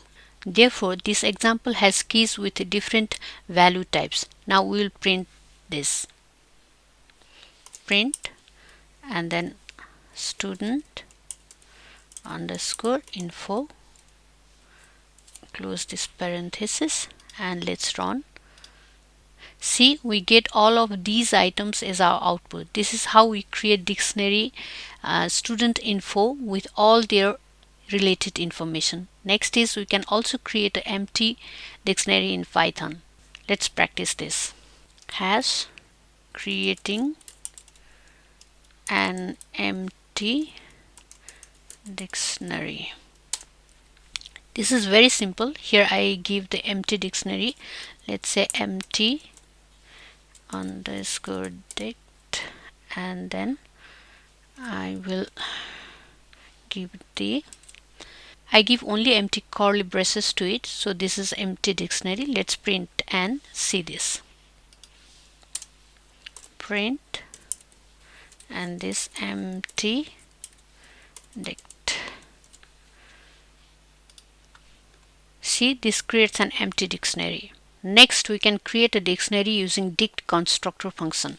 So hash creating a dictionary using dict. In Python, we can use dict constructor to make a dictionary. So let me create a dictionary. Let's say fruits equals to and then I will write dict, and then I can give here name equals to apple, and then color equals to red. So here I have created a dictionary name fruits, where I give the name and color are the keys, and the apple and the red are the values associated with these keys.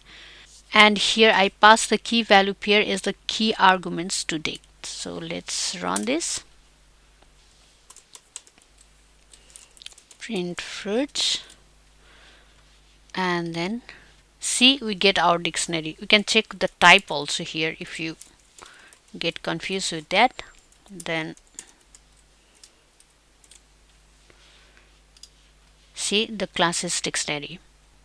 This is how we create a dictionary by using different methods. Now let's move to the another chapter. Now let's talk about how to access values in dictionary by using the keys. We can use the key inside the square bracket. So as shown in this example, we have a dictionary named car, where we store all the information about car. Now if we want to access the items of this dictionary, then we will provide its key name inside the square bracket as shown in the print statement. Now let's go and practice this in Python code, then we will understand it more clearly. Hash accessing items in dictionary, and then I will access value using keys. Let me create a dictionary car, and then I will write here name, and let me give Toyota, and color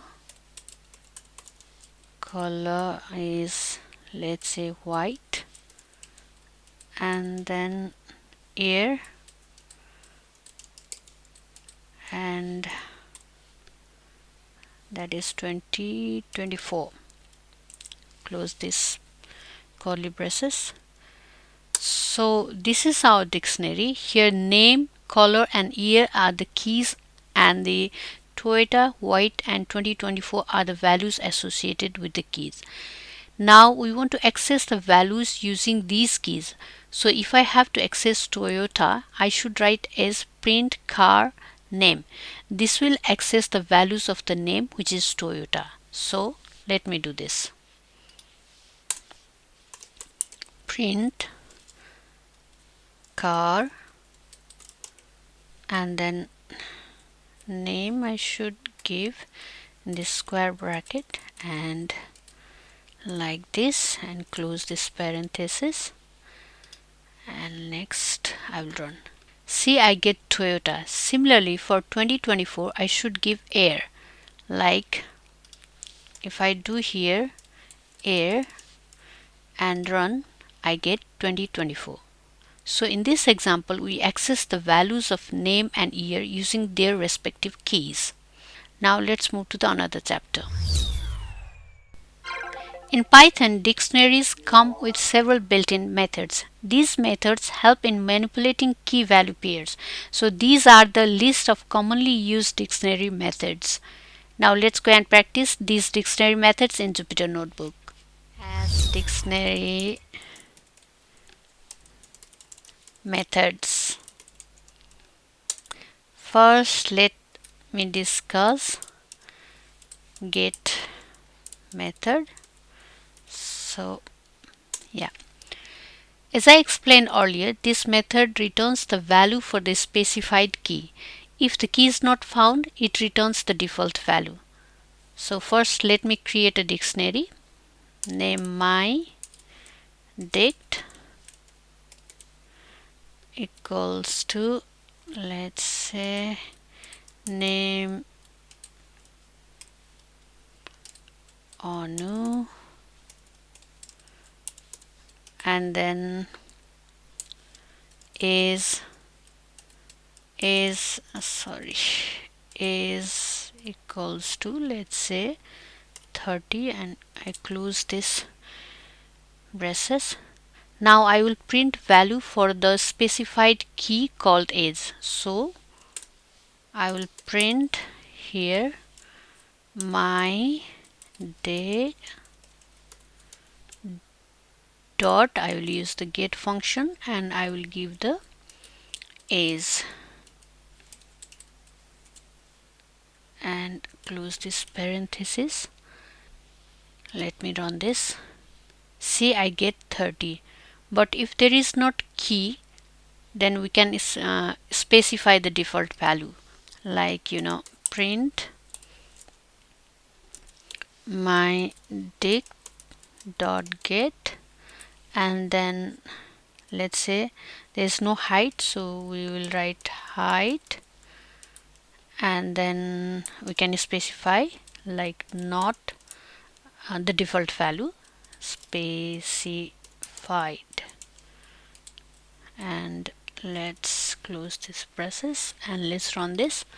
So in this case, height is not there, so it will give the output as not specified. The another method we have is keys. So next one is using dot keys, and then this method returns a list with all the keys in the dictionary. So I'll use the same dictionary. Let me copy this and let me paste. Okay, now I want to get all the keys, so I will print like print my dict dot keys, and then run this. See, we get all the keys of our dictionary, name and age. Next we have is using values, hash 3, and then using dot values. As I mentioned earlier, this method returns a list with all values in the dictionary. So if I copy paste, and then now I want to access values of the dictionary, then I would do like this, print, and then my dict dot values, and then let's run this. See, we get all the values of dictionary from our key value pair. Next we have is items. So using dot items. So this method returns a list with all key value pairs as tuples. Now let me show how. So this is the dictionary. So for using items method, I will print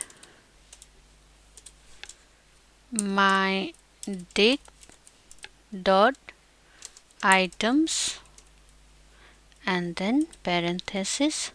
So this will give key value pairs as tuple. Let me run. See, we get this output. Name and Anu are our key value pair, and it is given in the parenthesis as tuple. Next we have is using update. So fifth is using dot update Here I have forgotten 4, let's say, and then 3.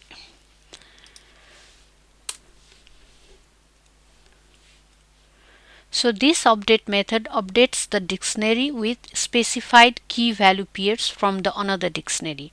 Now let's see this. Let me copy the earlier dictionary. Yes. Now I will use update method. So I will again create a new dictionary, like say new dict equals to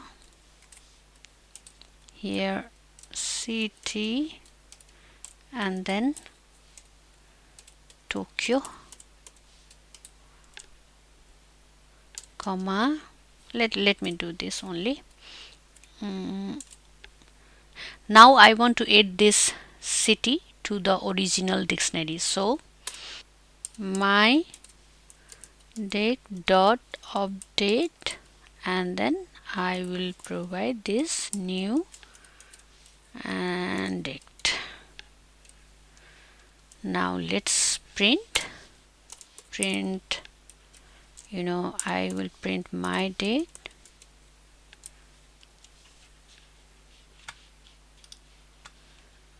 See, we updated the original dictionary, my dict, with new key value pair, that is city and Tokyo. Another method is using the pop. So 6 using dot pop method. So this method removes the element with a specified key. Let's practice. I will copy this one and then I will add like this city and then Tokyo. So this is our dictionary. Now I want to remove A's from this. So I will write A's equals to my dict dot, I will use the pop method and then I will provide A's key. So this will pop A's and 30 key value pair. Let's see what happens. I have to print this one.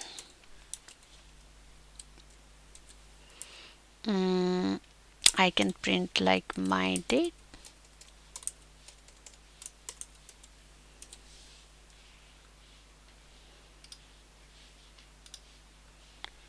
See, age is removed from our dictionary. Now let's practice the clear method. So hash 17 using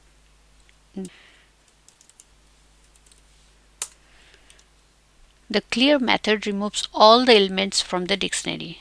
So I will use this dictionary copy and then paste, and I will write here like my dict dot clear, and then I will print this my dict. So let's run and see. See, there are no items in the dictionary, all are deleted. The next we have is dot pop item. So hash 8 and then using dot pop item. So this method of dictionary removes and returns the last inserted key value pair as a tuple. So let me create a new dictionary. Let me paste this one, and now to this dictionary I will update with a new key value pair. So I will write new fruits equals to I will give here, let's say, blueberry, and then I will write the blue and close this. Now I will use the update fruits dot update new fruits. So it will add to our dictionary. So this is our last inserted key value pairs. If I print this print fruits, and let's run this. See, this is updated. Now let's use the pop item method. So item equals to, I will write here fruits dot pop item, and then it should, so this pop item will remove the last inserted item, that is blueberry blue. Let me print this. Print item and run this. See, we get blueberry and blue as a tuple. If we check the original dictionary, like print and let's say fruits, then this is our output, and here is no last key value pair. Now let's move to another method, that is copy method, to create a copy of the dictionary.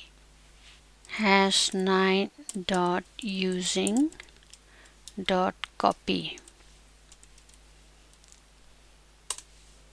I will copy paste this dictionary. So this is our dictionary. I will copy this to a new one. So I will write here new day and then fruits dot copy. So this will copy the same items from the fruits and store in a new dict. So let's print and see. Print new underscore dict. I will run this. So this is our output, which is same as the original dictionary, that is fruits. Another method we have is from keys. So #10 using dot from keys. This method of dictionary creates a new dictionary with specified keys and common default value. Let's practice. So I will paste this one. So this is our original dictionary. Now I will write keys. We have keys here are like apple and banana, right? So I will provide apple and then banana. So we have our keys apple and banana. Sorry, I have given here 3.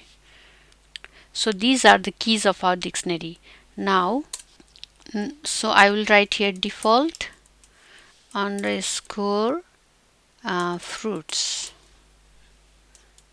and then I will fruits dot, and then I will use the from keys method, and I will provide the keys, this apple for apple and banana, and I want to write some default value, let's say unknown, and then close the parenthesis. So this will have common default value, that is unknown, to all of the keys. Let's print and see. Print, and then I can write default underscore fruits. We get unknown in the key apple, and the value for key banana is also unknown. Next is set default. So #11 using dot set default.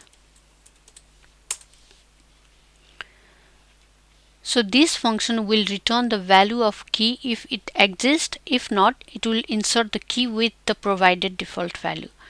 So in the same example of a dictionary, if I do like print and then fruits dot set default,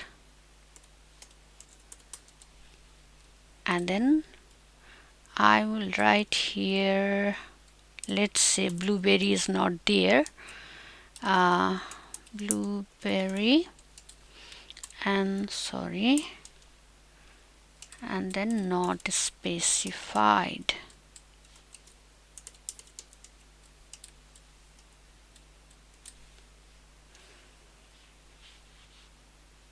Let's run this. Why it is error? Sorry, I have given here C not specified. So this is inserted in the key blueberry. So if I print like print then fruits, so this is our dictionary, and the key value pair of the blueberry key is not specified. So this is all for dictionary methods in Python. Now let's move to the another chapter, that is iteration in dictionary. Iteration in dictionary. Now let's see how to use loop through a dictionary in order to access both the keys and values. A dictionary can be iterated by using a for loop. We have different ways of iteration, like looping through the keys, looping through the values, and looping through keys and values. Now let's go in Jupyter Notebook and practice this. Hash iteration in dictionary. Let's practice each methods of iteration. The first is looping through the keys. So I will write here looping through the keys. Let me create a dictionary name, let's say person, and then I will give some information of this person, let's say name, and I will give Jack, and age I will give 24, and then let's say gender I will give male.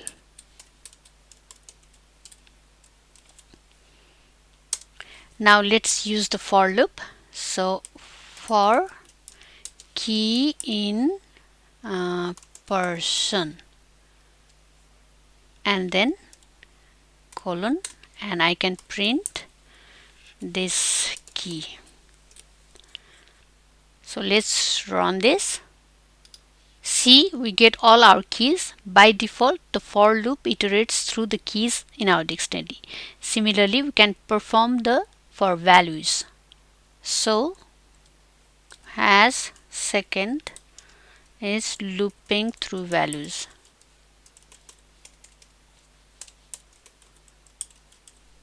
The values. So I will copy this same dictionary, copy, and then paste. Now I will use for loop for values.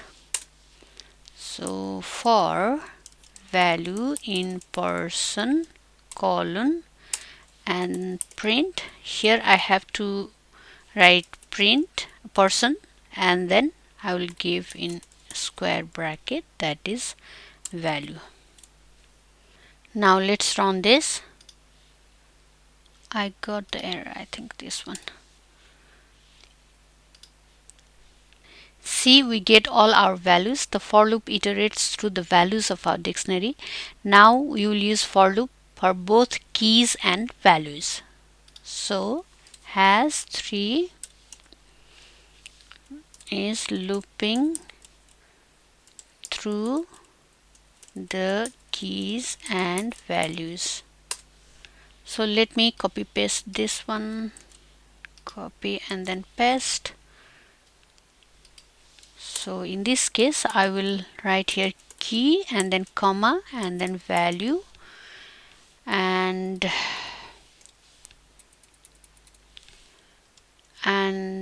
in and person dot items.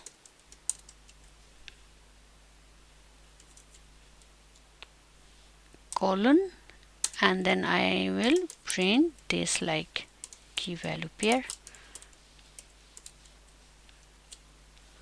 So here I provide both key and value, and I used items method to loop through both keys and corresponding value. So you can print this key value pair now. See, we get key value pair of our dictionary. Name and Jack, age 24, gender male. This is all about iteration through dictionaries using a for loop. Now let's move to another chapter, that is nested dictionary. Nested dictionary. A dictionary can contain other dictionaries called nested dictionary. They can be useful for storing complex data. Now let's go and practice this in Python code. Has nested dictionary. Let me create a dictionary named student, and then now I will create another dictionaries within this dictionary. So I will create their name as a student 1 and a student 2. That's why I will write student 1, and I have to give this like this, and then colon, and I will create dictionary inside dictionary. That's why curly braces, and name is Anu, and then is 24, and then let's say department of is computer, and then I will close this curly braces, and I will create another dictionary, that is a student 2, and then I will write, let's say, name, and then I will give Rita, and age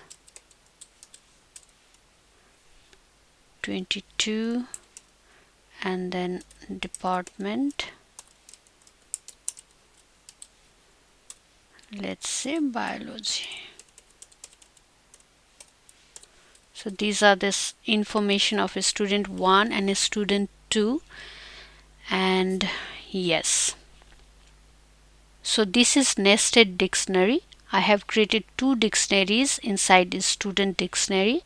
Now if I want to get Anu as output from this nested dictionary, then I should write as print, and then first dictionary is a student, and inside that I will give the key.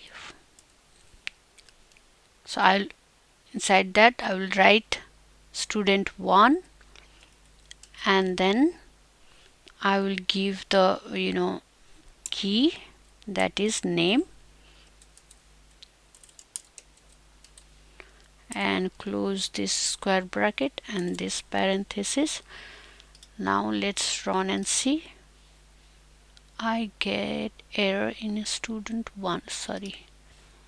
Oh, I forgot here comma. Ooh, print student 1. Name student 1 is not defined. Why?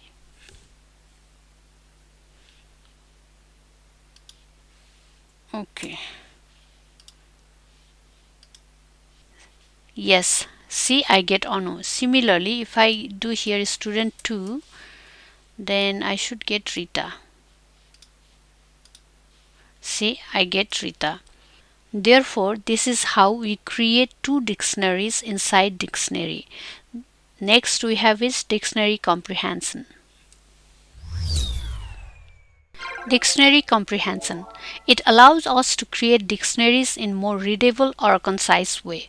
This is the syntax for dictionary comprehension. As shown in this example, we have calculated the squares of numbers between 1 and 4 using dictionary comprehension using a single line of code. So let's go and practice this in our Python code. Hash using dictionary comprehension. Instead of using for loop in case of large programs, we can use dictionary comprehensions to make it more concise. So to find the squares between like 1 and 4, we can write as like, squares and then x is to x and then x for x in, I will give the range between 1 to 5, so it will give the result between 1 to 4. Now I will print the squares. Print squares. Let's run this. See, we get the squares of 1, 2, 3 and 4. This is how we use dictionary comprehension in Python. Python functions. A function is a block of statements that perform a specific task. Instead of writing the same program over and over again, we can simply write a function once and call it whenever we need it. Therefore, the benefits of using a function is we can make our code reusable, more organized, and the code can be more easier to debug. Types of Python functions. In Python, functions are categorized according to their purposes. The user-defined functions are the ones that we create ourselves based on the requirements for our program, whereas built-in functions are the ones that come predefined with Python and we can use them without defining. Python function declaration. A function declaration or function definition is the process of creating a function. As shown in the syntax, it consists of def keyword which tells Python that we are defining a function. A function name is the name of our function. Function parameters that are optional are enclosed within parentheses. Then colon indicates the function body is started. Then we have docstring to describe what our function performs. Next is a function body, that is a block of code to execute, and finally return statement returns a value from the function. Now let's go and practice how to create a function in Python code. Now let's create a function. First I will create a function without parameters. So #1 creating a function without parameters. Now let's define a function. In Python, a function is defined by using the def keyword. That's why first let me write defining a function. So we will use def keyword and then we will give function name, let's say my function, and then parenthesis and colon. So here my function is the name of our function, and within the parenthesis I don't give any parameters, and colon will start the body of the function, and then I will print message like hello world. Print hello and then world.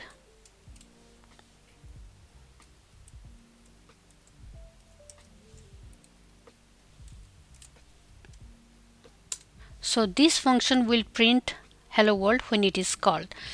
That's why now let's call the function. Okay, calling a function.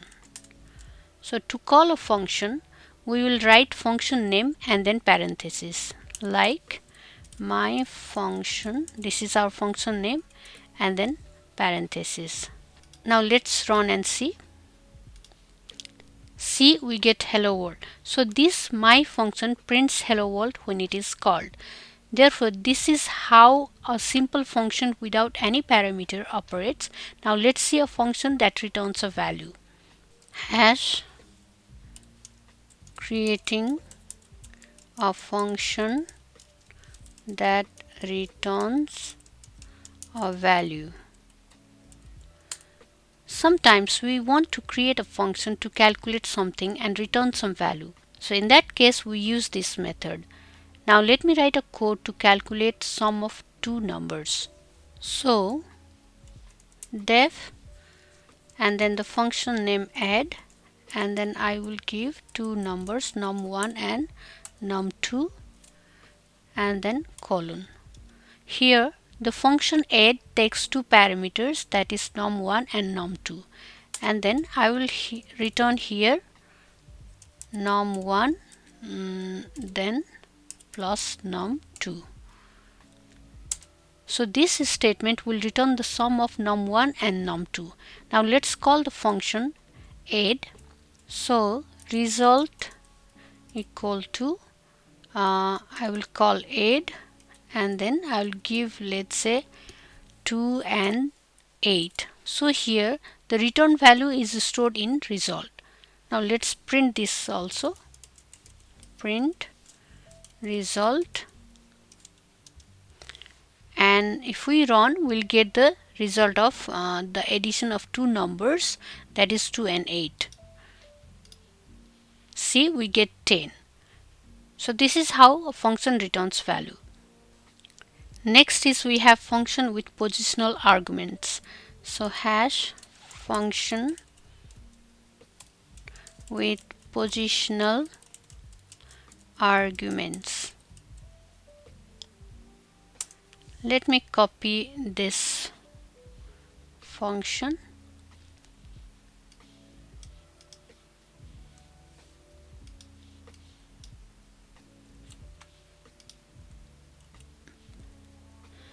And then I will give here name,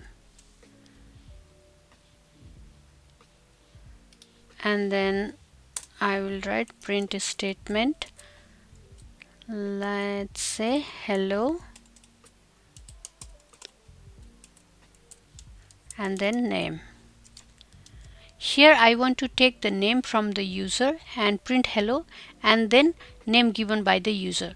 Now I will call the my function. That's why my function,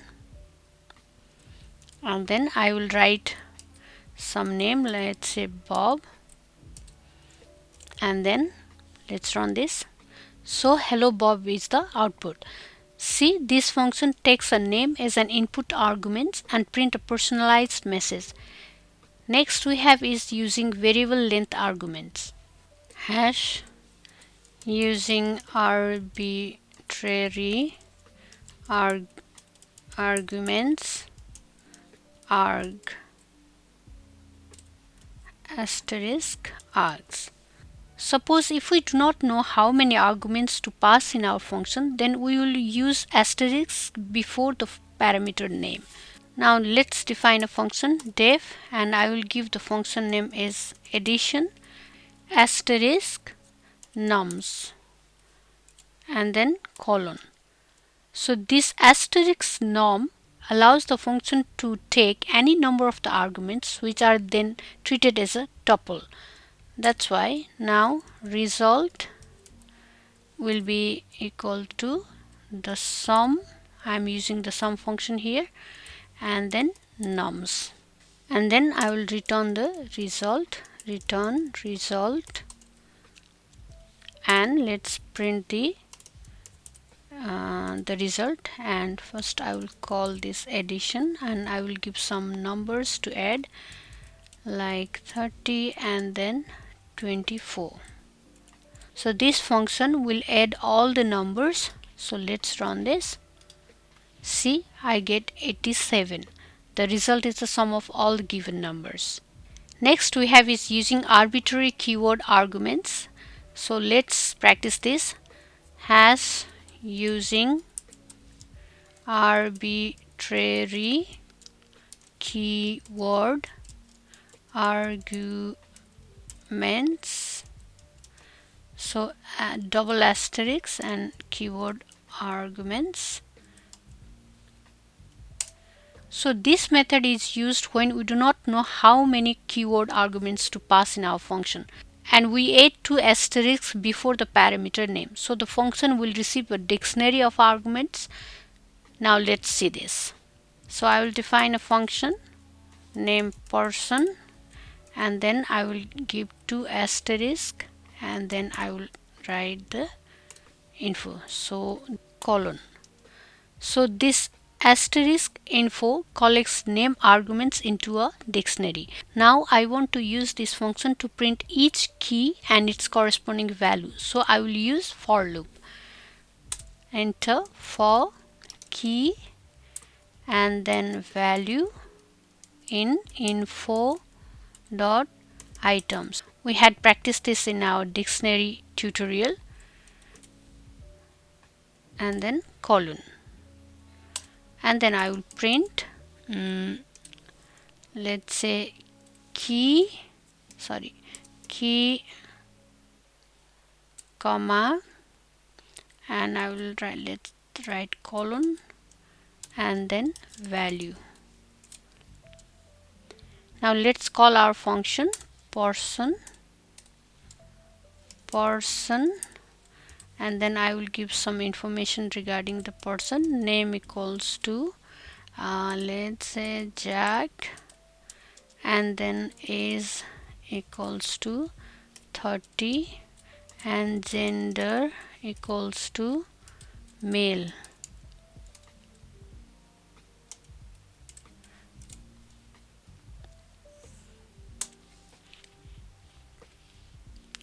Let me run this. See, we get all the key value paired, like name Jack, age 30, and gender male. So this function can accept any number of the key value pairs. So this is how we create a function and perform various operations in Python. Now let's move to the another chapter. A lambda function, an anonymous function, is a small and one-line function that does not need name. The syntax for using lambda function is lambda arguments colon and then expression. Now let's go and write in Jupyter Notebook. Let's write a code for lambda function. So first I will write the code for simple lambda function. That's why simple lambda function. Now let me write a program to calculate square of a number. So I will write square, and then I will write the syntax for lambda function, that is lambda arguments colon and then expression. So lambda, and then I will give a, and then I want to calculate the squares of number a into a. Then we can print, and then I will call this a square, and I want to get the square of, let's say, 3. Now let's run. I think I have lambda. Yes, I missed D here. See, the result is the square of number 3. So this program is equal to like defining a function with def, as I described earlier. So this is how a simple method of using lambda function works. Now let's see the lambda function with multiple arguments. So hash lambda function with multiple arguments. Now let me write a code to add two numbers. Let's say result equals to lambda, I always miss D, lambda, and then num1 comma num2, and then I will write sum here, num1 plus num2. Here we have two arguments, num1 and num2, and we add num1 and num2. Now I will call and print this. So print, and then I will call result, and then I will give the two numbers, that is let's say 2 and 4, and close this parenthesis. So here num1 is 2 and num2 is 4. Now let's run. See, the output is 6. This is how we use lambda function in Python. Now let's go to another chapter. So what is recursive function?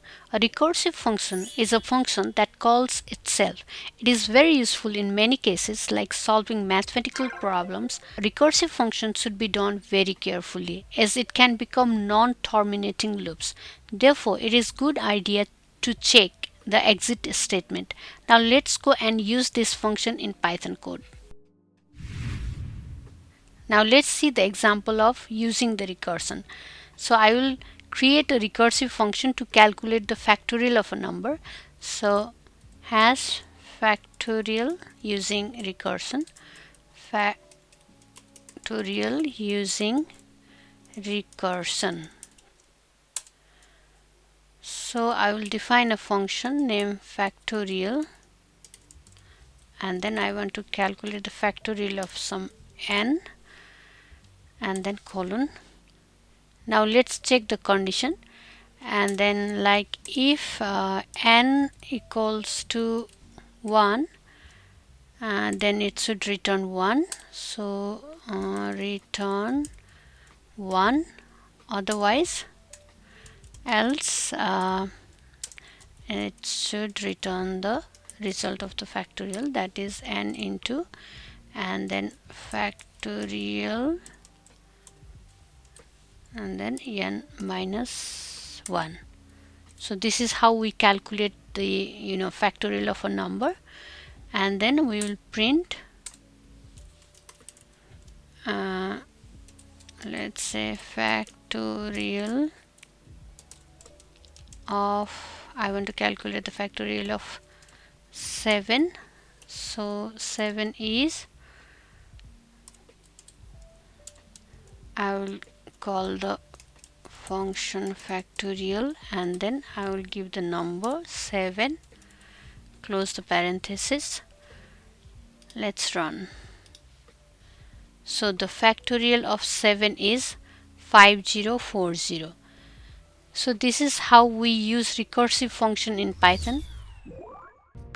A Python model is a file containing Python definitions including functions, classes, or variables.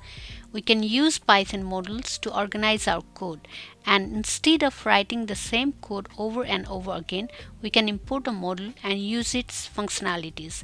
In this way, it will make the code more logically organized. Now let's go and see how to create a Python model.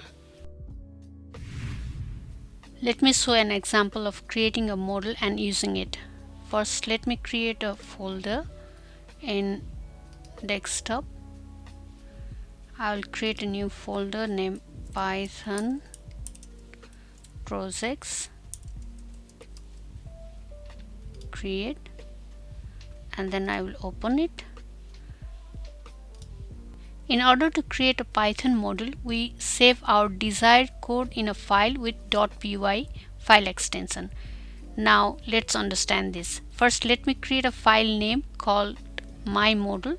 So I will create one file, my module.py. So here I save in .py file. Now creating a model. Now I will define some function, def addition, and then I will give a comma b, and then colon, and return a plus b. So this will return the sum of a and b. Here we have our function addition to add two numbers, and we have saved this file in mymodule.py. So this is our model. Now let's use this model in another file. So let's create another file named main.py. So let's save this first. Okay, we'll create another file, main.py. So here is our file. So in this file we'll use use previous module, that is like my module.py. First we have to import our my module.py. To do so, I will write import and then my module. So we have imported our module.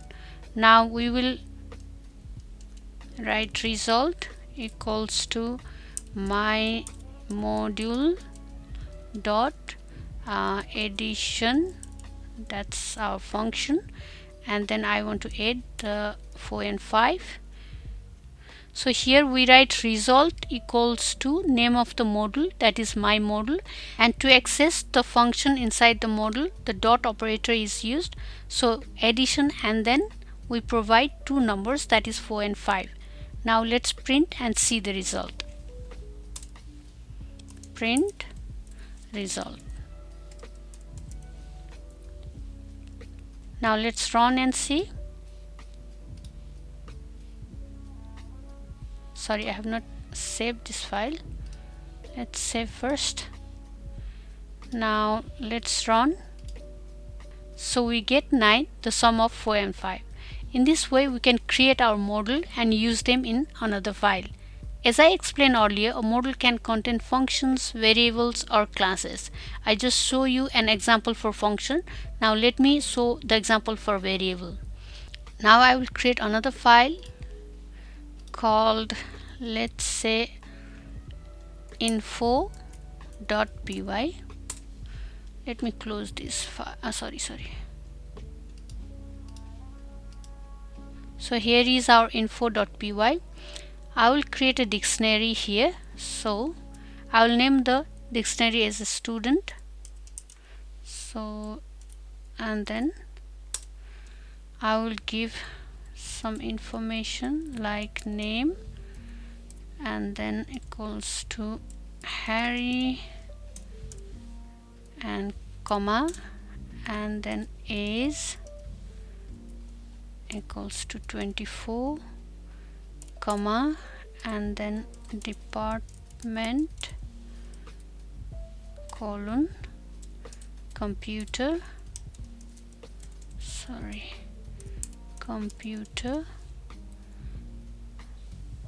So this is our dictionary. Now let's save this file.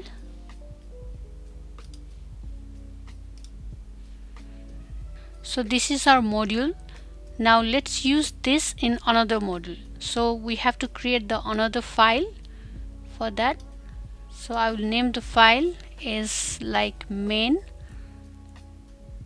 I already have main, so I will say main2.py.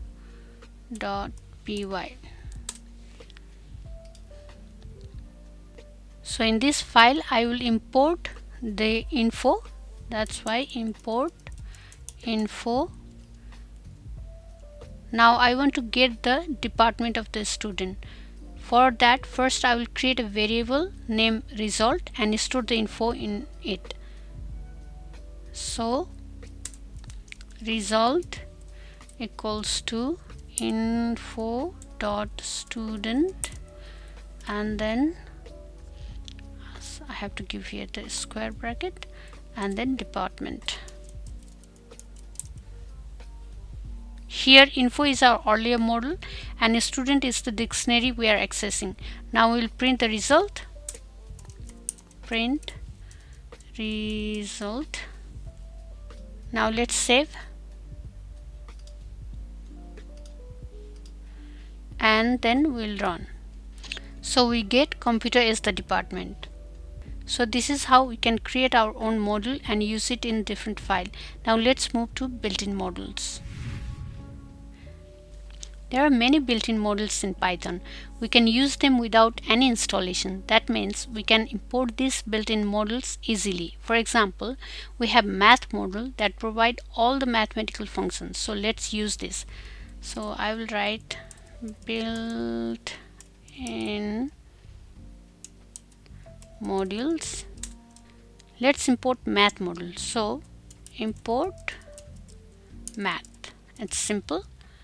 Now this model has all the function for mathematical problems like square root, factorial, pi, radian, and so on. Now let's calculate the square root of a number. So let's say square root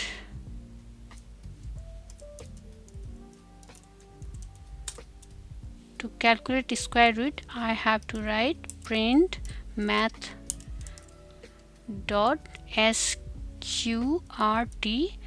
and I want to calculate the square root for 36. So this line of code will print the square root of 36.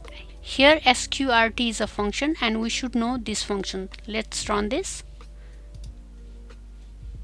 Sorry, I forgot to save. Let's save this first and I will run this. See, I get 6. Now similarly I will calculate the factorial of a number. Factorial.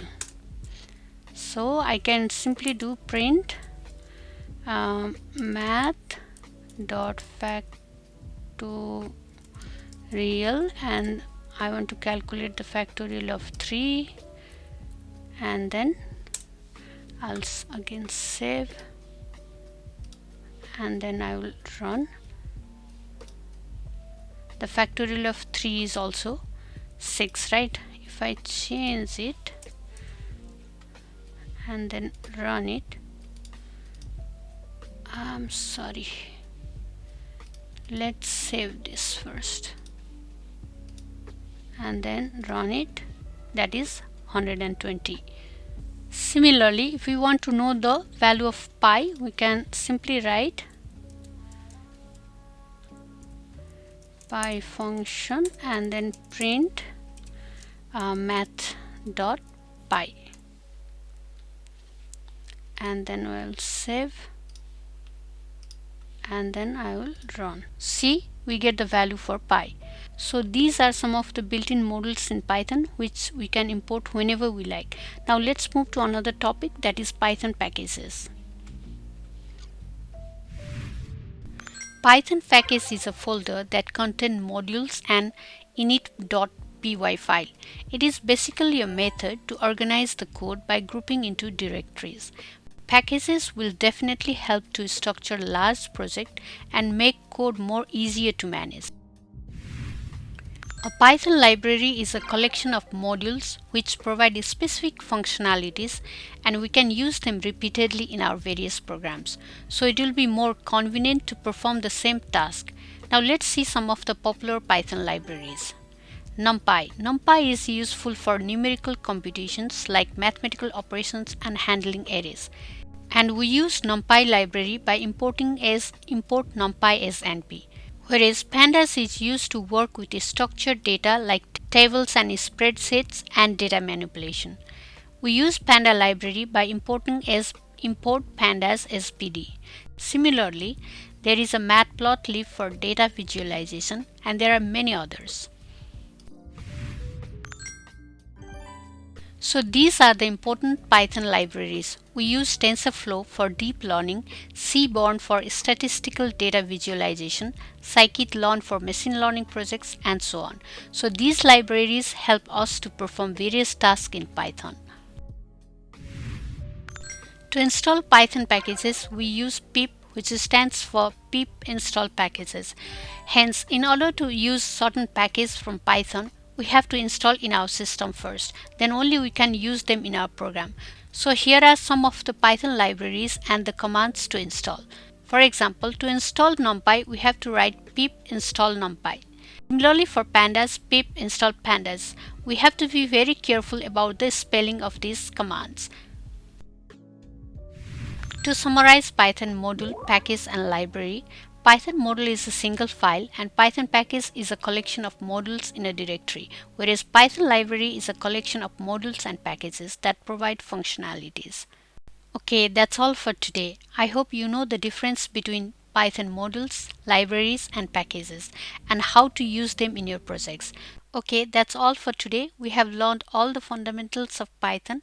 This video is a complete tutorial to learn Python for beginners. I think you have enjoyed it. Thank you for watching. I'll see you in the next episode.